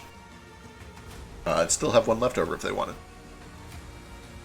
Okay, delightful. Both of you take a very good look around, and you are kind of still just caught up in all of the chaos of what's going on. Mare is able to kind of calmly take a look around. I think the coast is clear. We should move. It's just that burning flower still. Oh, no, wait, I'm sorry. You have that in the asbestos cloth. You're good. Okay, perfect. Asbestos cloth. Yep. Oh, aye. And then, yeah. Let's see. I have 1 action left. Yep. How? Well, I'm not very far from the top of the stairs, are I? Yeah, basically, as soon as I can drag you over to the other map anytime that you want. I have 25 feet. I just don't know if I want to go fast again. You know? Legit. Yeah. We'll just go fast. I'm actually gonna. Just because I want to. I'm going to use a focus point, and The cloud inside Mare like starts to spin a little bit faster than it was, and then all around me, multiple like small, tiny little gravitational anomalies start appearing, just picking up dust. Probably about like I don't know, half a dozen of them or something. And then I get on my tentacles, and I then use it as a single action instead of two, and I fly up the stairs. Excellent, delightful. You come zooming out of it. For the time being, Zoom. I'm just going to kind of set you over hither. In the sand, please. I'm going to build a sandcastle as I wait. Delightful. All right, that brings us to Foster. Foster, he's walked up to you and he seems to have the manacles. It is clear to you that if you sit here, it's going to take him 30 seconds to a minute to get these manacles on. And you can hear the magic charging. Boy. Look, we have to do this up top. It's gonna pulse again. I have to get out of here. And I try to stride away. All right. I don't know if Branch has the attack of opportunity feat, do you? I don't know if swashbucklers get that early. All right. You see Foster looks compliant, but ultimately is more concerned with getting up top. And Foster, you can use your actions to run if you'd like. Yeah, I can do 3 strides. That's 90. I probably don't even need that much. There's not like a dodge in this game, is there? There is not really. The closest is like raising a shield. With that said, I think your speed is 25, unless you have a thing for it. But I'm a shambler. Oh, you're a shambler! Hell yeah, you got 90. All right. That is plenty more than enough to not only get out of the temple, but to put some distance between you and it, if you would like. Yeah, I want to try to get out of its radius if I can. All right, you feel almost like a tension being pulled off of you as you escape from this place. That brings us back down. I wave at him. Narafi. Does it pulse? Not yet, but it sounds like it's going to very soon. Yeah. Do I need to move to another leg to start hitting it? You can hit it from here, it's fine. Okay, yeah, there's 3 more hits. All right, good luck. You hear it is going to fire at the top of the round at the end of this turn. You need to get it down. Oh god. Bad damage in that one. That one's good. 19. That one's good. 24 minus 12 is 12. This thing has 13 hit points. You slam. Chunks of rocks start to fall. The last leg begins to crack. However, before you're able to land the final blow, there's another as this green magic washes over you. I need you to give me another will save, please. You've got guidance if you need it. True. I think that only works on the first roll on my last turn. Oh, maybe. I can't remember how that works. I'll read it real quick. Yeah, Effect lets it work, and this one would. Until the start of your next turn. Okay. Yeah. Oh yeah, then you're mean for a bit. Sure, I'll just roll regular.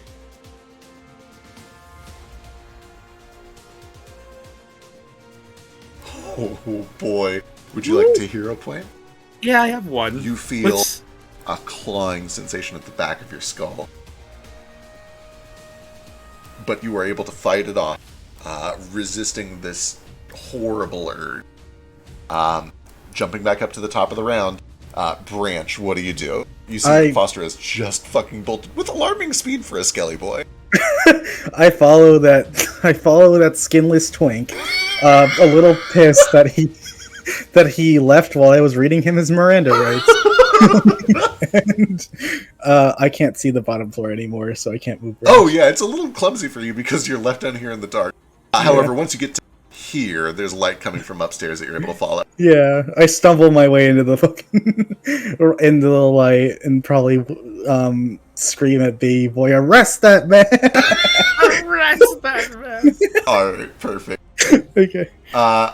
Hopper is just gonna chase, especially when you yell "Arrest that man."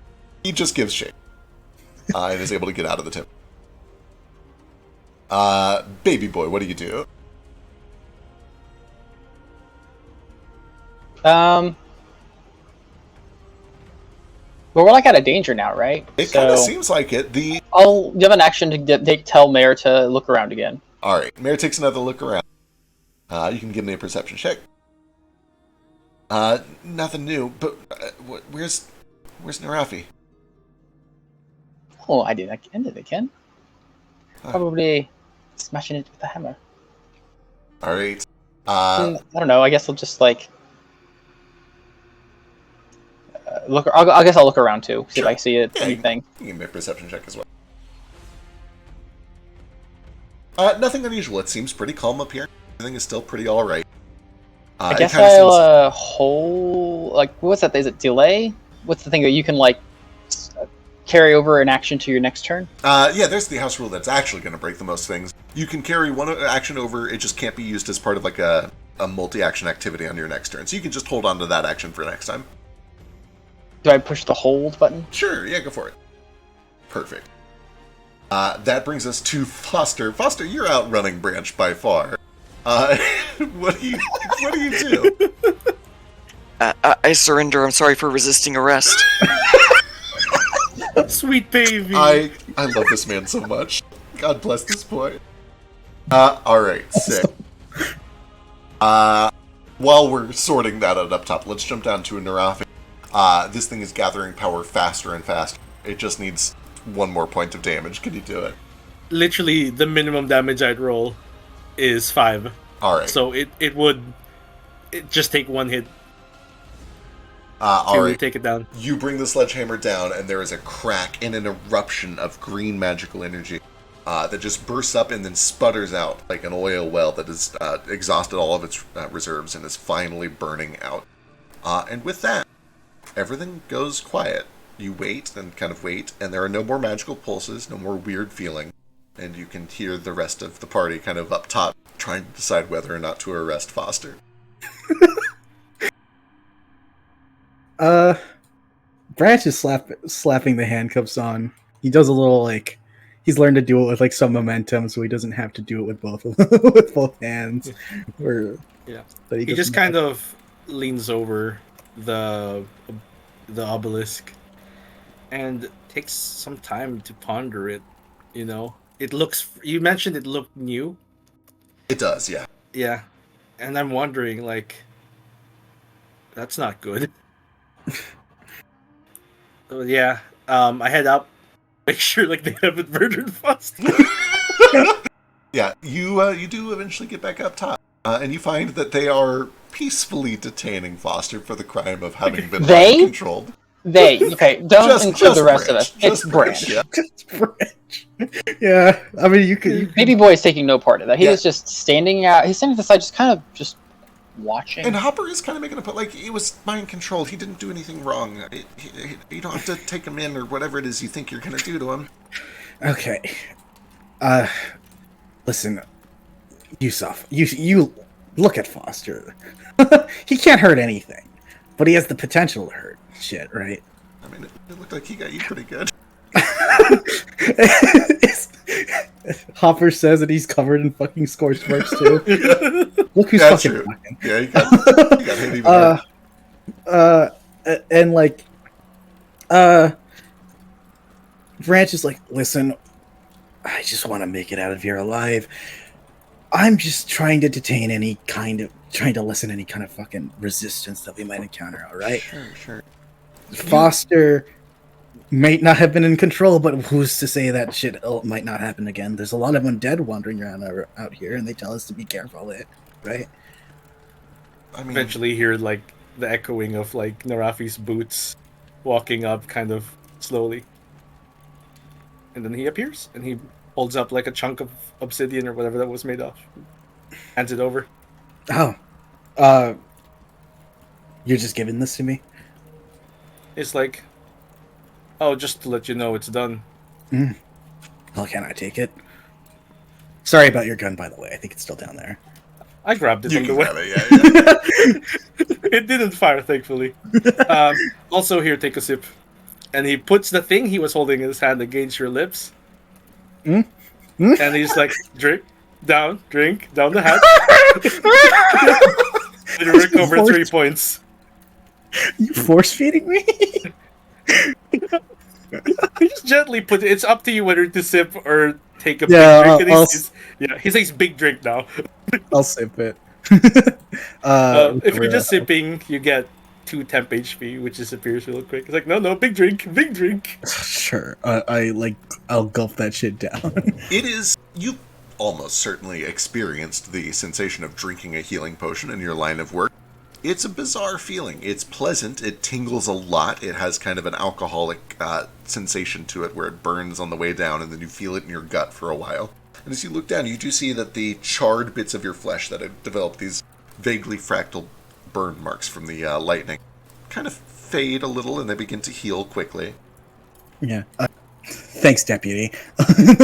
He turns back to Foster and is like, so I read you your Miranda rights, yada, or the fucking Sealand equivalent to that. Who is Miranda? Yeah, they probably don't call it Miranda rights, but they've got some term for it. Yada, What yada. kingdom are we in? Listen, okay. Unio. I'm still hired technically to take Hopper to safety and shit, right? Yes. All right. As long as I'm with him, I'll have to keep these handcuffs on you. But as soon as and I guess if you've proven yourself a good little skeleton, I can take them off you later. There will be no fucking consequences to any of this. I just want to make sure that I'm safe. All right. That's fair, I suppose, but I'm not gonna hurt anybody. But you did. He I don't didn't. think it was me. No, that was all of this. This is not good, guys. That was the symbol of the Desolate King. Then you know what magic is. Yeah, of course I know what magic is. We see you can't go to the bathroom without seeing magic in this world. Okay? What bathroom do you have has magic in it? A civilized one? That's how I was told that's how toilets flush, right? We have pipes for that. You saw the aqueduct. That's what it's for. Oh, it's all making sense now. And it's like, how do you know there's not more shit like that, right? There might. That's why we should probably send someone who is in Foster close to make sure it's not the case. And how do you know he won't end up like any of the other undead out here? He just looks over at Foster. I think there's a soul in there. They tend to stick. The problem is this desolate king, he gestures at the statue. Anyone who wants to keep the potentially dangerous friend detained at least a little, say aye. For what it's worth, I can do the lightning trick while I'm manacled.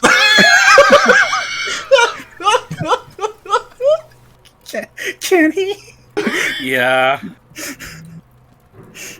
I think he just needs to do a flat check to do it. If his hands are bound. I see. Fucking hell. Branch lets out the most annoyed sigh and just undoes the manacles really awkwardly with one hand. He's mastered putting them on, but they never really taught him how to get them off. We can take 10 minutes doing this for a bit. We'll take a breather and figure out, do you want to go deeper? There was another passage down there, but Was there? yeah. My job was to get rid of the obelisk. I think I'm good. Yeah. If that one is done and we do not need to go further, then we won't. I am curious, however, who put that there? That was new. If we're gonna spend 10 minutes, I'm gonna use it to regain a focus point. Yeah. After 10 minutes, I put my thing to Hopper. Oh yeah, because it was near Branch's face, he sees now. He's familiar with holy water bottles. This one is shaped like a scarab, with a gilded scarab. All right. If we've got 10 minutes, I'll do treat wounds on Hopper. Yeah, do that. Yeah, thank you. It's literally the least I could do. And then I don't know if it matters, but I've got natural medicine.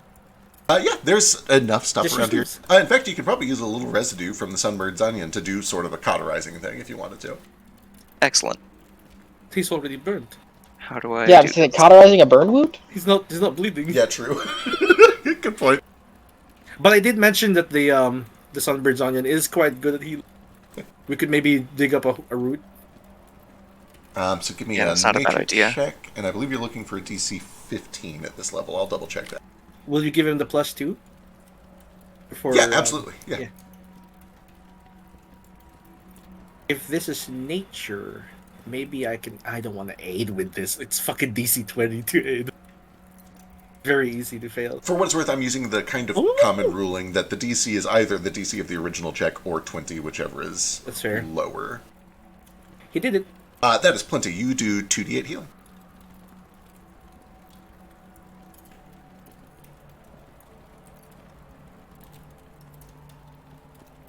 Oh, he's at max again. Oh.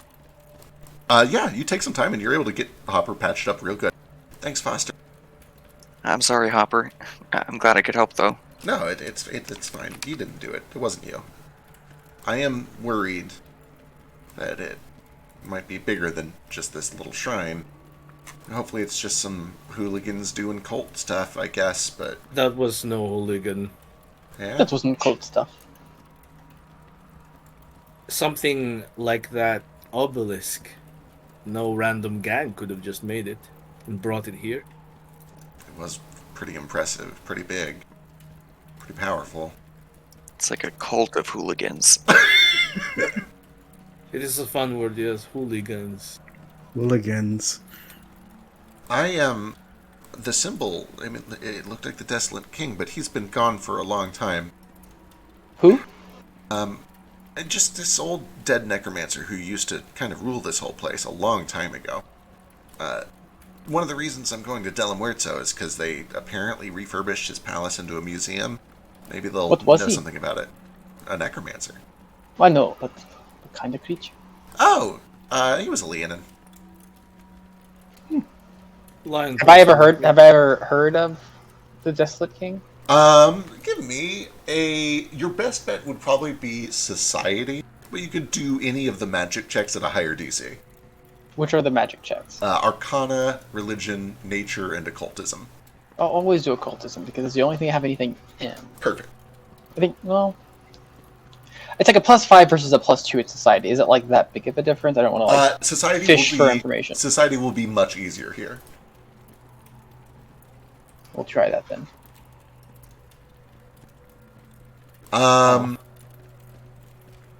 Boy, I don't know. on an 8, it's possible that you may have heard it once a long time ago, but it doesn't really ring any bells. It's not anyone I have to like. I'm not gonna like. It's not a client or anything. No. Okay. Anyway, I mean, if you want to learn more about him, that'll be the place to go, I guess. And it'll be a nice resting place after all this. I don't want to stay in the desert too long. Yeah. Where does the sand come from? All the sand? Where'd it come from? Oh, it's fascinating, actually. Geological erosion patterns are truly magnificent when you really get to understand the way that all matter that isn't a crystal acts like a Any liquid in place slow that's motion. really hot just has a lot of sand, baby boy. That's I just go back downstairs. All right. well, like it's 10 minutes, right? Yeah. I spent that. I go down there to like just check the place out, like Sure. do scouting. Yeah, absolutely. Go and give me like one more perception check to sort of do a close study of everything. And any Yeah. place that's really cold also has a lot of snow. It's just something you have to know about the world, right? Not good. As Hopper's explained this to me, I am like laughing. Perfect. Yeah, He's you're, checking like this place. the only thing that you find down here that you haven't already come across. Are we going back down? He is. It's up to you guys if you want to come with him. Basically, Is it after? Is it after or during the It's 10 minutes? during the 10 minutes of healing. Gotcha. I'll come out after that. The only thing that really didn't get looked at too closely was this statue over here, which appears to just be kind of another statue that is heavily eroded. It seems to be kind of like brass plated or copper plated or something like that.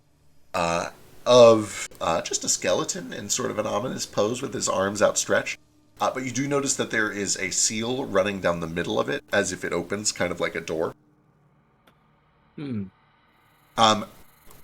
an 8, you can't miss the smell of undeath coming from the other side. There is just rotting death that wafts out through that crack. There are This for crack sure, here? yeah, there are for sure some corpses on the other side of whatever this is. Yeah, seeing that, I don't want to open it. And if that's the only thing I can find, I just collect everything else here Perfect. and head back up. Alright, excellent. You guys gather your things, and do you do anything else here before you head off on your way? Oh, I thought we were going to go back down and explore the room. That's what Hopper wanted to do, right? There was just a passage, it turns out, another entrance, but it leads to the same place. Oh. He's gonna... Well, he has some bulk left, so he's gonna try and pick up the longbow and arrows. Sure, absolutely. These can still be sold for half their worth. Yep. Another important lesson about life, baby boy. Never do more than what you're told, alright? Our job was to destroy the obelisk. We destroyed the obelisk. Oh, I have a better one. I think you should do even less than you're told. Sorry, I genuinely didn't understand that. That's kind of my goal with this character. He said he's got a new one for you. You should do even less than what you're told. You know, that's a great option. I should think about that going forward. I'm going to spend some time making a little sandcastle. You make a cute little sandcastle. It's hard because the sand here is very dry. It's hard to make a sandcastle with dry sand, but you make it work eventually. Yeah, and then I destroy it. Okay. Like a giant kaiju. Love it. Can I try to harvest some like seeds from the sunbird's onion? Absolutely. Oh, that actually reminds me. Hang on. I picked this up a long time ago, and I kept thinking I should keep it because maybe I would use it for something, and I don't think I'm ever going to use it. And in fact, it kind of seems like maybe it was made for you, and we've been traveling for a long time, and I don't want you to read too much into this. It's just I really think that this would suit you. And he fishes out. Is it skin? No, it's not skin. Why would it be? It's Jane's skin. It's Jane's skin. All of We Jane. have Jane with us. All of Jane is in this little bag. We have camels with us, right? You should. You have camels? Yeah. Yeah, Cannot presumably you got a wa- couple to yeah. bring your stuff. Yeah, cannot imagine going through the desert without just on foot. So miserable. I'm gonna put some of these on the camels, so I don't have to carry them. Oh, what's this? Now, I didn't get this firsthand, but somebody told me it was made from the bones of a forest dragon, and it's supposed to be really good and helpful for, like, all this stuff, and it just motions down to the plants. Thanks, Hopper. That's really kind of you. I think I'll give it a try now. Sure. How does this work? Basically, if you're just trying to gather up some seeds, you would get a +1 to your survival check, or nature check, whichever one you felt like doing. Oh, That's excellent. cute. Alright, let me do this check real quick. Shadow, can you send me my gun back? Oh yeah. Oh, I forgot to add the circumstance bonus to that. Totally fine. 22 is plenty. It's a little tricky. You do find that the seeds themselves kind of glow a bit. They're a little warm to the touch. It almost feels like... It isn't actually like this, but you can't help but imagine holding onto a popcorn kernel right as it was about to burst, and like that timidity of, oh, this is going to pop in my hand any second and be really hot, is ever present as you work with the seeds. But you're eventually able to kind of get them into a pouch safely tucked away, where they should be safe to transport. Hopefully I can use this down the road. Get some more healing out of it. I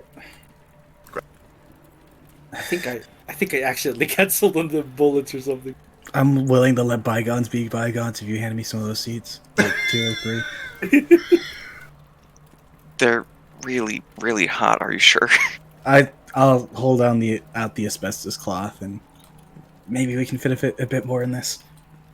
Notably, just for comedic effect, when you hold out the asbestos cloth and just like peel it back a second to put something else in there, there's just a gout of flame that bursts out. You're like, oh shit! Oh right. It's a real process transporting these onions. Okay. And just putting them in your pocket, they'll just burn a hole through it. The seeds. And your skin. And your skin. And everything else. The seeds are not quite on fire. They're just warm to the touch. You could potentially keep one in your pocket if you like wrapped it up real good. Sure. I have like normal cloth somewhere in my person. I'll wrap it up in that. Oh, I have this.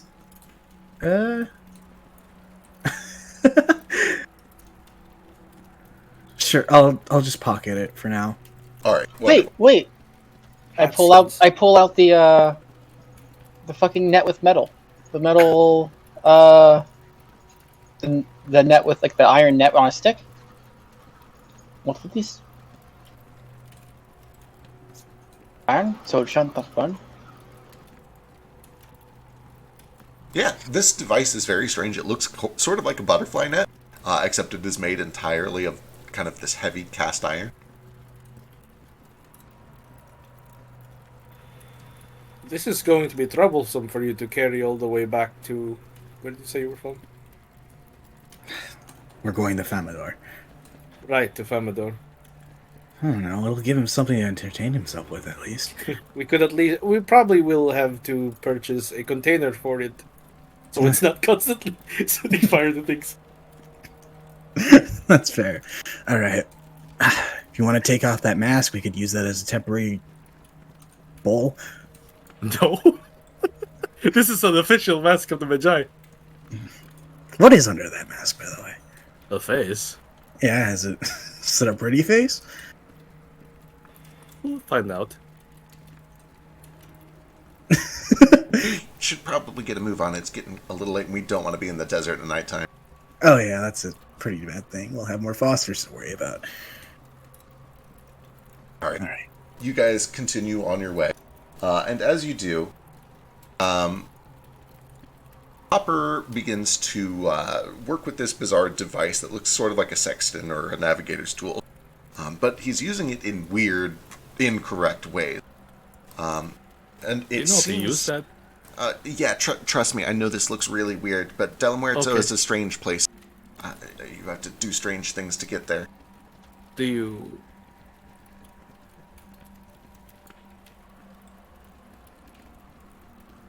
Do I what? No, go ahead. I want to see how you do it. I see. Okay. All right. Well, I just need to... And he, sticks out his tongue. Okay, 5 more minutes, okay? I promise this is going somewhere. Hopper's really smart. He does this all the time. I've been to Delera once. I just like seeing how the methods change over time.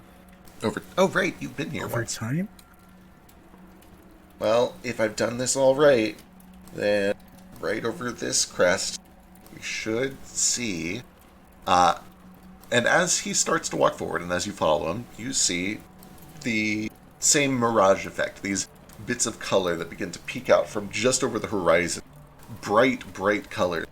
Blues and greens and pinks and yellows. And eventually, all at once, as if it's rushing up to meet you, you watch as the city of Delera opens its gates to you.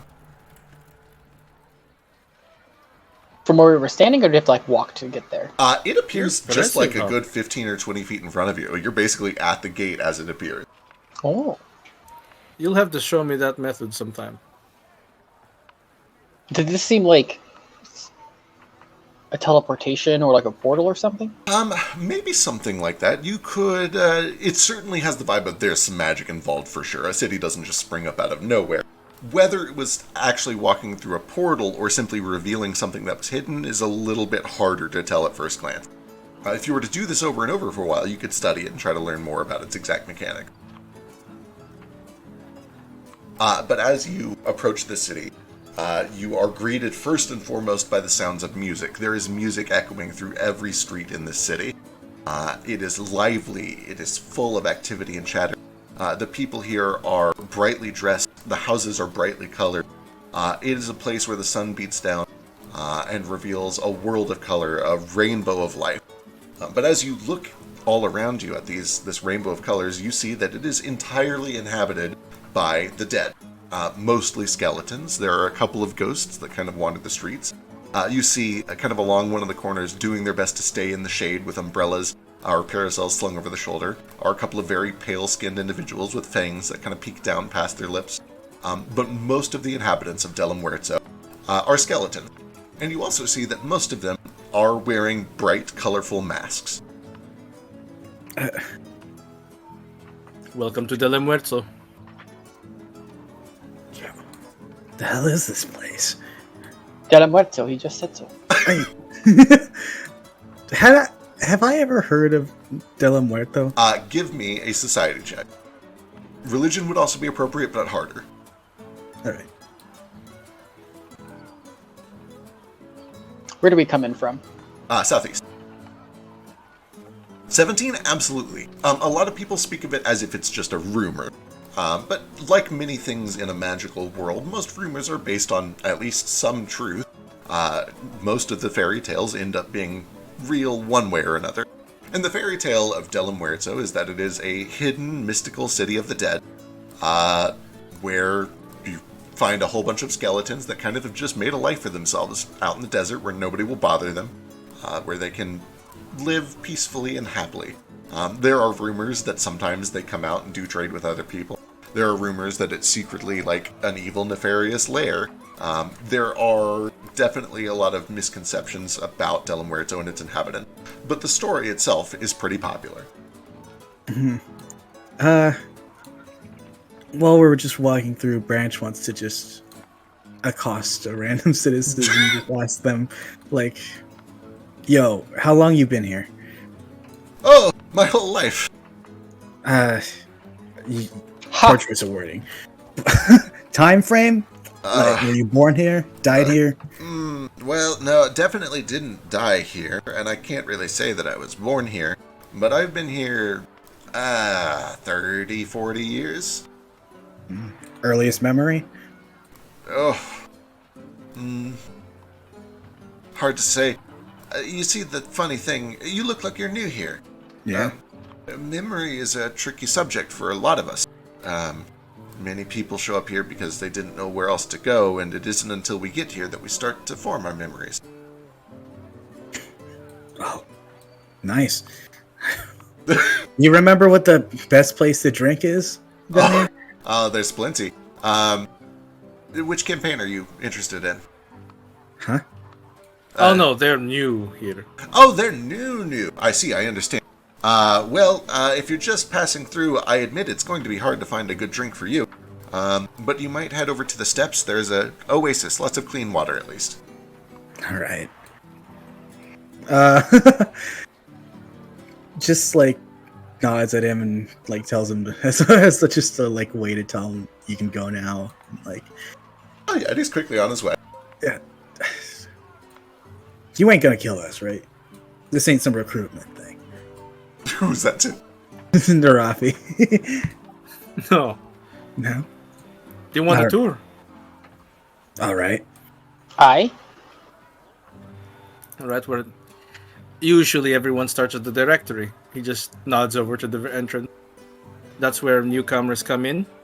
That's also where people wait for others.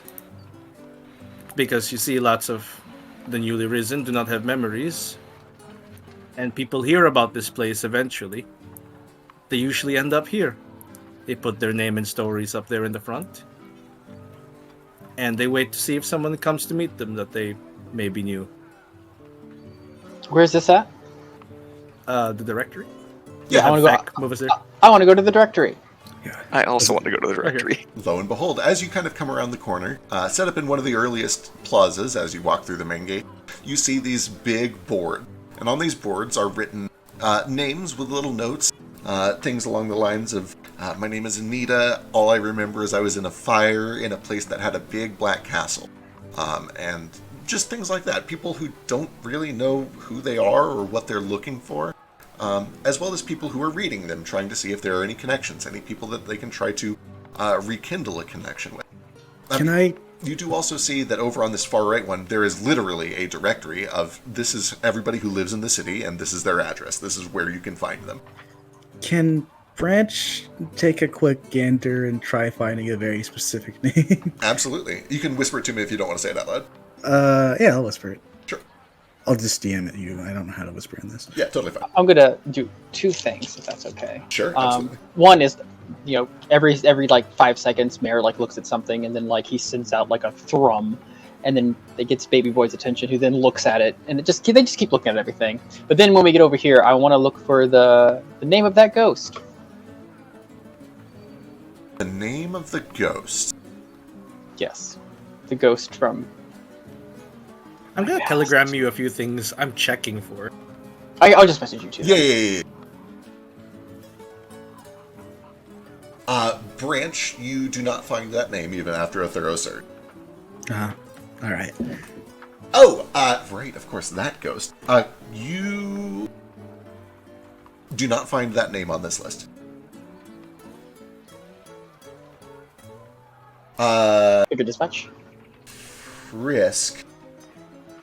You do not find that name on this list. However, I'm trying to figure out what I can say. Here, let me send it back as a message. Yeah, in case. just telegram. Yeah. You guys expecting to find someone? It has been a while since I've been here. I'm just trying to see if there's anyone new who I would have known. So does every soul come Holy here? shit! Hopper interrupts. Prospero lives here. What the fuck? Prospero? Yeah, look, and he points at the board. Prospero von Moresco del Wittershins. Oh, right. What? No fucking way. That's the adventure you told me about? Yeah! Okay. I gotta go to the museum, but then I gotta go to the steps. I gotta go to the steps in the museum. All okay. right. We can do those first. That's what you want to do. No, it's fine. I'm along for the ride. It's fine. I got all the time in the world. We're good. You guys do your thing first. Sure. No, it's okay. We're doing everything. Do you want to get a room first, or do you want to do the tour immediately? I ain't got anything better to do. All right. Who knows people who died? Blinks and skeleton. He looks at Foster specifically. Do you want to put your name on one of these? I guess I should, shouldn't I? It could help. I'll walk up to whichever one you put your name on. That's right. Yeah, My either name of these is... left it. Yeah, try this one. And it is right. Do I know the name of who I served, or is that still... You know that it was House Vesper. Perfect. I write, my name is Foster Nasir. I was a groundskeeper at House Vesper. And that's about all I know. I'll put it on the board. All right. Delightful.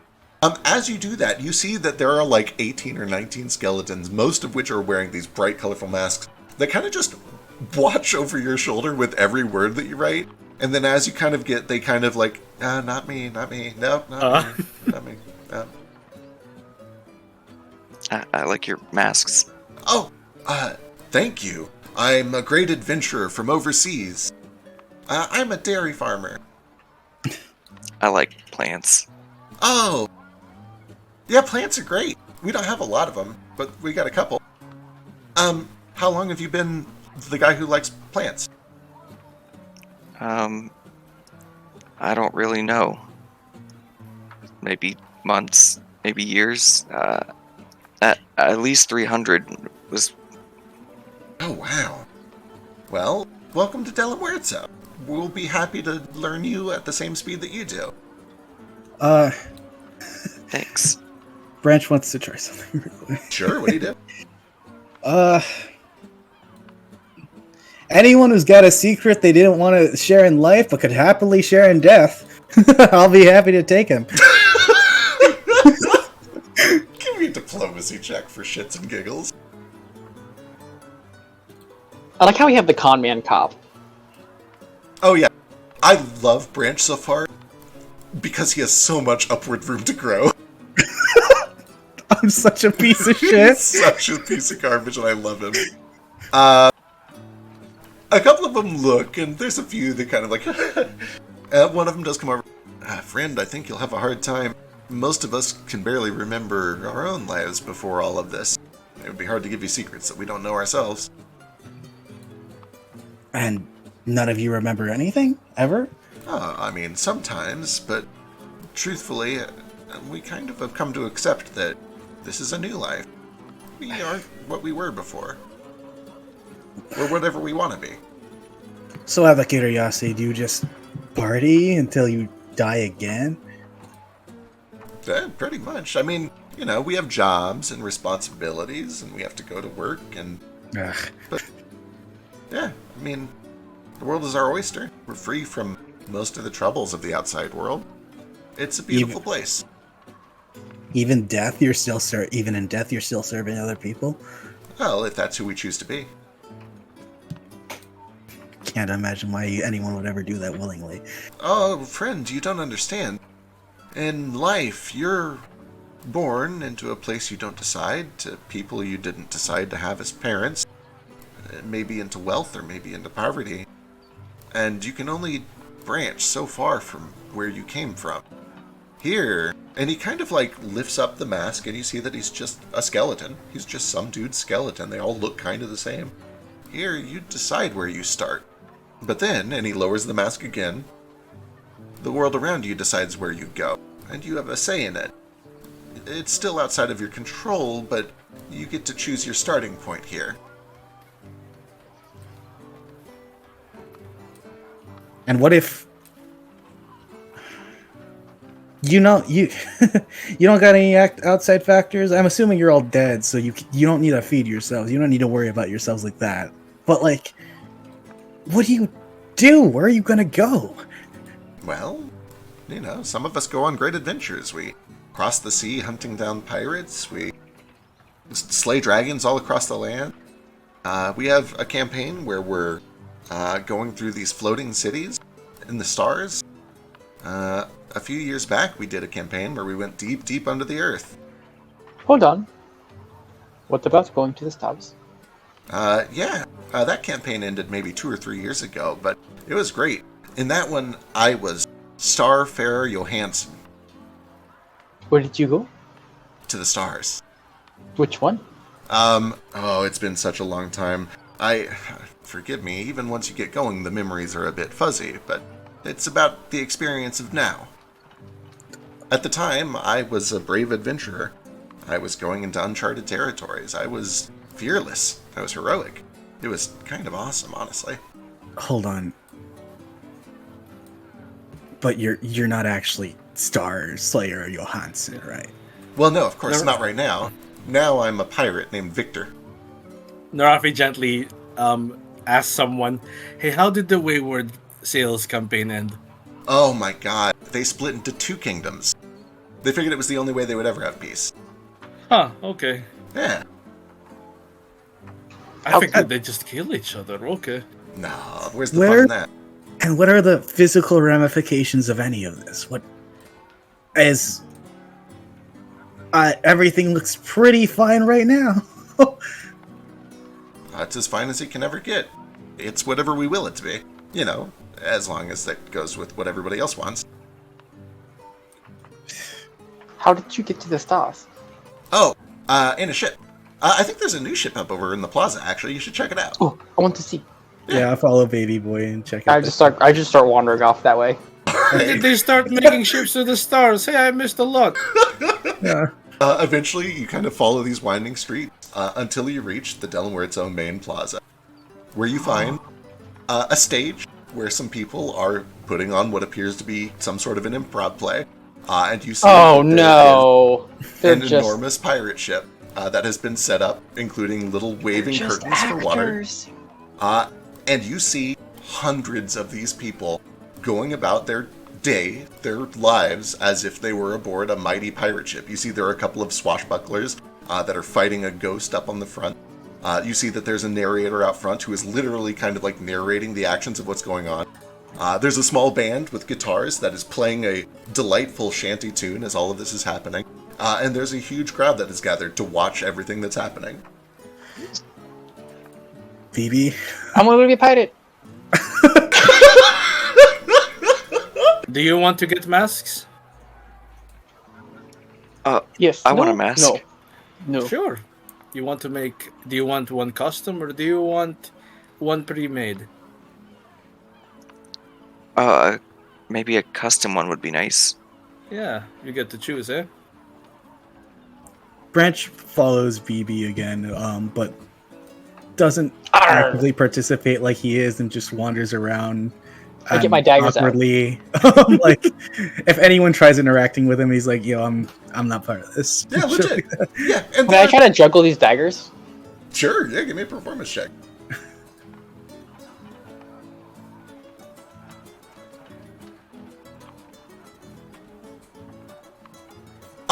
It's not great. It's not super great. You probably, You probably get one and you catch one, but then you immediately drop all of the others. I only have 2, so Fair. probably just throwing them all willy-nilly. Watching Baby Boy try, I'll approach him and be like, no, like this, all right? Oh. And with one arm, Sense of drama flares. with one arm, I take one of the fake swords, throw it up, and then grab the other one and try juggling them both. Oh, these aren't fake swords. These are daggers I took off of the dead bodies inside the with daggers and try like throwing them in the air and juggling them with one arm. Hell yeah. Occasion. Well, we'll see. Do I roll performance? Yeah, give me a performance check. Let's see how it goes. Hell yeah. If your dexterity is better than your charisma, you can make that adjustment. And that would have been true for Baby Boy as well. I honestly don't know. No. Okay. I'm charisma based. That's pretty good. It's impressive, especially given what you're working with. You do a pretty decent job. 19 is probably not so much that you're able to keep a super impressive routine going for a long time, but at the very least, you do a fundamental juggle with daggers. I clap. You clap, and so does everyone else. And actually, as you begin doing this, you see that a couple of these guys come over with their guitars, and they begin like playing along with you.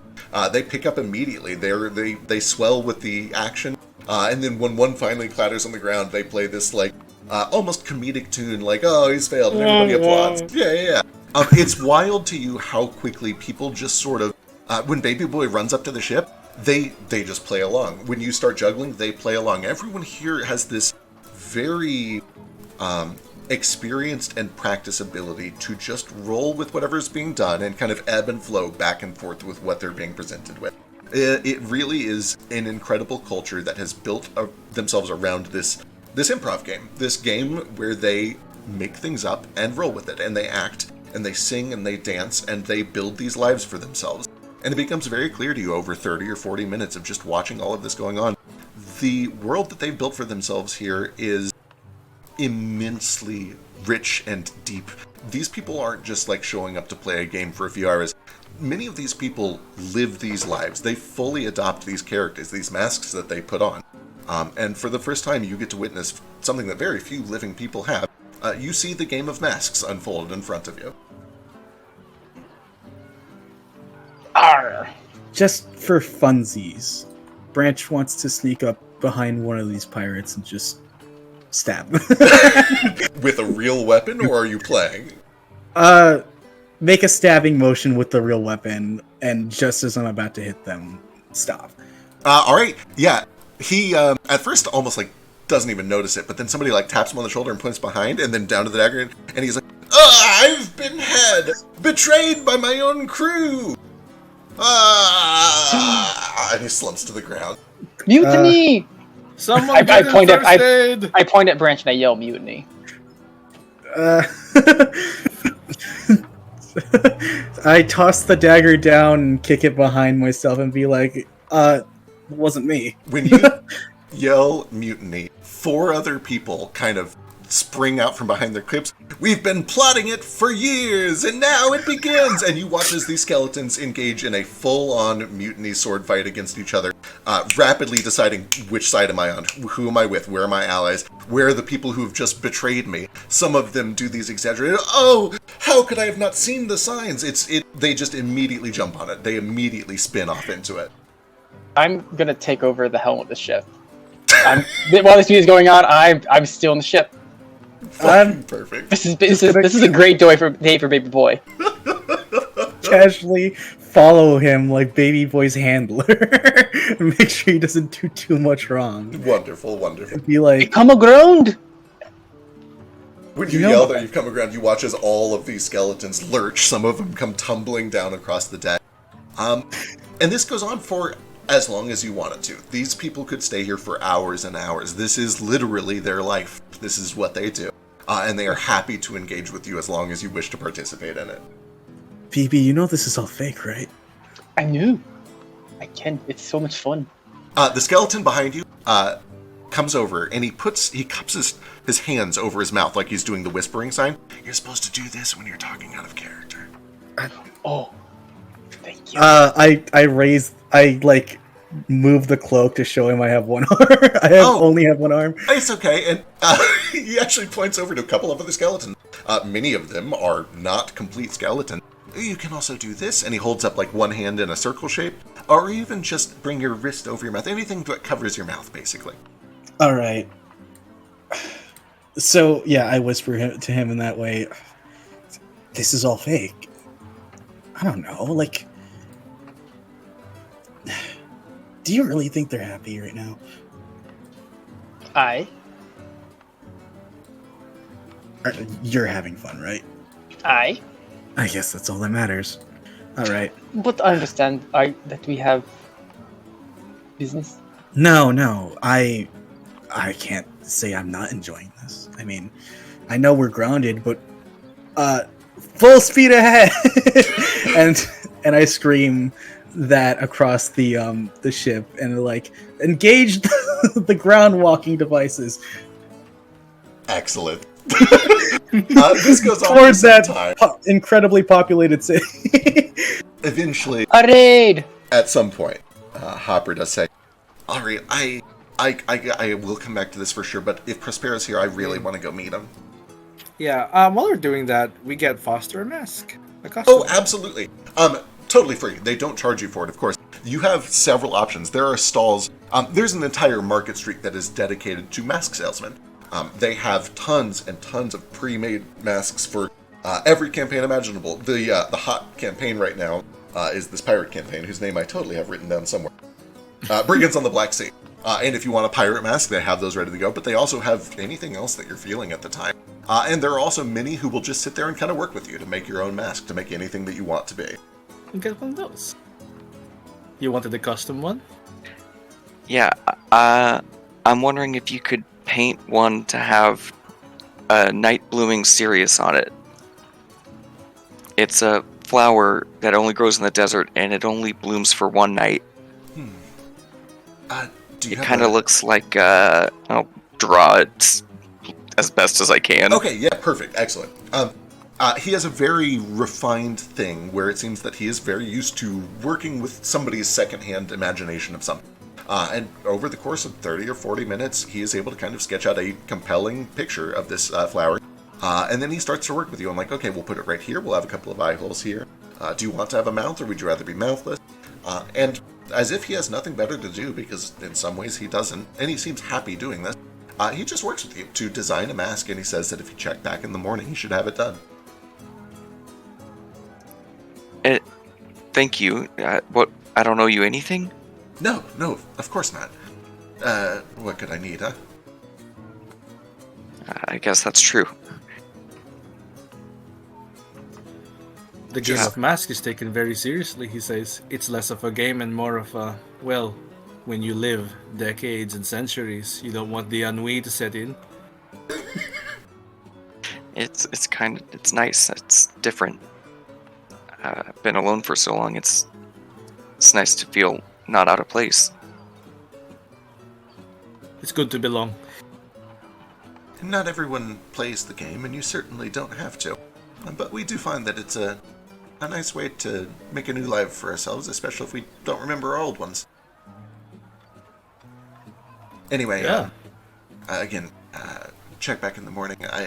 It costs nothing, of course, at least your first one. Yeah, what's your name? Oh, my name? Yeah. You want to know my name? Yes. My name Yes, is DM. Captain Rodrigo Rojo. You may also know me as Oh. Count Ludwig von Vanderschneck, or the Which Giant one of are you Course. currently? Oh, Captain Rodrigo. Okay, Captain. And he bows. It's nice to meet you, Captain. Good to meet you too. What was your name? Foster. Foster. Very good. You see baby boys climbed up to the crow's nest.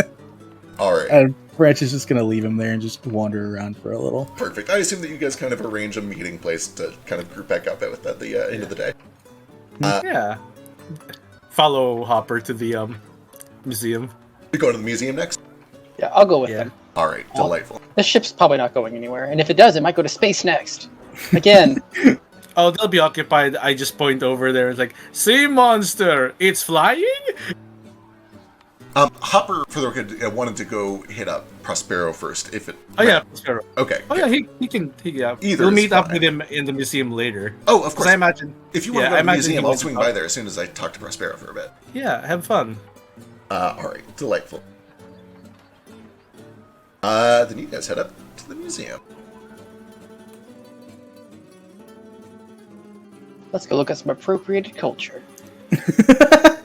Yeah, we had like 30 to 40 minutes. I think he's talking to Prospero a little. Yeah, he'll probably be there for a while. Well, this is the museum, and I look up at it. This was the manor of the Desolate King, was it? The Desolate King, yeah.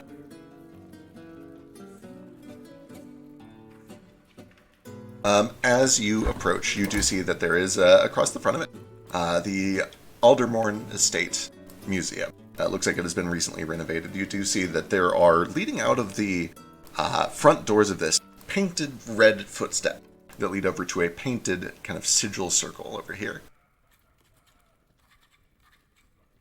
However, the door is unlocked and easy enough to push open if you'd like to head inside. Once you're in, you find a pretty quiet building where there's a desk and a receptionist that's kind of just waiting.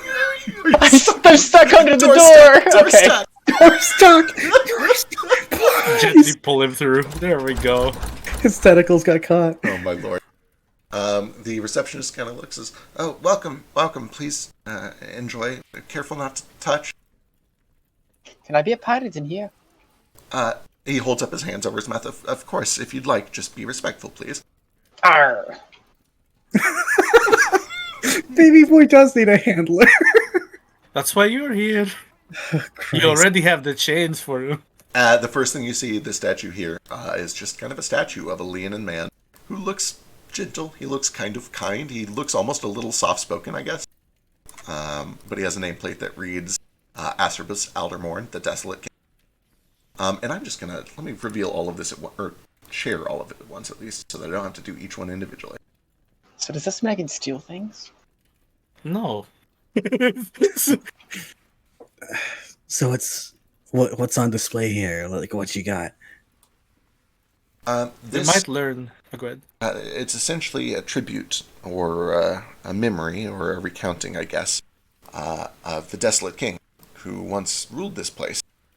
His story is fascinating and a little tragic, a reminder of how easily we can slip into evil, and how ultimately good always prevails.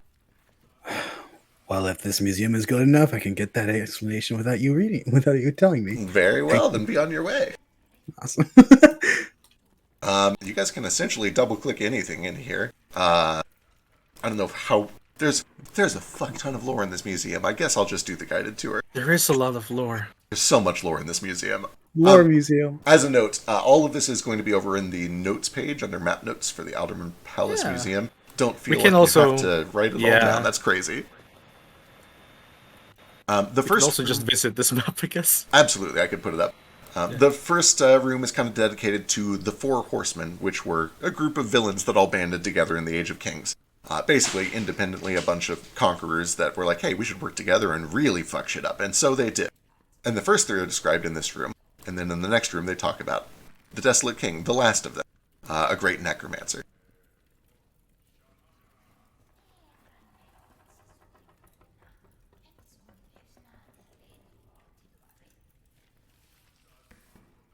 Oh, boy.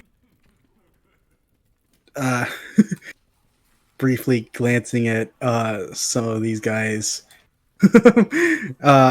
Branch looks at them, sizing them up, and like looks at fucking Tremodus, the trembling king right here, and is like, just rubs his chin and is like, yeah, I could take him. Flag, of all of them, he certainly seems the feeblest. He's got kind of like a hunched back. He walks with a staff.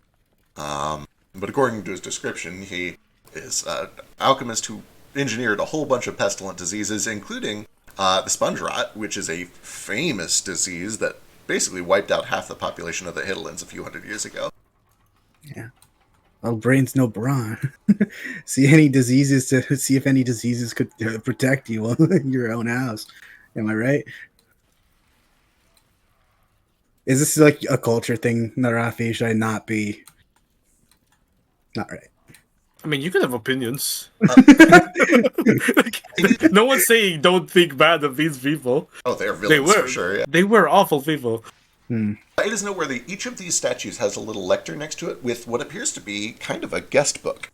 Most of them only have a few names in it, but you do see a couple that one of them says, "Oh, my name is Quincy Adams. I died of sponge rot in 1550," or whatever the appropriate date is. It seems to essentially be a guest book for people who were killed by each of these people and then raised and came to Dela Muerto.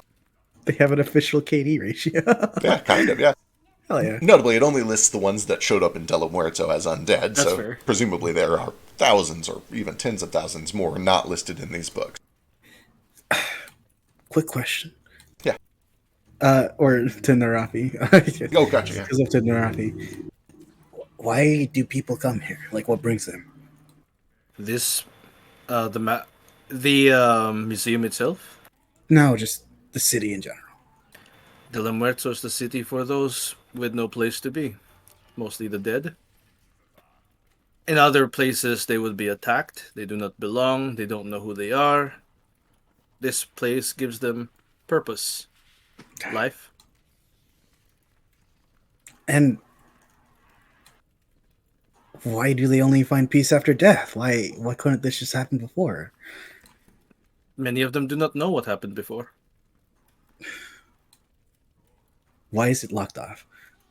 What is... Well, the city. Why is the city hidden? Well, Didn't you want to kill some undead yourself? there are many people who cannot differentiate the difference between, an undead who is living and an undead who is in, how to describe, a construct, basically. Some undead are driven by what killed them, makes them evil, And others, well, they're new. They form their own opinions. They're people. All right. Sure.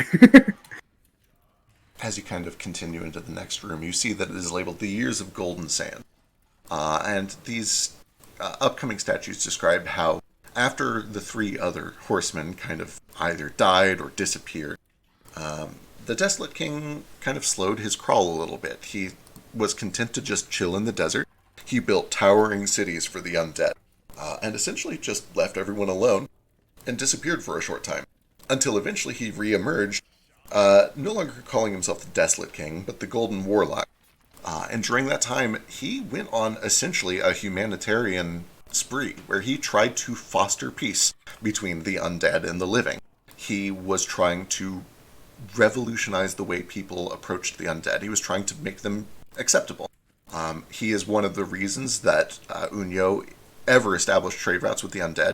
He's one of the reasons that sentient dead are treated with any respect anywhere in the world.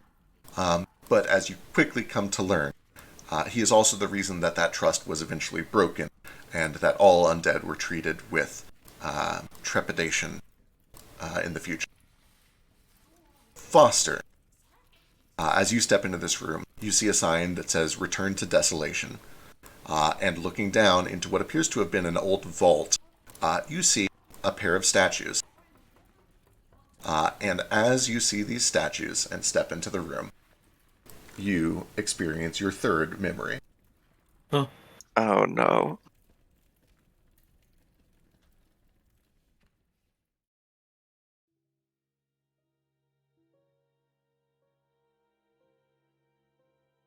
As you are looking at these statues, halfway across the world from where you once lived, where you woke up, and where you experienced all of these previous memories, you look down and you see that your hands have flesh again, but that flesh is necrotic and bruised. One of your hands holds a rusty iron short sword. The other is covered in bite marks that have clotted in a horrible purple color. And you remember your fifth feeling, fear. And as you look around, you see that you are one of hundreds of reanimated soldiers. surrounded by the dead bodies of knights wearing the castle's colors. And standing over one of those knights is a dragonborn with gleaming silver scales, black robes with white hieroglyphs, one of which is the symbol of the Desolate King, and a golden shepherd's hook. And as he raises the hook aloft, it glows with magic, and you watch as the knight rises to her feet once more.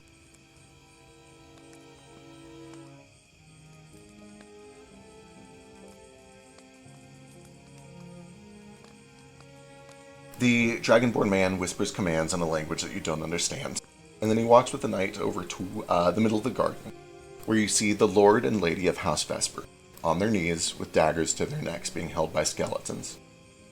And the Lord looks up to the Dragonborn. Why are you doing this?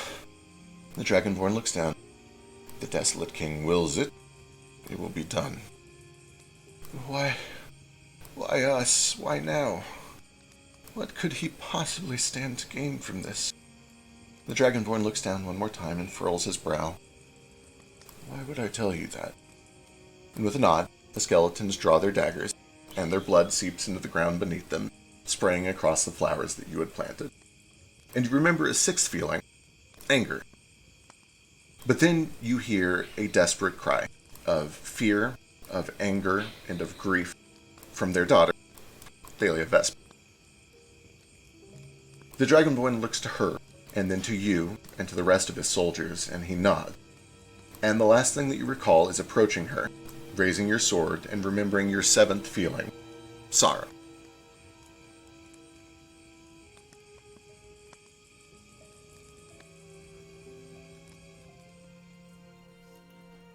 And then you wake up, and they're just statues in a palace that's been turned into a museum, in the middle of a town that never even knew her name. And you feel alone, at least for a little while, until eventually Oldwood kind of walks up beside you and looks up at the statues and then to you, and she takes a little step closer so she can lean against your leg bones.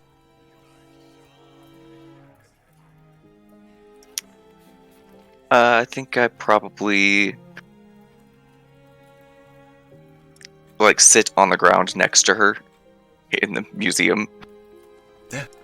I don't really think I say anything right away. I think I just sit next to her and I stare at the statues and just kind of am lost.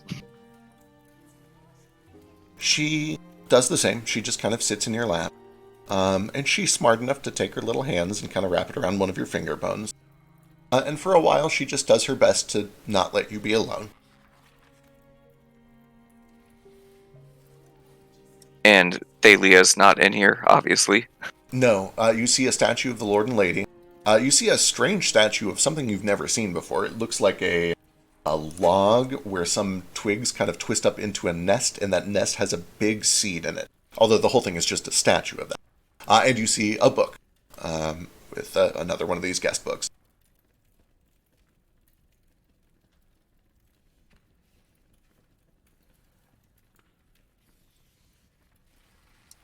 I think I probably sit there for a while and then eventually stand up and I walk over and I will sign my name in the book. All right.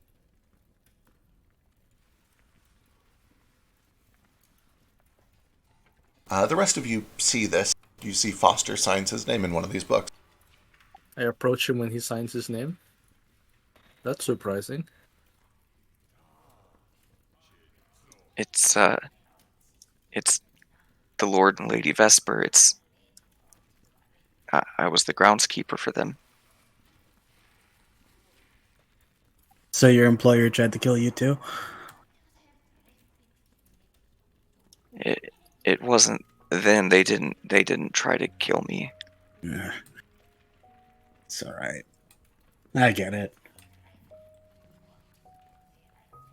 It was I don't know his name. It's also I don't know what happened. Do you want to? The way you're acting, I think it's better if you just left this. It's in the past, right? No, I need to know. I need to know why I'm still here when so many people aren't. All right. Maybe the one who did this has a statue. It is of note that in this room there are notes under each of these statues. And one of them mentions an artifact, the Seed of the Moonlight Prayer, which you have never heard of, or at least you don't remember hearing of. That apparently was found somewhere in their territory. And by the sound of it, the Desolate King heard about this and wanted it for himself. And so he sent his men to come and kill them and take it. This name, Acerbis, that doesn't ring any bells, I assume. It does not. And it is. It was introduced at the start of the museum. Acerbis Aldermorn is the Desolate King. That is. Sorry. What year is it now? It is currently 5,120, which means this all happened about 350 years ago.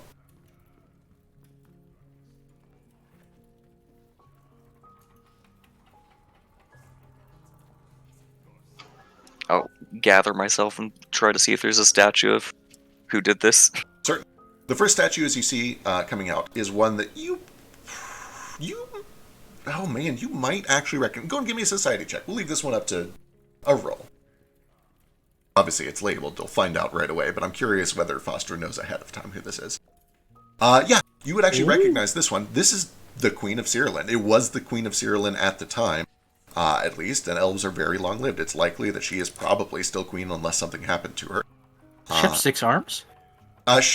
No, those are just part of her, outfit. Oh, gotcha. This is Queen Lathlaeanus Remus of Cyrillin, who was basically heartbroken by the attack and immediately ordered swift and double vengeance. And according to this, she sent an elite force of inquisitors and paladins who infiltrated the palace, killed everyone they found inside, recovered the Seed of the Moonlight Prayer, and did their best to punish Acerbis for what he had done, and foiled his plan to use the seed in the first place.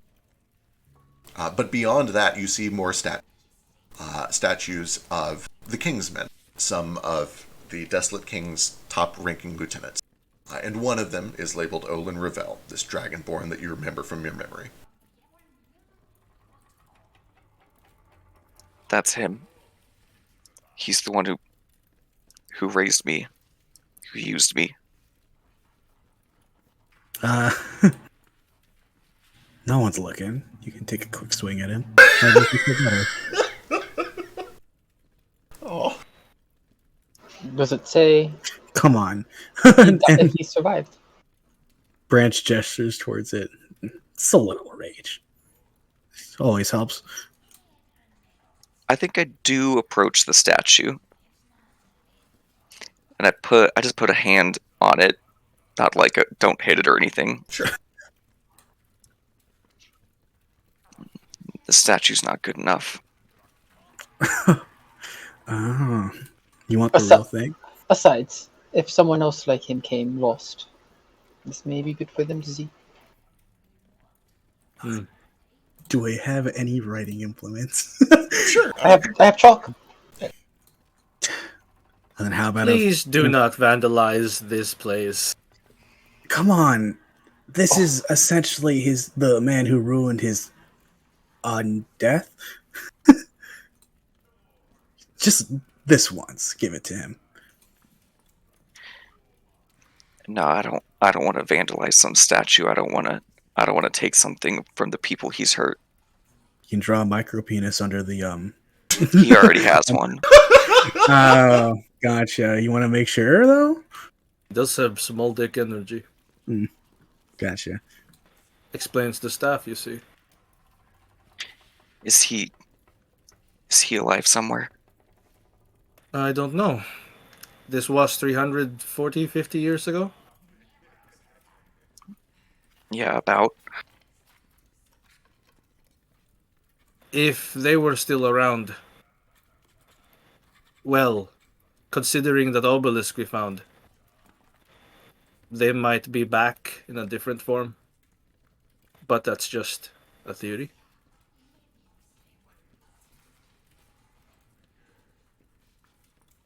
Wow. Want to stop pussyfooting around and actually try and fight the fucker? I'm gonna put him in the ground. Oh. Fighting with fire, I see. All right. As you kind of continue into the last room, you're greeted by what is not... It's hard to say whether it's real or just an illusion. There is glowing green energy that pours up from cracks in the ground in what used to be a throne room. And you can see that there's a statue of him across the room. Aceribus Aldermorn, the Desolate King, the great necromancer, the one ultimately responsible for your death. And across, you see another Leonin, a younger one that bears a bit of a resemblance. Aethan Aldermorn, his eldest son.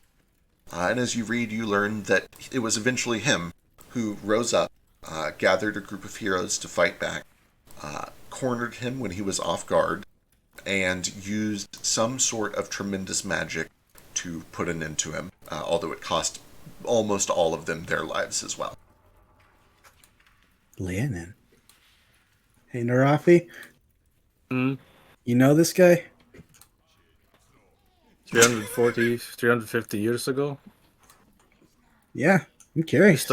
Historical figure. You're familiar... Let me stop being around the bush. You undead? He tilts his head. Are you like Foster? Am I going to pull that mask off and it's just going to be a lion skeleton? He just kind of raises an arm and flexes a bicep. All right, you're a fleshy skeleton. Oh, gotcha. That Some actually people call does those not make people. Branch, you're a fleshy skeleton. Like, everyone is a fleshy skeleton except skeletons. Branch just looks at himself amazed at the revelation. Branch is having his mind blown. I have a skeleton Stop. inside me. I have a skeleton. Stop I am a using your skeleton. powers on Branch. You shouldn't do that to your friends. All right. So, you're alive like us? I didn't say that. You're not telling me there's different kinds of death, right? You literally came across like ghosts. Undead. But you're not like... Branch just contemplates this for a bit. So if the dead don't have bodies, they go. I mean, some do. Some ghosts have bodies? If they possess someone, yeah. Oh. Are you a ghost? No. What are you? Branch, it's pretty obvious. For now, I'm Narafi, yeah? Is it? Are you... Do you know something that I don't know, finally, baby boy? No, I was just paying attention. Okay. Remember last night when you wiped your blood on him? Do you actually step on that fire, Lucian? Is this fire? I just assumed it was a fancy floor. It is some sort of crazy magical energy that is venting up from those cracks in the ground. Oh, what about just step Okay. on magic energy? Okay, just checking. He's like, I don't recommend you go that close. Can I kick a pebble into it? Sure. Ooh, Okay. yes. It does kind of what you would expect when you throw a pebble into a campfire. The energy clearly kind of parts around it. You hear as some of it just kind of like flickers. It doesn't immediately burst. I'm into gonna dust or do a gravitational lens in the middle there just to see if it, like, I don't know, just to see if it makes it look cool. It certainly distorts the magic a little bit. It has kind of what you would expect when you just bend space around it a bit. There's a curve. It doesn't cause any like extreme reactions or anything.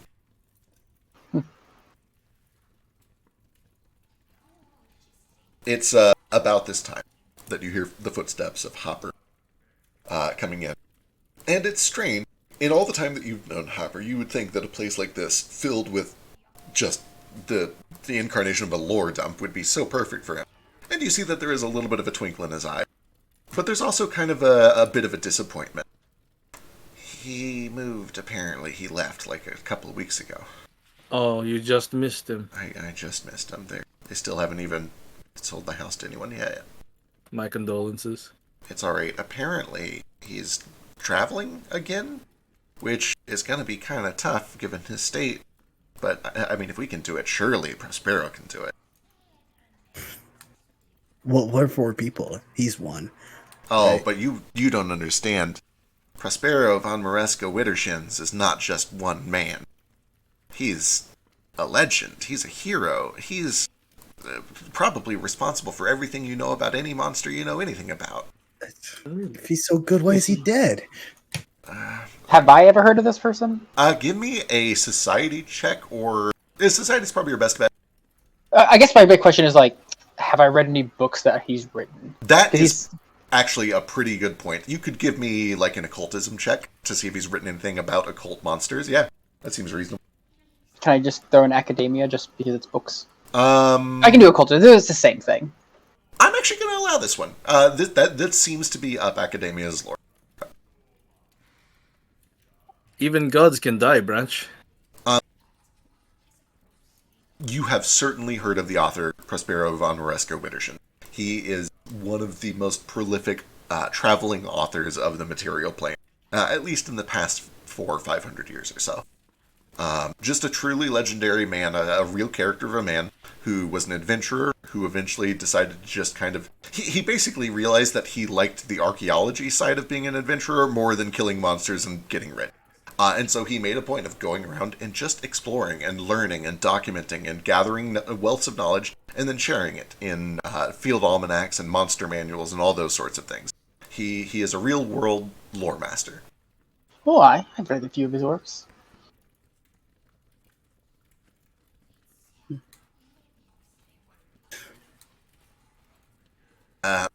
That said, I think we're going to have to backtrack a bit, because according to his old neighbor, he's traveling back up to Eden.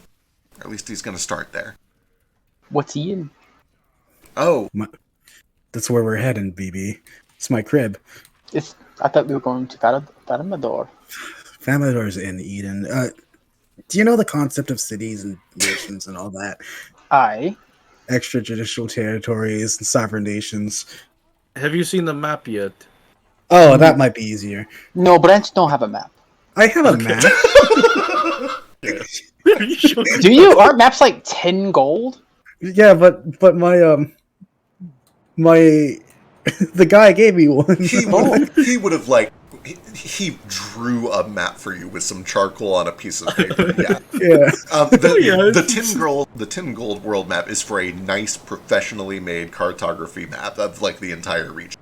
Which I don't actually know if any of you have in character, but out of character... No, it's too much gold. You start with 15 gold. Yeah, this probably represents more just, like, your collective knowledge of the world around you, and you probably don't even have all of these details.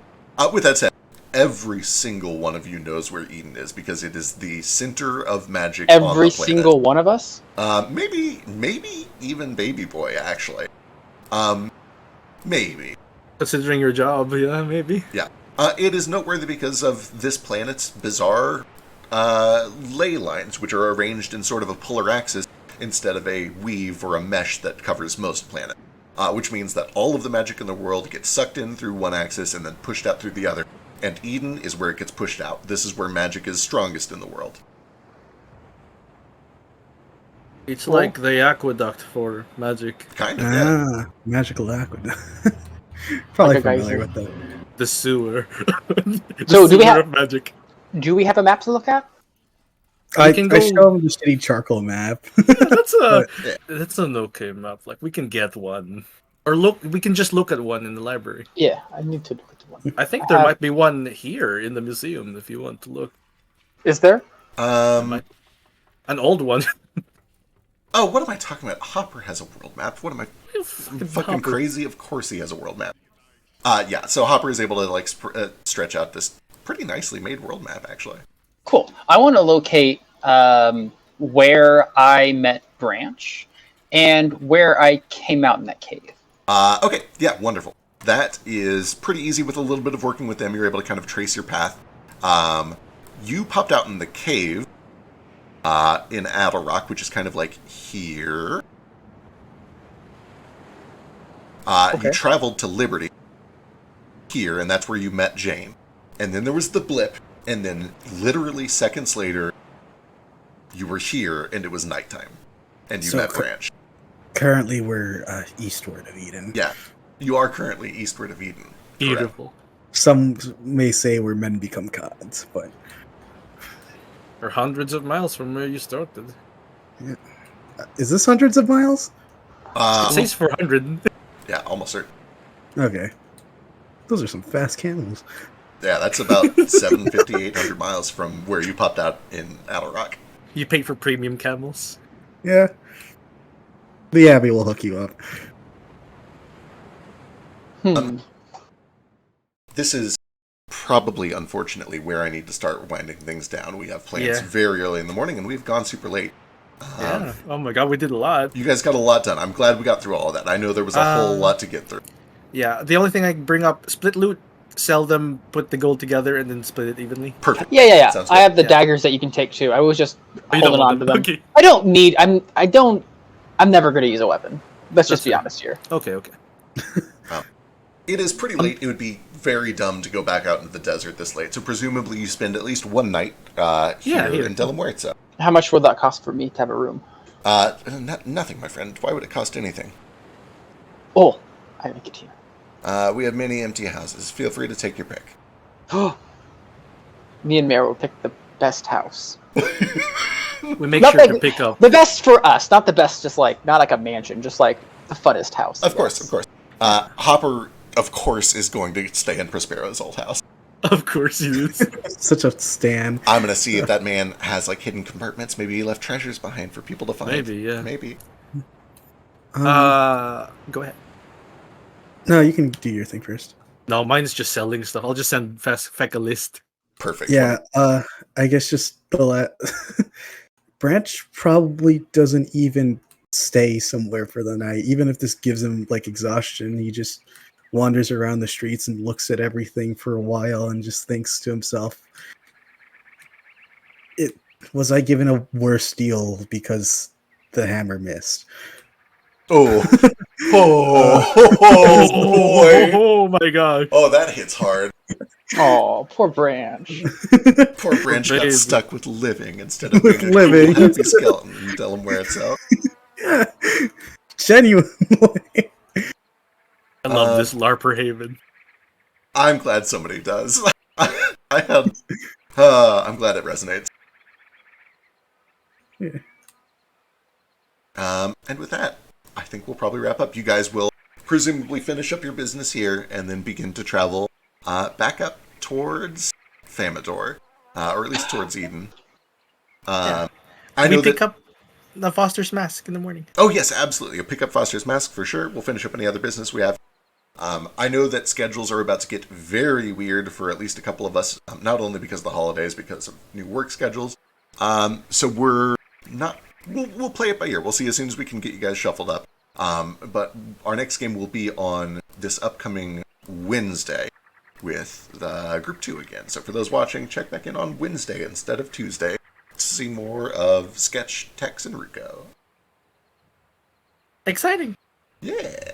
Thanks for watching.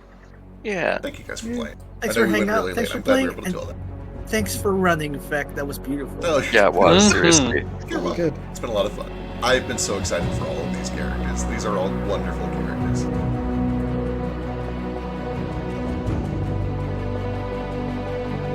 Sent you the stuff I picked up. Okay. I love Branch so much, he feels the little shithead of me. Oh, really? really? Same. I'm actually really, really excited about it. I wasn't entirely sure.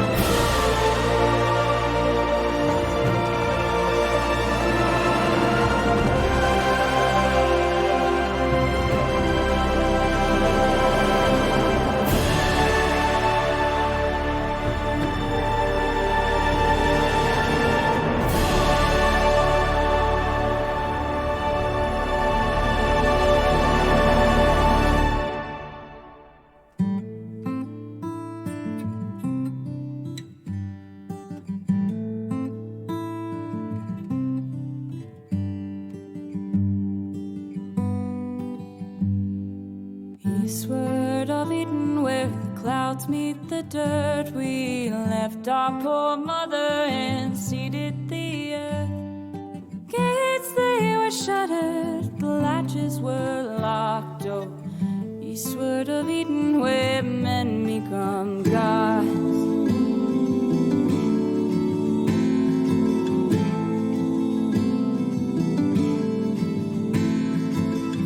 Though our people, we toiled as one, the fruits of our labors dried under the sun. Our children, they sped to outnumber the stars. So, eastward of Eden, where day turns to dawn.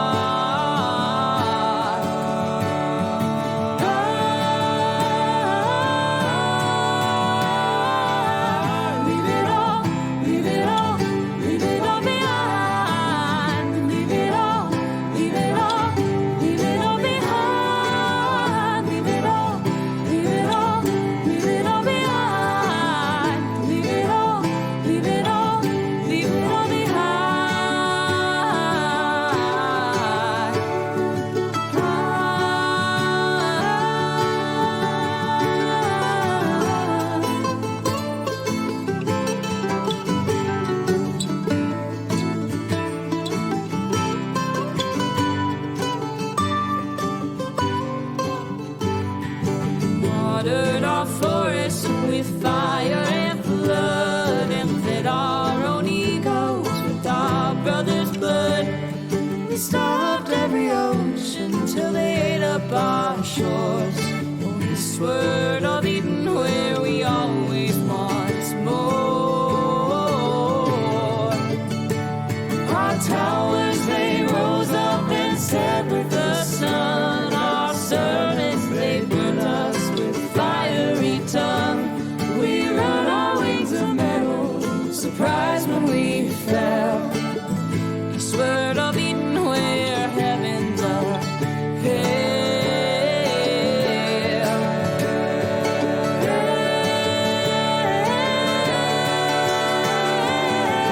Leave it all, leave it all, leave it all behind. Leave it all, leave it all, leave it all behind. Leave it all, leave it all, leave it all behind. Leave it all, leave it all, leave it all behind.